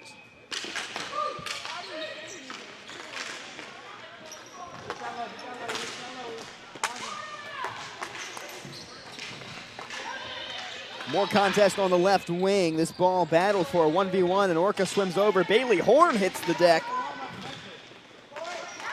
Hyenas try to wrestle it out, and they do. It's time to set this one up. Pass goes too far. Chasing after it, here comes Delaney Carl. Now over into the center, in control, Olivia Geyer.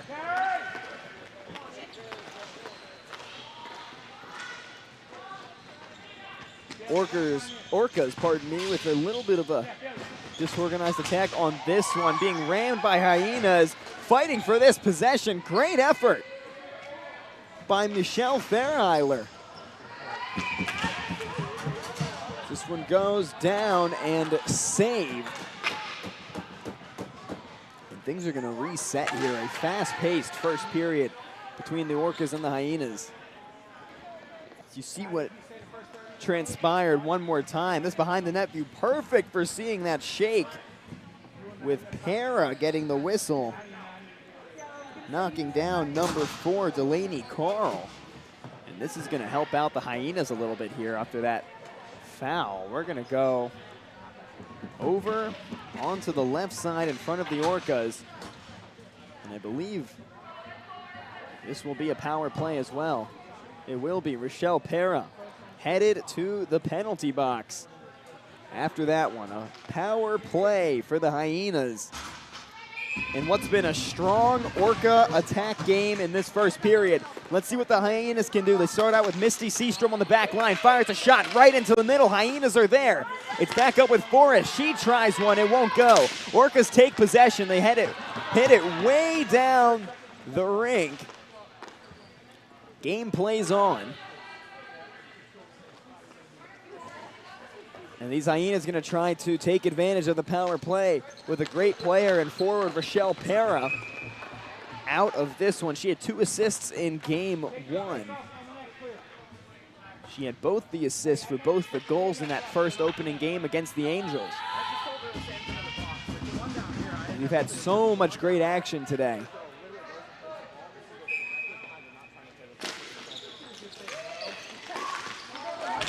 Hyenas wrestling around for that one. Still trying to take that power play. Seastrom passes it over, looking to field it. It goes to her, getting ready to set up for a shot. Fakes it, goes to the side. It gets hit in. Orca's great defense to try to dispatch that one. Hit over. Seastrom wasn't on the same page. And now here come the Orcas in a break on the left wing. Hyenas have the numbers on this one. That's going to be Madison Rothwing. You're going to have to slow down. Hits the deck, and a whistle comes in. In the Orcas, we'll see what happens here. Michelle Rothween was the lone whale in that one. You see how many red jerseys are down there. And you see what happened. It's number 18 on the Hyenas coming in from behind. Looks like it might be a little push from Rebecca King. And that sends King to the penalty box. Para still sitting out as well. So 2 players out of this game for the moment. A minute 13 left in the first period. Rochelle Para, pardon me, ready to get back in momentarily, standing up now. Rebecca King still out of this one.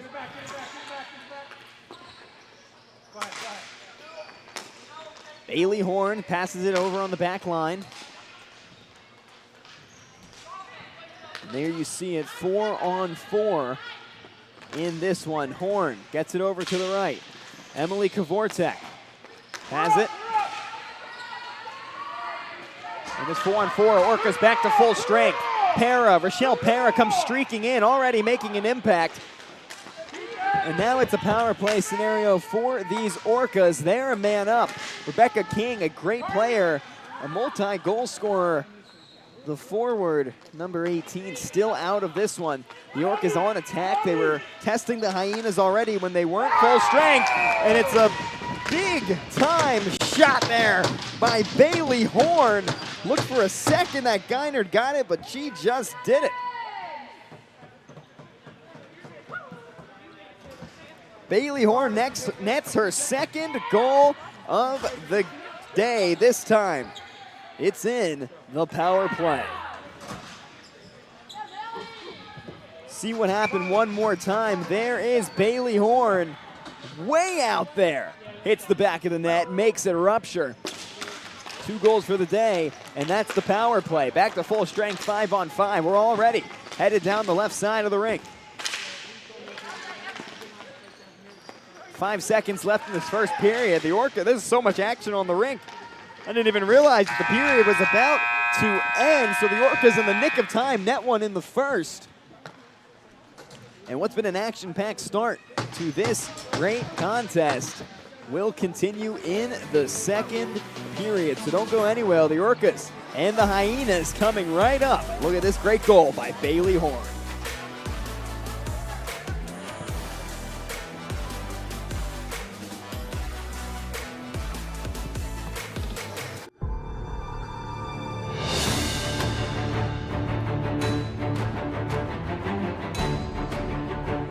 From the beginning of time, men and women have been friends, family, but yet rivals as well.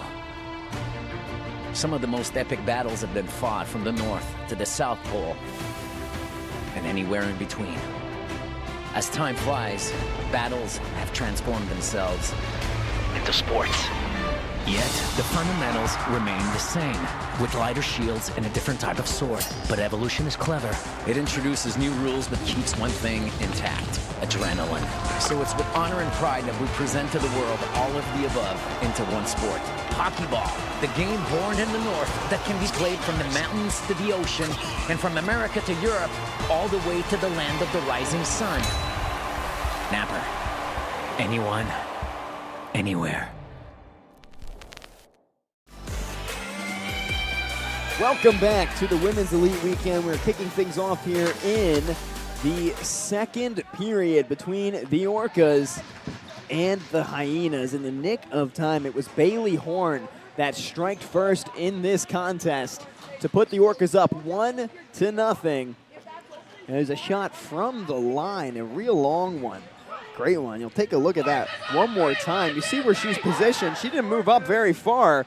Saw the opening, time was running low, they were in the power play, striked it, and perfectly gets it in that right corner. You see Gennard trying to grab that one out of the air like she had done on the last 2 Orca shots, but that one just did not work out, and Horn, 2 goals on the day, helping lead the way for the Orcas. Hyenas looking to answer now. They had a power play opportunity of their own when Rochelle Pera was placed into the penalty box. But we're ready to start things up here once again.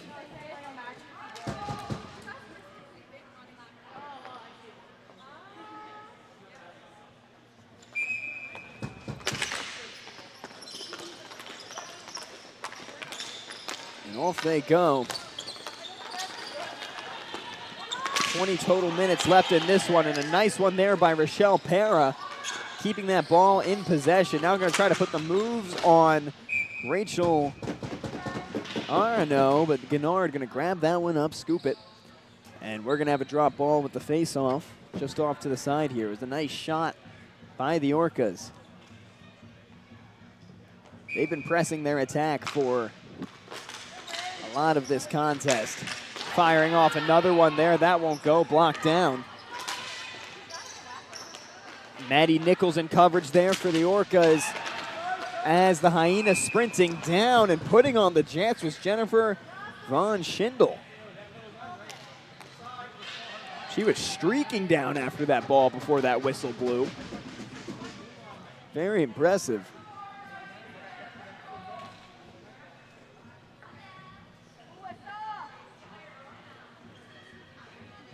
And with 9.5 minutes left here in the second period, these two sides have a lot of attacking chances left to look forward to, especially the Orcas. Here they are again, facing off in front of the Hyenas net.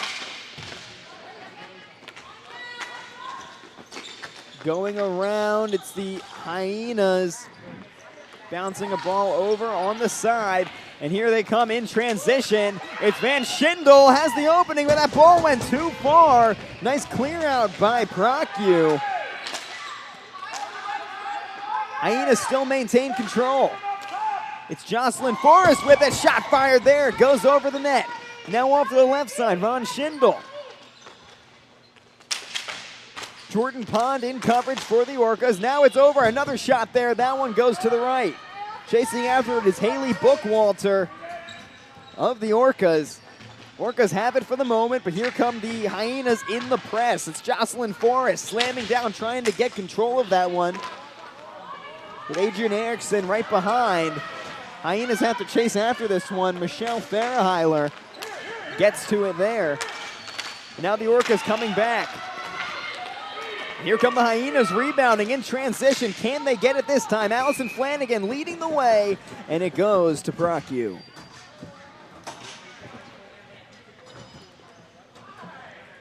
Another great save. So much to unpack there. You see that moment, that first one in the break-off. It was Procue that stuck her stick in there, and then this one getting fired over.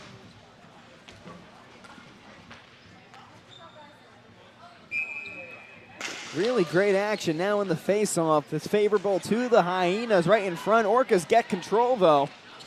It's Bailey Horn, the goal scorer in this contest, that has it. Playing keep away, figuring out where to put it. These Hyenas are hungry, trying to hunt down these Orcas. They get it up, but this one, it's a foot race. Orcas win the race. Can they get the shot off? They do, but it's saved by Shelby Guinard. What a moment for this Hyenas goalkeeper. An amazing save. Take a look at this. She won the foot race and got the shot off. That was Madison Rothween with a great effort, but even better by the Hyenas goalie. Just phenomenal. Jocelyn Forrest was the one chasing after that ball alongside Rothween. These Orcas can put on the Jets. Electric moment here. 7:45 left in the second period. Here come the Orcas once again. Bailey Horn from the left wing. Coming around the side now, dancing. Here's Bailey Horn. Missing the pass there. That could have been a goal-scoring opportunity. Orcas just couldn't get that one. Rothween passes it over to the left wing. And now up into the center, going over to the right side. Here's Bailey Horn. Emily Kavortek now. Shot there, gonna fly away. Looked like it hit the stick of Guinard.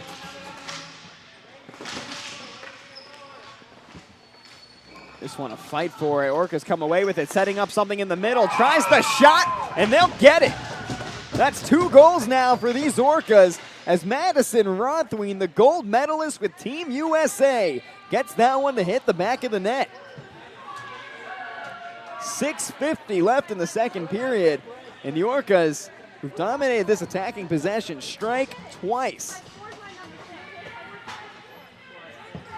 See that transpire once more. Great pass from the left side, and what a shot to just rest it. Looked like that upper right corner. Great pass and a beautiful shot just past Guinard.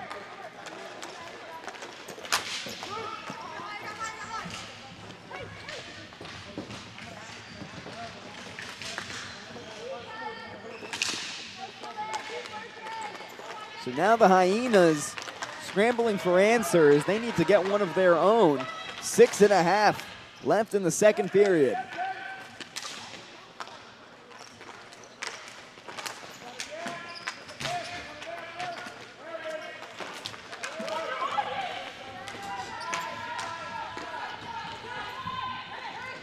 .609 left in the second. Hyenas in transition.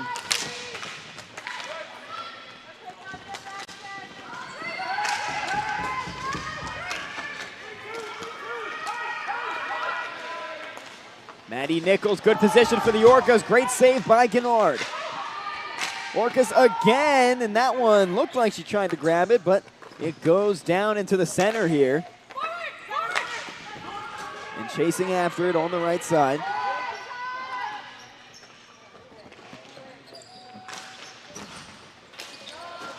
Orca is pushing forward. Here's Maddie Nichols. So talented, great setup, just too much on that push forward, didn't have control.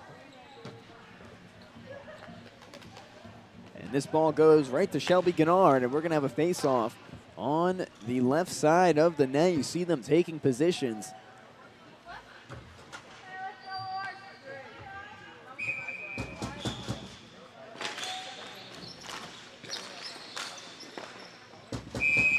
Same thing gonna happen there. Goes right to the glove of Gennard.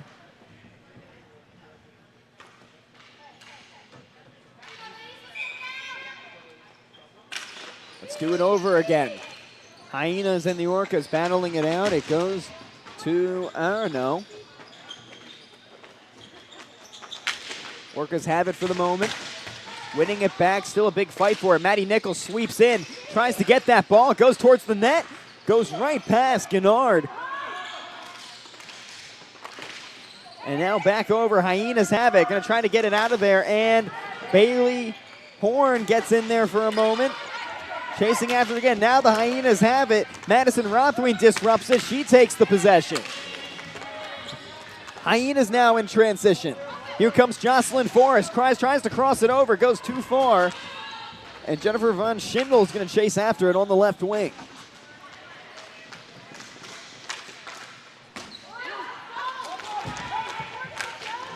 Orcas on the right wing now. Cross is getting set up with Rothween. Pass went too far. And that ball over on the left wing. Orcas maintain control. Bailey Horn has it on the back line. Here's Rothween now.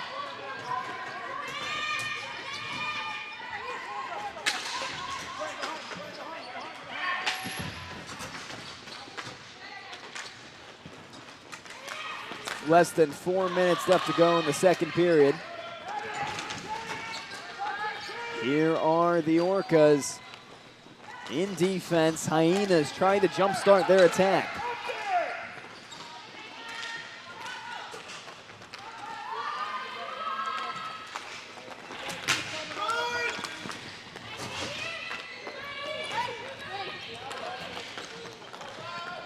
Cherie Stewart, the forward, had it. Now it's over on the other side with these Orcas.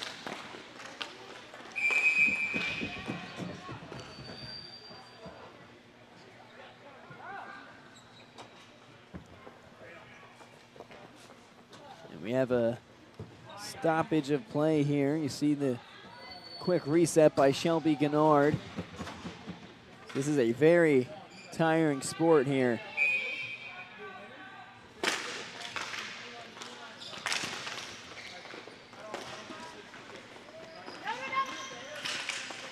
.13 left in the second.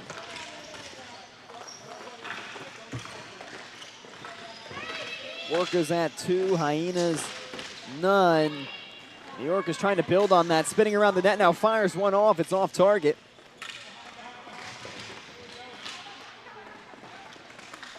And now the left wing.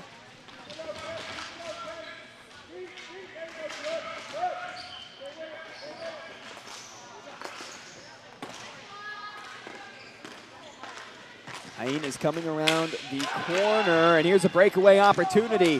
Hyenas getting in position. Orcas intercept it right away, and now it's the same thing on the opposite side.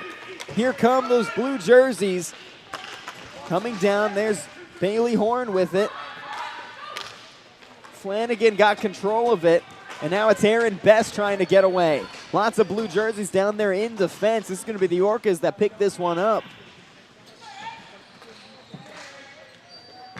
Long one flies over.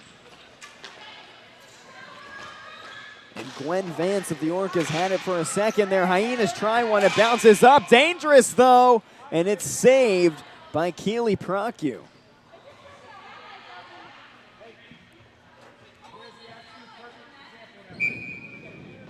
See what happened there once more. So many bodies clogging up that view.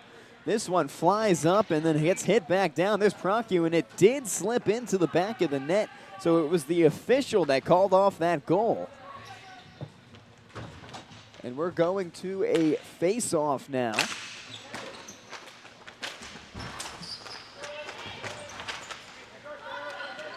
Here come the Hyenas. Looks like they want to get it back there again. That shot just off frame. Now over to the left side.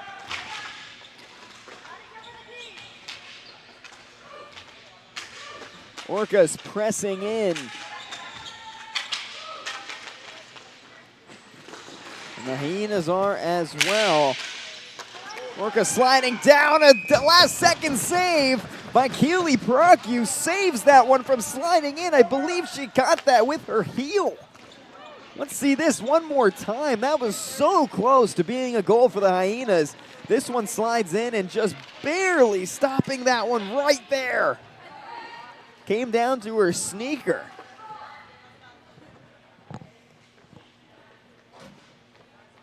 Nice save by the Orcas goalie. We hit the final 90 seconds of this period. Still nothing for the Hyenas. In fact, here's a fast break. This ball streaking right down. Can the Orcas make something out of this? They definitely wanted to, as they get in position for a pass.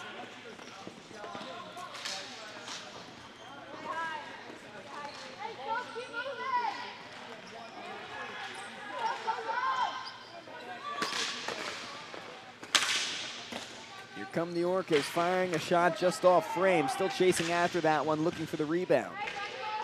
Less than a minute in this period. This one over into the midline. Long one there. It's going to be the Hyenas to scoop it up. Orcas trail right behind. Here's a shot. It's saved. And another one still won't go in. Shelby Gennard does it again. 3 in a row won't fall. What else do the Orcas have in the tank? 30 seconds left in the period. Shelby Gennard will not allow it. That one misses, but the Orcas still with it. They have it at the line. Hitting it to the right wing. It's Jordan Pond with it. Now it goes over to the left. 15 seconds in the period. Can the Hyenas just wait it out? And it looks like this is where it's going to stop. This scuffle for the ball on the left wing is the final action of the second period, but an action-packed one. Seeing the Orcas score once more, and so much right at the end there. You see this setup, a massive opportunity for the Orcas, and then again, Shelby Gennard just can't be stopped. We'll be right back.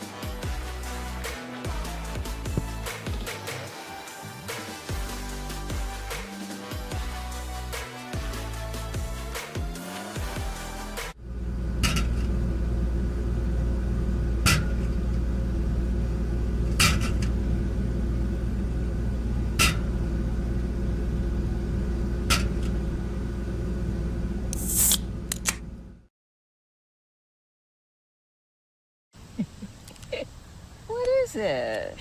My new boyfriend. So sweet. Look what he just sent me. Ooh, that's a lovely view. Huh? What are you two looking at? Tip pick. What did you say? Tip pick. Tickets to the show with no hidden fees. TickPick, the only major no-fee ticket site with the same seats at better prices.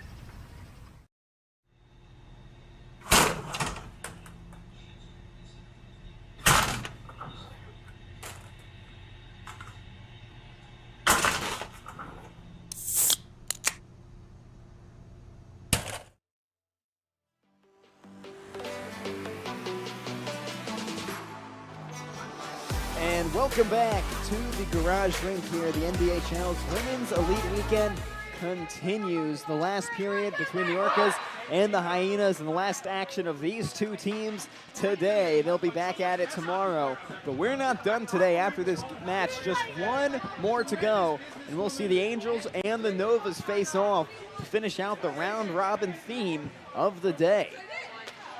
So far, the Orcas have led a phenomenal attack in this one. 2 goals scored. The Hyenas looking for it, but their defense has mostly seemingly been reacting to what these Orcas have come out with. They've led a really dominant game. They've started strong in this tournament with a 2-0 victory against the Angels, dropped the last one to the Novas, down 2, and now up 2 against the Hyenas. Seems to be a number that sticks with them. But we'll see how this one ends. The Hyenas just had a clutch victory in overtime against the Angels. 3-2, that was our last match. I encourage you to check out the highlights of that one on Instagram at the National Ball Hockey League. These 2 players are gonna hit the deck on that play, and the Orcas lose a stick there. That's Rochelle Para. And she just slid right into Jennifer Von Schindel.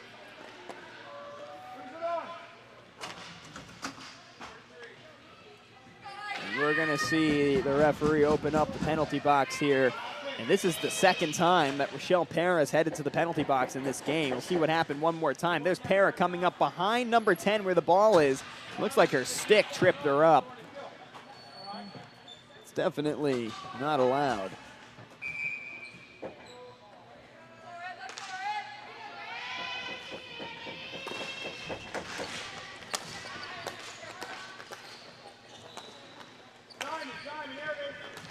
So power play chance now for the Hyenas as they trail by 2. Long shot there, it's saved by Procu. 9.5 left in the third. Para sitting in the box. Hyenas still with it. It's Misty Seastrom, the defender.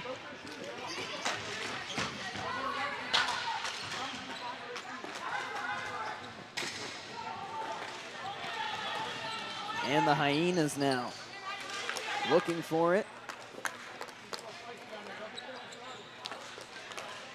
Misty Seastrom.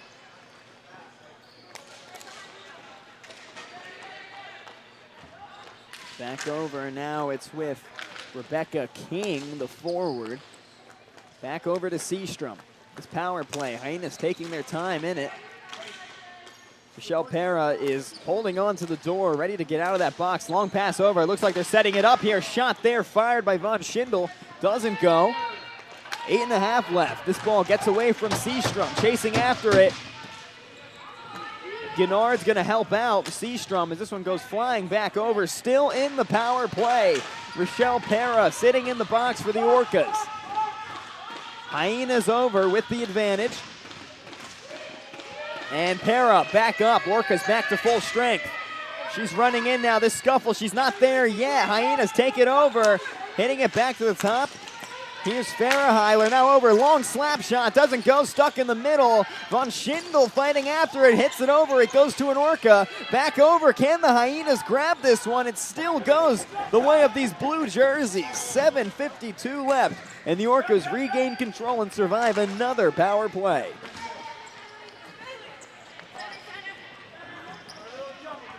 Hyenas leaving it all out there right now. Pushing and pushing here at the Women's Elite Weekend, day number 1. Here's Sophia Simpson.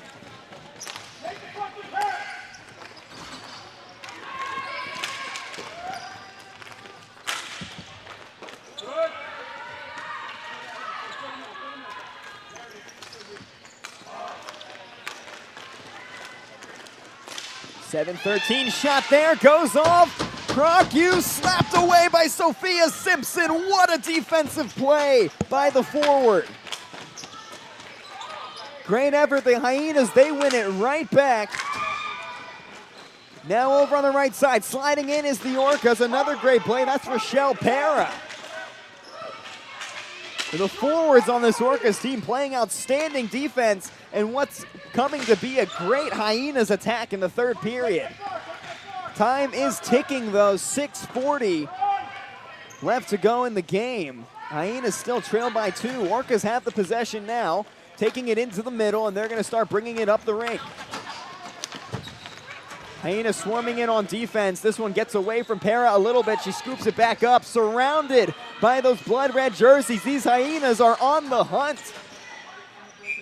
Goes right over to Shelby Gennard, and we're going to reset here. This replay, so much that could be replayed. You see this shot chance right there. Look at Sophia Simpson coming in when that goes up and slapping it away while Keely Procu is still occupied, recovering from the last save. What a defensive play by an outstanding forward and player.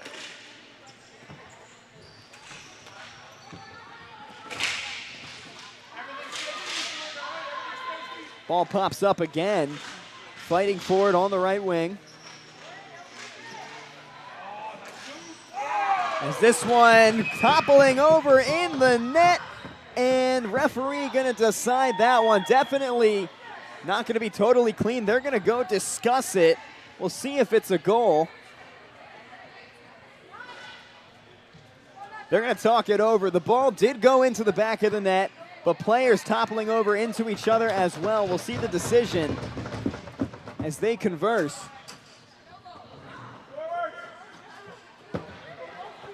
We'll get a replay of our own.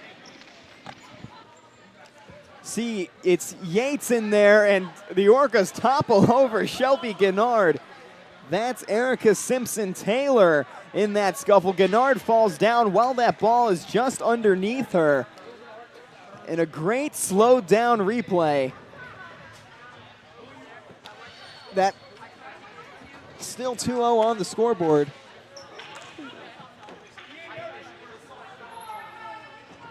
Going to the face-off in the middle.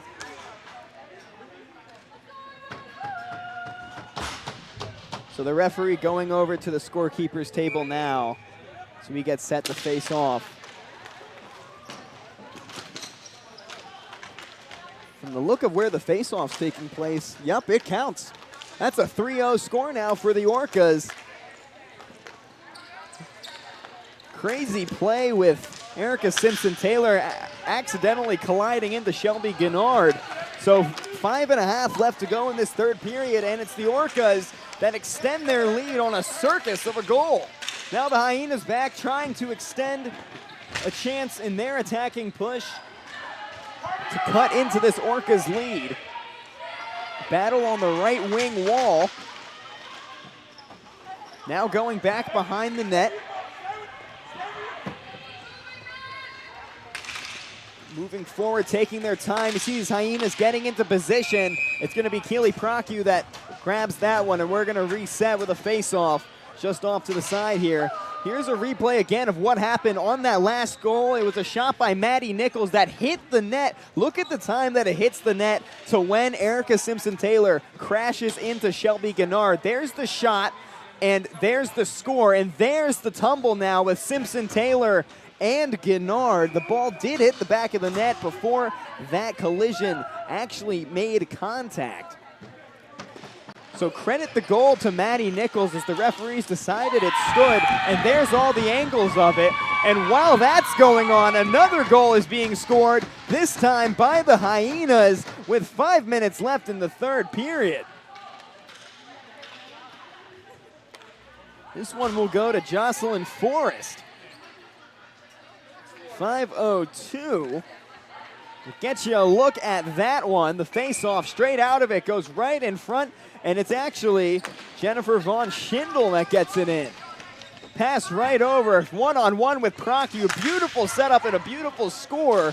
So lots of goals coming in this third period, maybe even another. This one, ball sat right there. That's Jocelyn Forrest that just missed it. And here come the Orcas in transition now.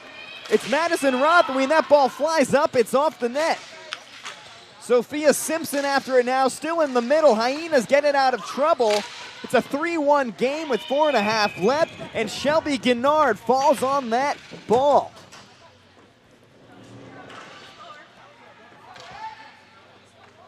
So we're gonna face off. So much happening on each end of the rink right now. 4.5 minutes, you see that once more. A great defensive effort by the Orcas and attacking efforts by the Hyenas. All just battling it out with one another.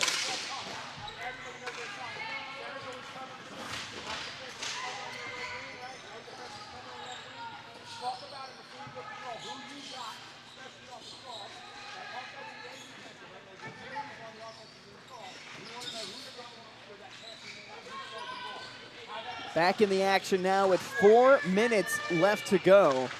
Head coach Paul Paradine coaching up his Orcas team right now. They last won in 2024. It was the Angels that won it last year. We'll see them in action with what looks like the best team in this tournament record-wise so far, the Novas, up next. So the defending champions versus today's best team by record. But the important distinction about this tournament is it's a draft system every single season. So while the Angels are defending champions, they're not the same team that they were when they won it a year ago.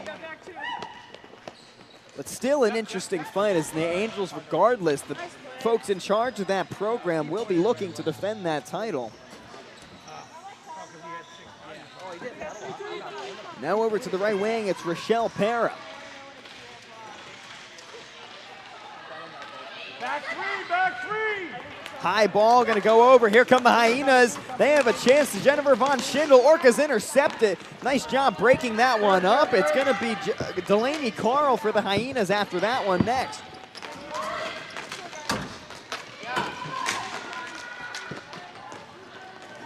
Captain up top, captain up top. Orcas win that one back again. Here's Mackenzie Martinez. And Delaney Carl. This one about to travel over. Back, Harley back, Harley back. Put center down. Now right wing fight, 2.5 left. 3-1 is your score. Here come the Hyenas streaking down. That's Erin Best giving her best. But the whistle blows and they're gonna walk it back as the Orcas make some mass substitutions, gonna switch out the players on the floor.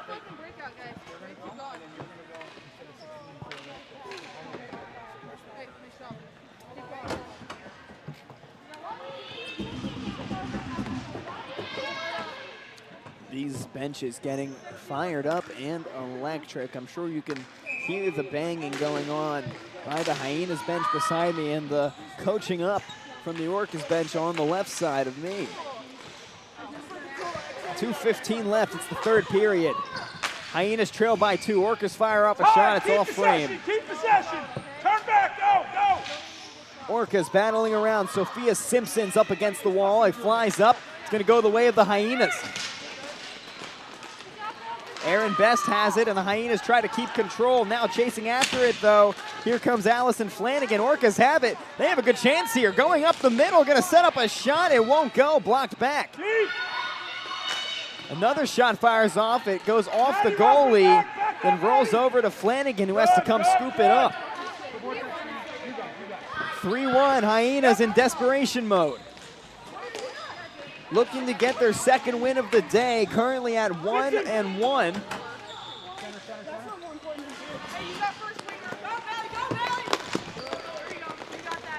Now the other way, here come the Orcas defensively.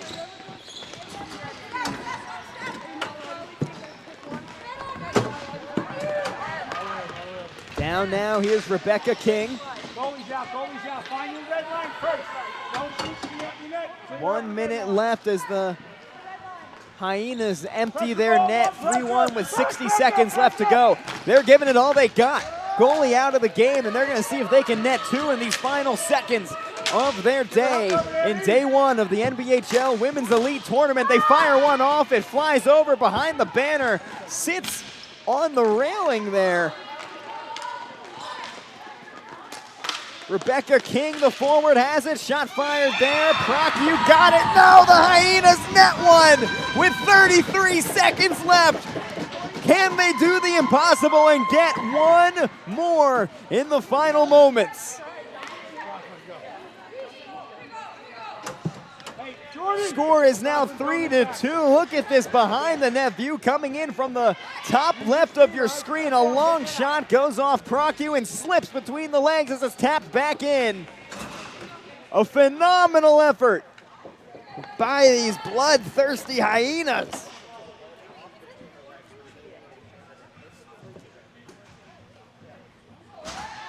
Celebrations all around, 33 seconds.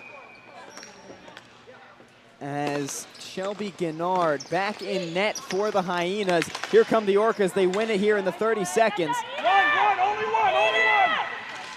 25 seconds to go. Orcas in possession. Hyenas just need one more to tie it up and send it to OT.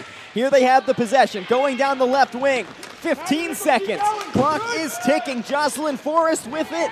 Now a pass around. Orcas swarming. 10 seconds left. Hyenas in the right spot. Just need to set something up. Pass over. Shots fired. It goes down. Tries it again. Does Procu have it? Clock expires.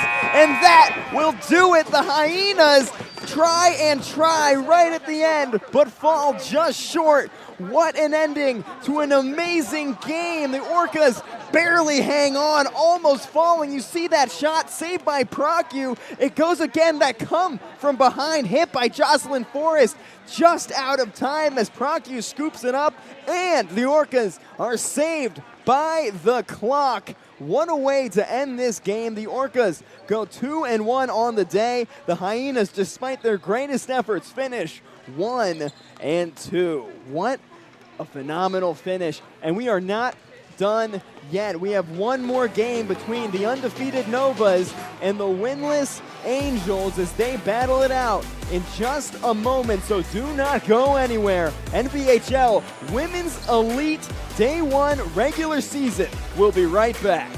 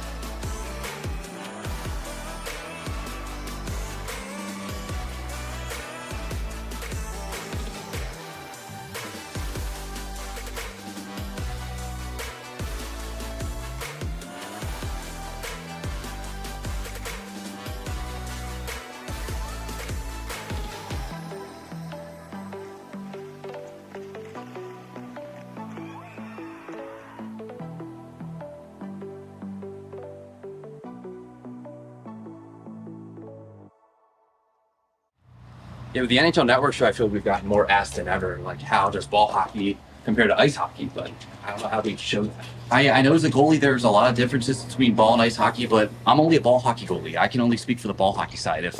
If only we had an ice hockey goalie here that could show us that side too. Yeah. I played ice hockey.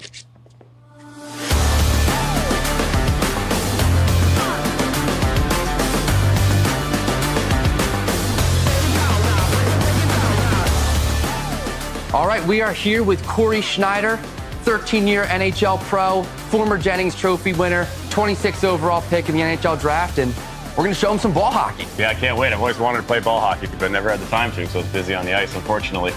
Well, we're going to start with the most important thing of being a goalie, the gear. We're going to get in the locker room and show the difference between ball hockey gear and ice hockey goalie gear. Awesome. Can't wait. Let's take a look. Let's do it.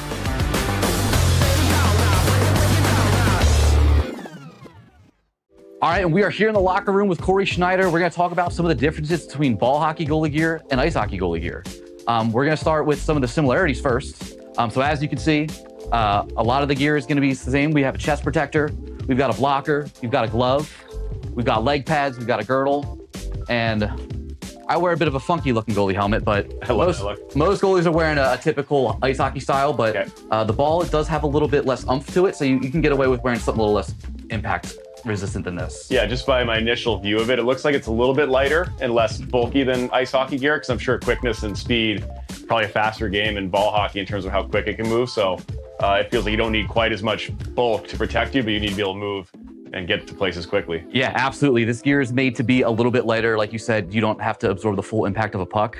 I wear mostly, this is all full custom ball hockey. Okay. Made for ball hockey, so it is lighter to give you that advantage of having a little less weight to it. Yeah. Some goalies, many goalies, will wear ice hockey gear. A lot of guys play both, so they just use the same gear. But if you want to be a little bit fancy like me, you buy the full custom ball hockey. That was going to be my question. Is it specifically made for ball hockey or is it retrofitted ice hockey gear? So it sounds like you can do both. Yeah, you can do a little bit of both. I mean, some guys go straight up on the rink with the same gear they wore at their ice game the night before. Oh, wow. But a lot of guys will retrofit some of the ice hockey stuff on there. I'm not very handy, so I buy it already pre-installed, and it works great. Yeah, I noticed even the meshing here, like in the pockets, a little bit lighter, more like a, like fishnet versus mine, which is lacing to, protect from the puck and all that. But it looks good. I mean, I like the look, the brown, the classic sort of winter classic look. And I'm noticing too, some of these little attachments here, the plastic parts here, that stuff there, is that just finger protection from the ball? It's a little protection from the ball. It's also a little bit of protection for the pad itself. So when you're going to be going down and you're making a save, this rub it up against, it's not ice. There's a little bit more friction there. Makes so sense. this helps protect your fingers a little bit. You got some padding here as well, but it's also going to protect the pad from wearing down. Okay. There's a lot more friction on a ball hockey rink than there would be on the ice. Yeah, I noticed this too here. If you were to smother a puck or a ball, you can put there, and this plastic stuff protects the leather and all the fine work they've done. And then some of the stuff that I see that you got on your side that we don't really need here, the biggest thing, the skates. This is ball hockey. We play on feet. We do not need skates. So your kit is basically good to go for ball hockey. All right. With one exception.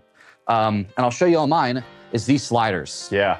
So you're not playing on ice. Right. That lateral movement's gonna be a lot more difficult because, again, there's gonna be more friction. Yeah. So a lot of ball hockey goalies will install these sliders. They are a easier surface to make contact with the floor. It's also going to be these bubbles you see, not only an easier surface, but less surface area to make contact. So you glide, not quite like ice hockey, but basically as close as you're gonna be able to get without being on the ice. Yeah, it's impossible probably to replicate ice and the frictionlessness as you mentioned, but I was wondering about that too, because I would think this leather would just stick. Yeah. You try to slide across, Yes. it's gonna Yes, catch it the edge does. and fall over. The other thing too is I have the toe laces here that I tie into my skates to keep my pad squared up, and obviously you don't have that because there are no skates. So. Well, we do actually have a little bit of that. I don't you do? do it. Okay.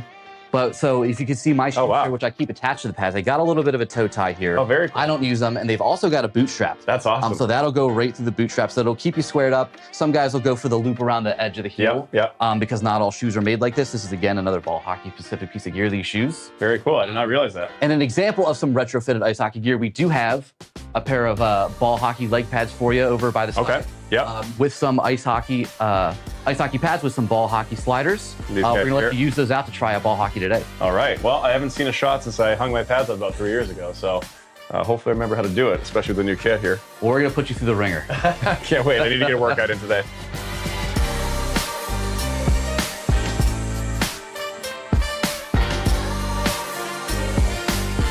Hey, Corey, just a quick waiver, just legal stuff, if you could just sign that. Is this like something gonna happen to me, or? No, just, I'm not a lawyer, but. Okay. All right. Well, this is ominous, but I'm gonna go with the flow kind of guy. Hey, nice to meet you, by the way. Nice to meet you as well. Thanks.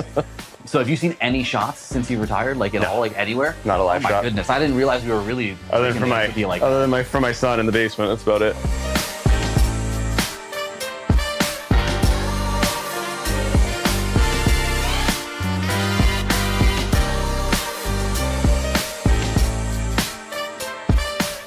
All right, let's hit the rink.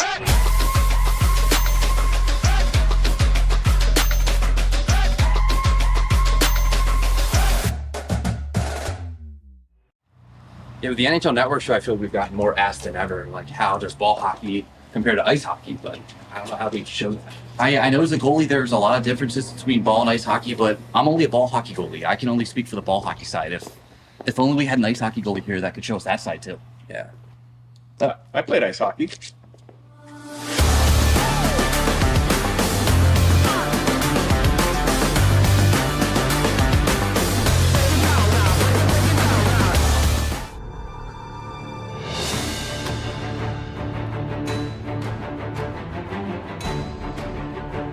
From the beginning of time, men and women have been friends, family, but yet rivals as well.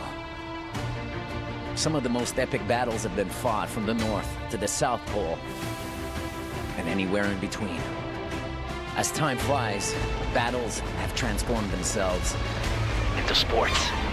Yet, the fundamentals remain the same, with lighter shields and a different type of sword. But evolution is clever. It introduces new rules but keeps one thing intact: adrenaline. So it's with honor and pride that we present to the world all of the above into one sport. Hockey ball, the game born in the North that can be played from the mountains to the ocean, and from America to Europe, all the way to the land of the rising sun. Napper. Anyone, anywhere.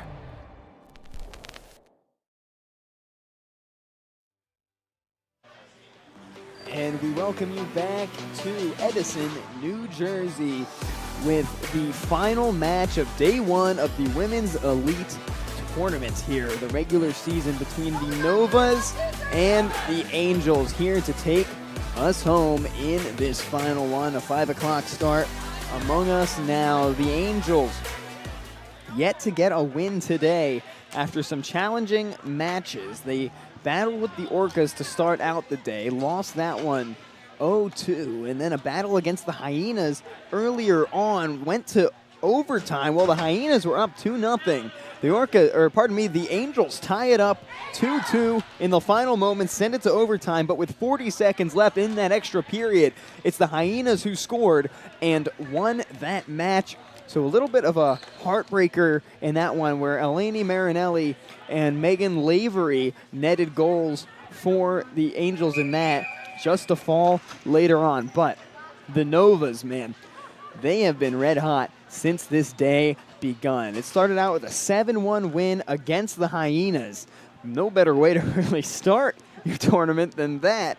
And then, of course, the Novas winning against the Orcas in that last game. It was a 3-0 win, or in the last time they played, I should say. It was two goals by Chelsea Monahan and one by Emma Seitz. Emma Seitz also up to 4 assists on the day now, so she's been all over the place. 5 total points for her. And this game yet to be played. That's 5 points in 2 games. But we're off here in the final action of the day. We'll be back with more action tomorrow, so be sure to tune in right here on the live stream for day 2 of this first weekend. The Angels and the Orcas. The Angels, the 2025 champions of Women's Elite, although with a different team, as teams are redrafted every year.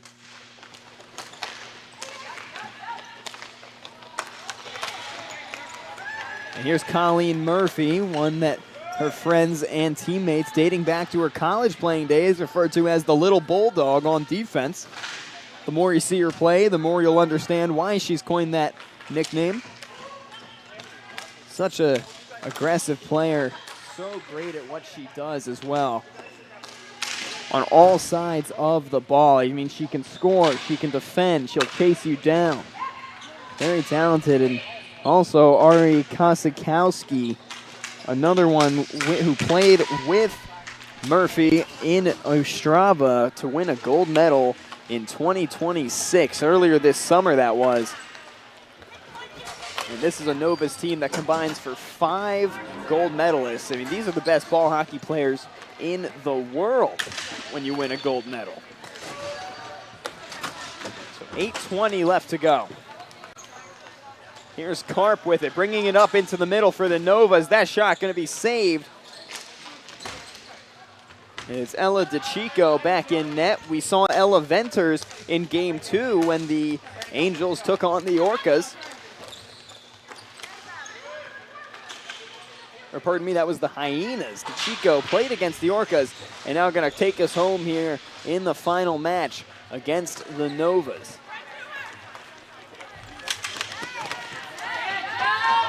Persiano with it now, taking it into the middle, going to go to the right side. Melissa Karp comes flying in. And now over back into the middle, the right side. Here's Melissa Karp once again.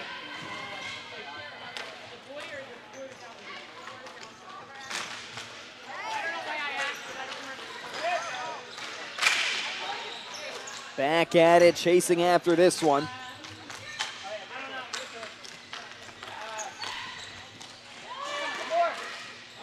This ball gonna go flying out and over to the right corner now. 7 minutes and 9 seconds left.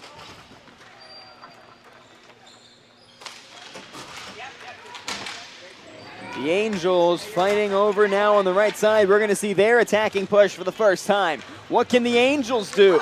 Moving over to the left now, it's the Novas in coverage. It's number 14, Jasmine Martinez, the forward, as this ball flies out and will go into the bench. And some substitutions now coming on and off for the Novas.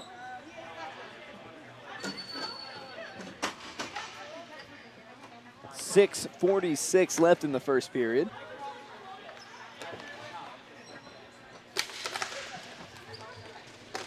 Now going over, it's Emily Burkett as the Novas take it down the left wing. Angels reacting in defense. Now back over, long shot there, won't go.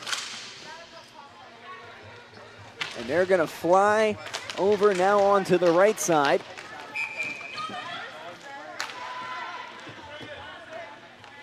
Play's gonna slow down for a moment here as the Novas seem to be taking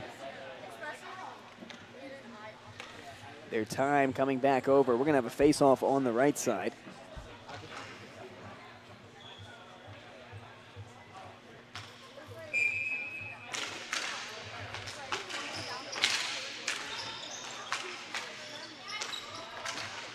Back on the far wing, left side. Looks like the Novas come away with it. No, it's the Angels.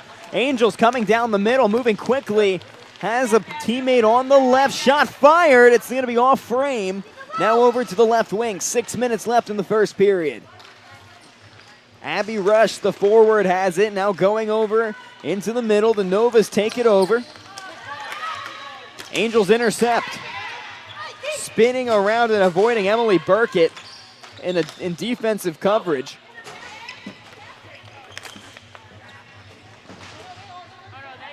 As Abby Rush chases after that one for the Novas, it goes over to Kim Tiberi. And Amy Coates coming in as well, fighting against the Angels, trying to win that ball back. Flies left, and it's going to be the Novas getting it back. It's Coates who wins it, and now a battle in the left corner as well.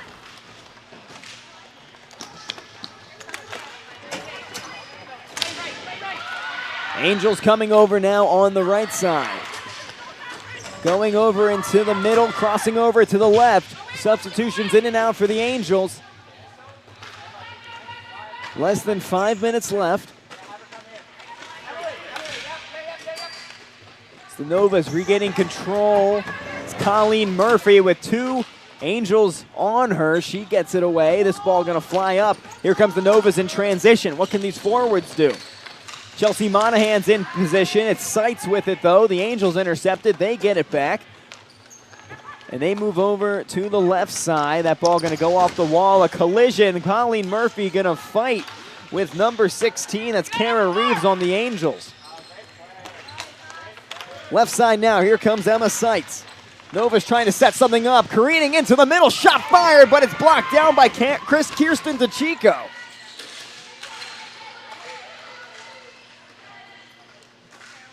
Nova's going to try it out again, but that pass from Seitz off target misses Monahan. Colleen Murphy now forced to defend as the Angels try to set up an attack. That ball off target as Alyssa Avant checks in.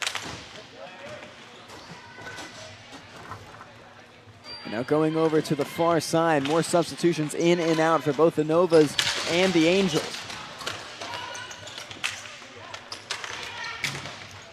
3 minutes and 37 seconds left between these two sides.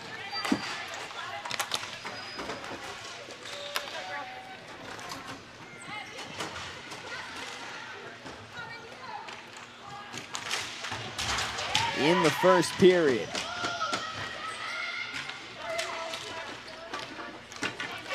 Angels now trying to out a shot of their own. Doesn't go, comes right back. It's Emma Seitz who has it now. Chelsea Monahan in position, has a chance to let off a shot here. It doesn't go. A good effort by Kirsten DeChico. Sight still chasing after it, going for the rebound. This ball back into the middle of the floor. Novas are going to gain control here. It was a nice move by Persiano to keep it in play. Here come the Angels now. They get it back. It goes over to LeQueer. And Persiano gets a long one, flies over to DeChico. Angels are going to have a chance to set this one up. No, the Novas intercept it. This could go. Shot fired. It's off frame. Goes to the right side. And it's a spar forward on the right. Novas come away with it. Gets it into the middle. The Angels grab it. Now Abby Rush puts it back into play.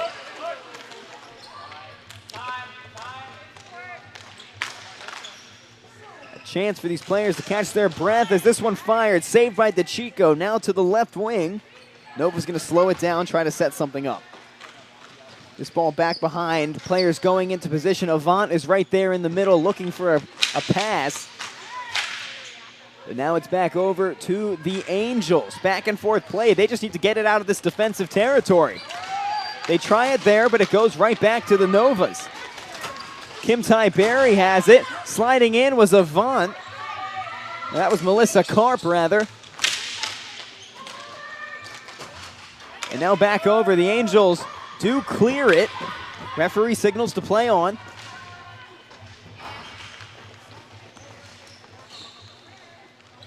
With 1:30 left in the first period of the final game of action.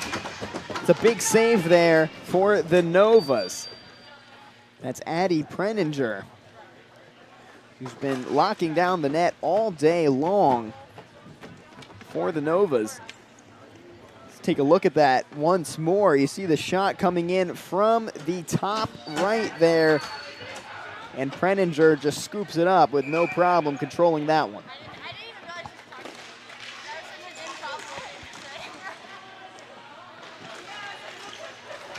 Minute 23 left in the first period. Novas are going to restart the action. Good defensive effort by the Angels, but the Novas back into it. A collision right in the broadcast booth here. Very immersive for this game. Now I know I'm sitting behind glass because that hockey stick didn't come through Simon and I.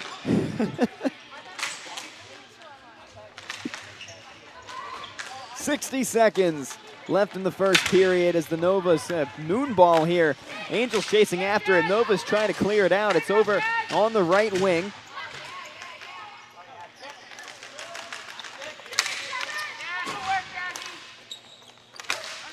Reeves fires that one away. This one testing Preninger.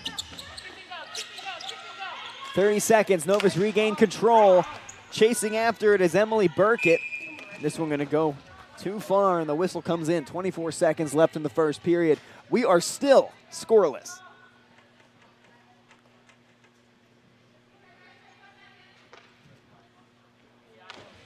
Face-off going to take place in front of Addie Preninger. Tier 2 player in the Pittsburgh division for the NBHL. There it goes.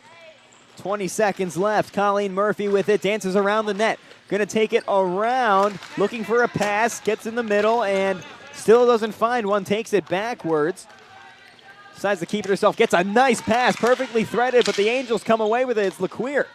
Novas try to get it back. 5 seconds for them to send something away. They could, going up the left wing, and they'll just let the clock expire. So a scoreless first period in the final game of the day. Novas and Angels battling it out with 2 periods left to go. We'll be right back on the other side of this one. What is it? My new boyfriend.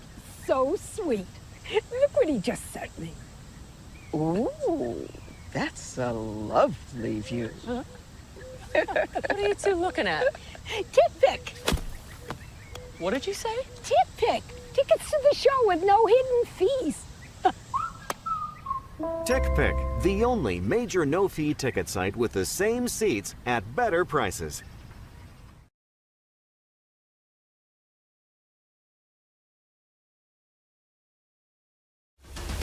I love being a part of it because I am a player, I'm a coach, I'm a referee. Ball hockey is so much more accessible to the average person if you've never played hockey before. People look at it and like, oh, you just play it's for hockey player, play the feet. It doesn't take skill to play. It takes skill to play. We get excited, people get happy, there's fight, there's everything in it. It's different. It's fun. Fast-paced. Electric. I mean, anyone can play.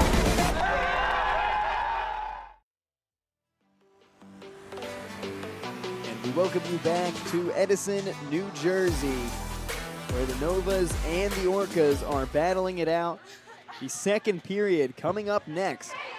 Scoreless through the first one, but a lot of attacking chances on both sides. And we will see what's to come in the rest of this game. Just 20 minutes left as we get ready for the next face-off. The Novas have been so much fun to watch today. I mean, they've shown what they're capable of. And how about the day that Emma Seitz is having? 5 total points in just 2 games. She's yet to score in this one or get an assist for that matter, but she's been very close to do it, setting up multiple attacking chances and opportunities. Well, 9 minutes and 40 seconds left.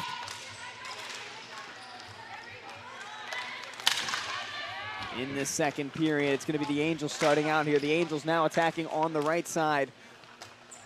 And the Novas will be attacking on the left, as is Emma Seitz right now. With the possession. Nice pass over to intended for Chelsea Monahan, but just didn't get there in time. A little bit fast. Good idea.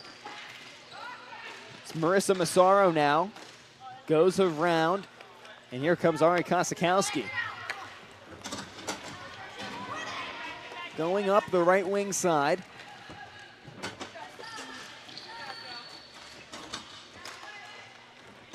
Less than 9 minutes left to tick away.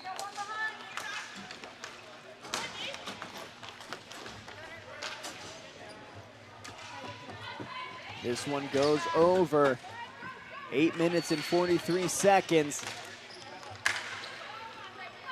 Angels take it.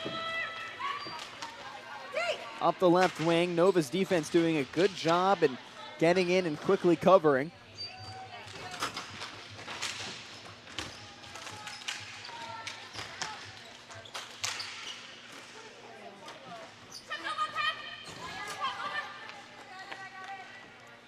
It's Kate Gardner for the Angels that scooped up that one there. Lots of substitutions in and out for the Angels.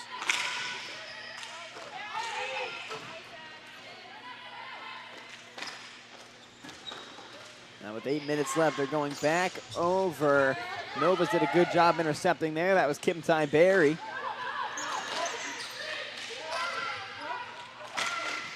This ball going to bounce around off the stick of Abby Rush. She also had 2 assists in the opener, assisted both both goals that were scored by the Novas.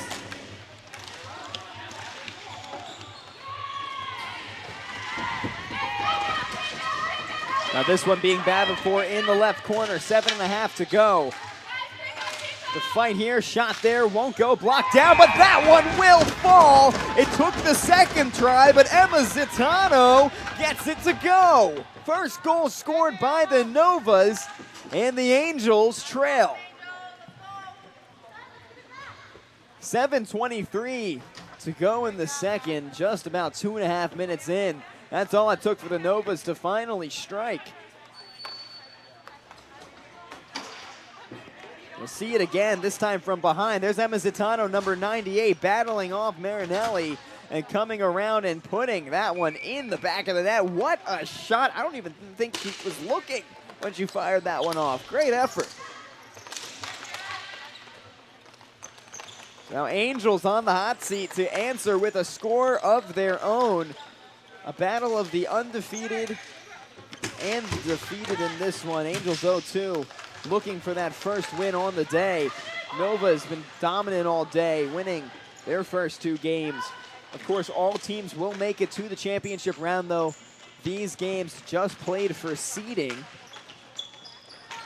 But if things stayed the way that they are right now in the standings, you'd see the first-seeded Novas play the fourth-seeded Angels, and the Orcas and the Hyenas play in the other match.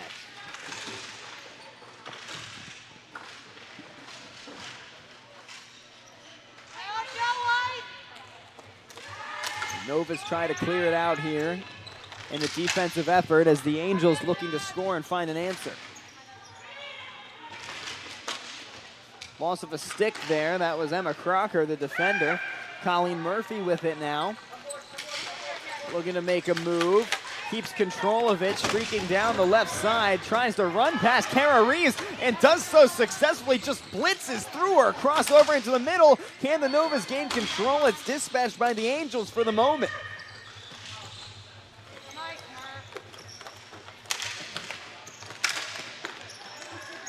Murphy takes it on the right wing. Loses her footing, but keeps the possession. Crossover into the middle, shot fired, but it's off target. Abby Rush couldn't get that one to fly. That's Jasmine Martinez. Murphy with the moves, fires one. The Angels take it. Novas try to win it back, and this one gonna go flying. And there's the whistle. Face-off coming on the left side of the rink, gonna favor the Novas, as it'll be right in front of Kirsten DeChico.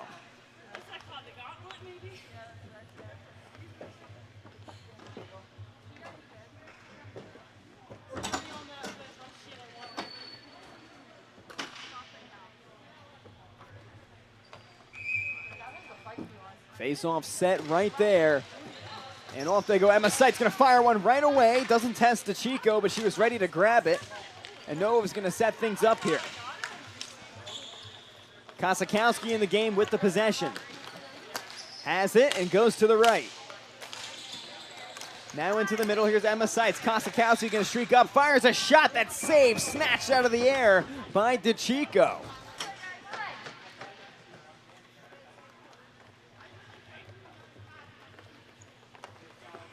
Nice save there by the Angels. You see this one more time. Kosakowski on the top right of the screen fires a missile.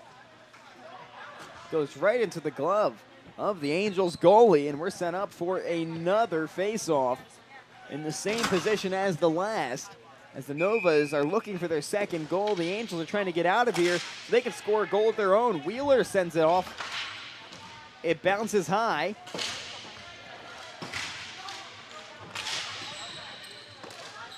And now Emma Seitz within that one. Goes near the goalie, it doesn't go. Chelsea Monahan now, that ball trending the Novas' way, and they'll take it. Now an attacking opportunity for the Novas. They set something up in the middle. Pass went too far. Intended for Erica Grivanovics.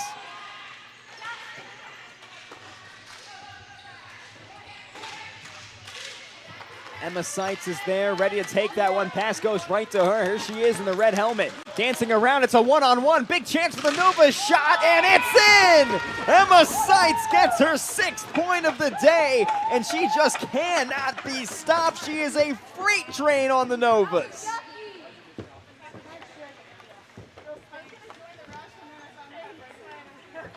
Yet another score as the Novas go up 2. And the assist and goal scoring machine, Emma Seitz, continues her dominance, just runs right up in the one-on-one practically with the goalie. Phenomenal work by number 6.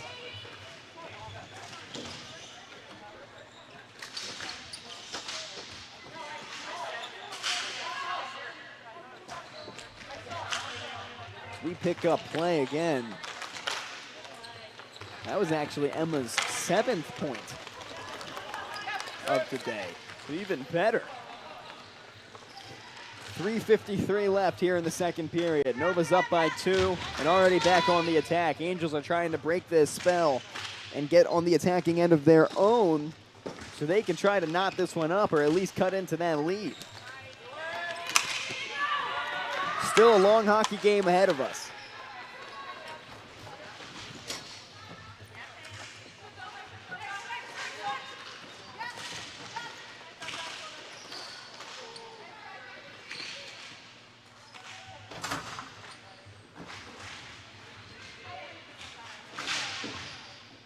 Now on the right wing, 3:15 left. Nova's regained control in this attempted Angels attack.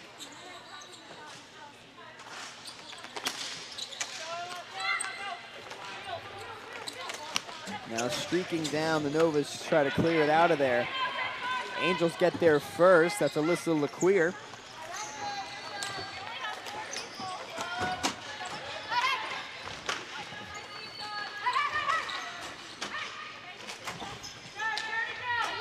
Nova's now battling after it. This one gonna go, a great pass. Do they have another one in them? Martinez fires it. It's saved by the helmet of DeChico. You saw it set there. What a fun way to save a ball if you're a goalie. And look at this. One-on-one again with Jasmine Martinez. That ball was in her face mask. You see her shake her head. Comes down and she grabs it. It's got to be one of the cooler saves that DeChico has had. Another setup here for the Novas with the Angels dispatcher right away. Here's Kat Helling, 2024 Team USA gold medalist. Novas end up taking it. That's Colleen Murphy.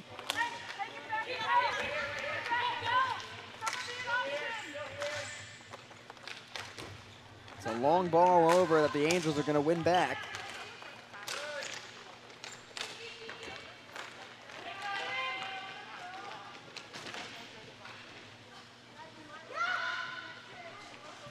Here's Kat Murphy as the Murphy sisters facing off in this one. The long-awaited day. That's Colleen and Catherine.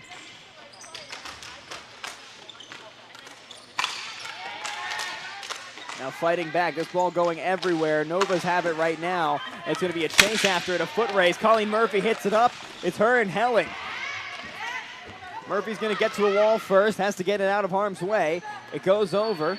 Monahan's there, but it's picked up by Emily Burkett. That ball looked like it was intended for Emma Zitano. Minute 20 left. Novas have it on the defensive side. Murphy sets up what would have been Monahan, but it's intercepted by Alyssa Avant. Now back over to the Novas. Murphy down the middle. Looking for Emma Seitz, tries to set her up just away from shooting that one. Just a second, and maybe even a half step off. Murphy fires one, it won't go, it's off frame. Left wing now, Emma Seitz. Sent away and high by Erica Grivanovics. And the Angels chase after it. Here's Alyssa Avant. 37 seconds left in this second period. It's a battle for it with an Angel and a Nova. Backup comes in. Here are the reinforcements. And it goes free, and it looks like it will be Monahan. Yep, Chelsea Monahan comes away with it, hits it up and high. Here come the Angels chasing after it. Marinelli, Massachusetts women's Tier 1 player with the Nightmares.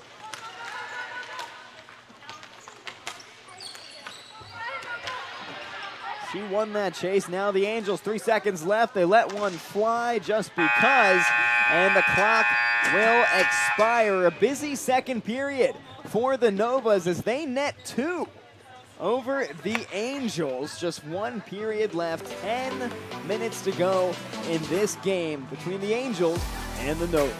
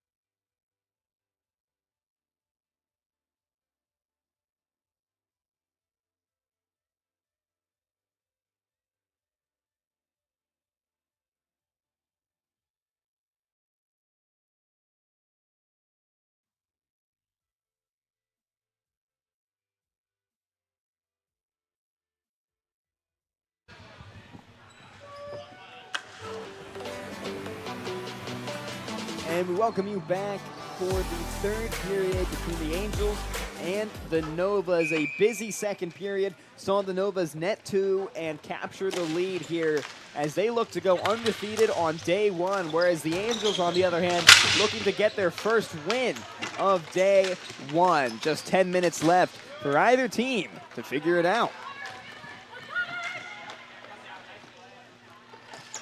We see opening play by the Novas on the defensive side. The Angels getting an opportunity to start things out in the attack, but Jasmine Martinez has other plans. She gets it over to Emma Zitano, who scored earlier on in this contest.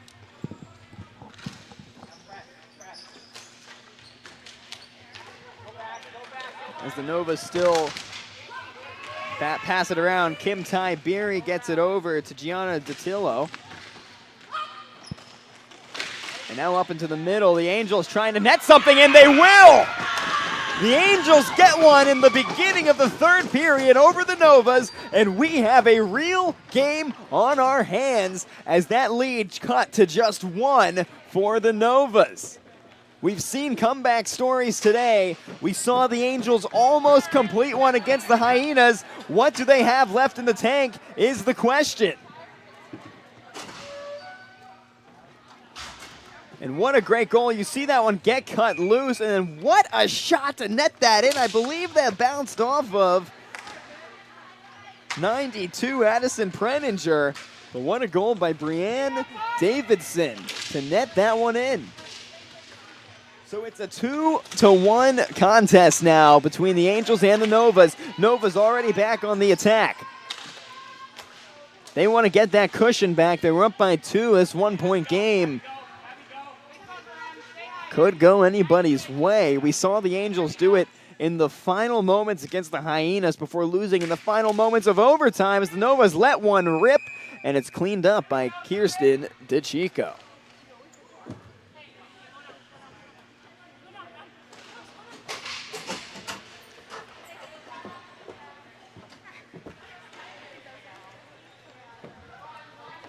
So 8.5 to go after that Angels score. Nova's shot is saved, and we see some substitutions on and off here for the Novas as we get into the face-off. It's Davidson for the Angels, and Marissa Massaro is fresh on to do it for the Novas. It will go to the way of the Angels. They have it, keeping it away from Emma Seitz, who just gets it now. Goes through the legs of Davidson. Pardon me, that's Lisa Kilroy. But now in the chase, Colleen Murphy leads the way defensively, keeping it away from her sister, Catherine Murphy. Now Whitley Nichols was in coverage trying to win that one back. This one flies out. And I believe that's my 4th souvenir ball of the day.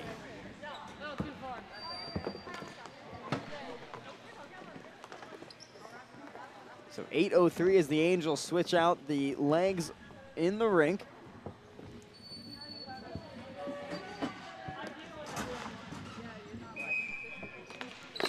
Drop ball, Massaro for the Novas, and it goes the Novas' way. Perziano gets it, who flips it over to Murphy. And now it's with Chelsea Monahan.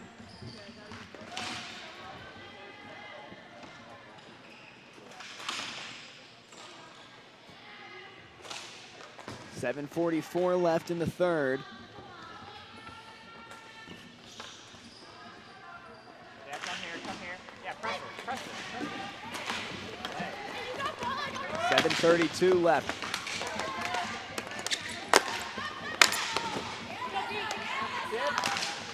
LeClaire had it, and she's knocked down.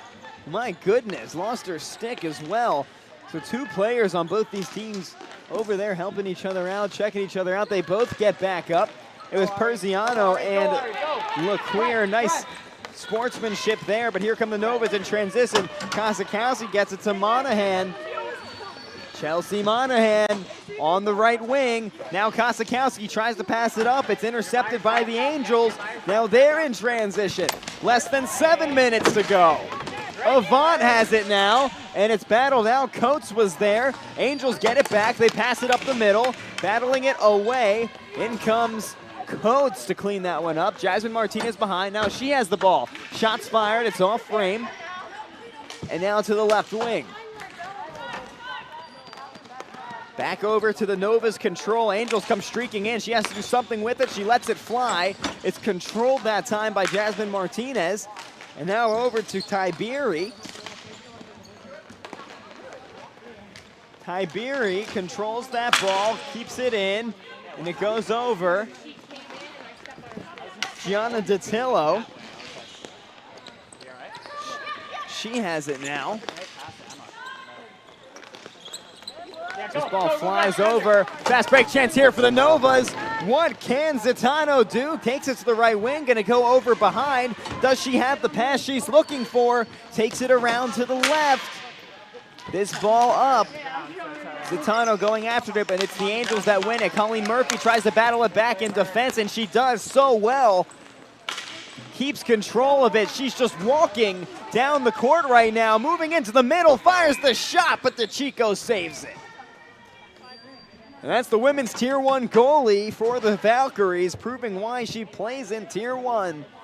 A fast ball comes right her way. And take a look at this from the start of that action. There was that shove from earlier. Although it was a mistake, as I heard on the Angels bench. Everyone was all good, but there's Colleen Murphy, who danced around some defenders to get to that position and fired that shot right into the chest of DeChico. About 5.5 minutes left. Here you go, Abby. Here you go, Abby. Go, Abby, go. Go, Abby, go. Abby Rush now. She passed it over to the left side. Nova's taking their time here. They have the lead. They don't need all that time on the clock. Now back over, chasing after that's Melissa Karp. Nova's forward, looking for that pass into the middle. Excuse me, finds one. Now back over, that one off frame.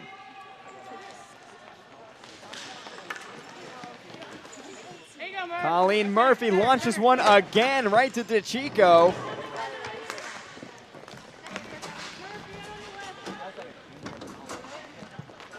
With 4.5 left to go. The Angels have it. Looking for the attack. Fires one far. It's off. It goes to the left.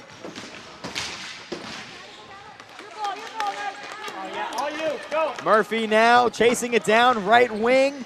Has a big chance to cross it over. Looks for the pass, but LeQueer does a great job interfering there. Now back into the middle. Massaro has it. Over to the left side. Shot fired. It's blocked right away.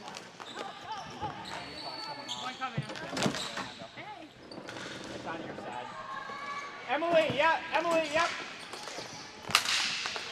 Now back over with LeQueer. Emma switch, Emma switch. That long one doesn't test. Right up, right up. Addison Brenninger too much. Kosakowski sends one over, way down into the left wing. 3:42 left in the third period.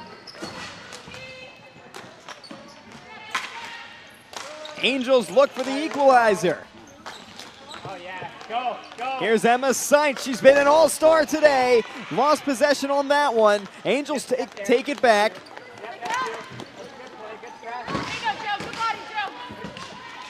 3:19 left.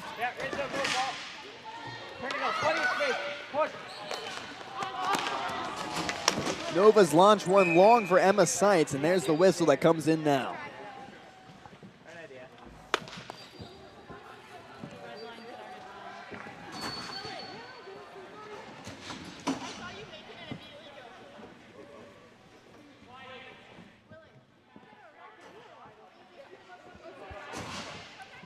Clock is stopped at 3 minutes and 9 seconds left to go.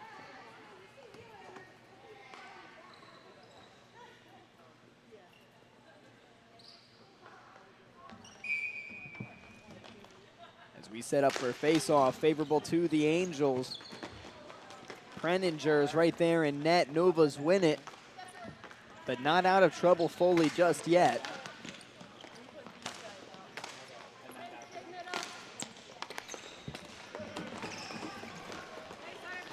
Emma Seitz now fires one. It's blocked by DeChico. She tries to get another one off.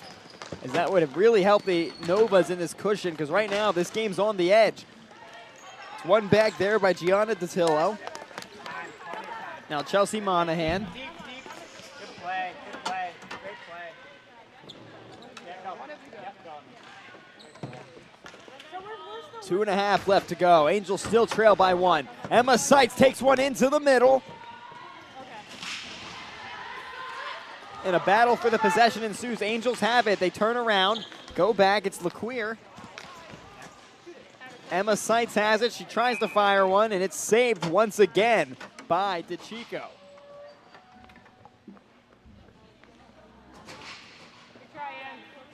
Big time efforts by this Tier 1 goalkeeper in this match. You see her behind the net there. I mean, this could be a very different game if she wasn't putting in the performance that she has. 2:05 left. Nova's still up by 1. Yep, press there. Yep, maybe I should have kept going and had a 2-on-1. Everybody from the bench is yelling, see her. I see her, but that's about it. Ball goes back. Angels and Novas fighting for it, but that clock's still ticking. The Angels can't spend too much time on moments like this. They tied it up in the final seconds against the Hyenas. I think there was 5 seconds left when they did it. As they look for one more, DeChico blocks that one from the Novas. Now Angels get it over. Murphy hits that one up, a great block. And here come the Angels.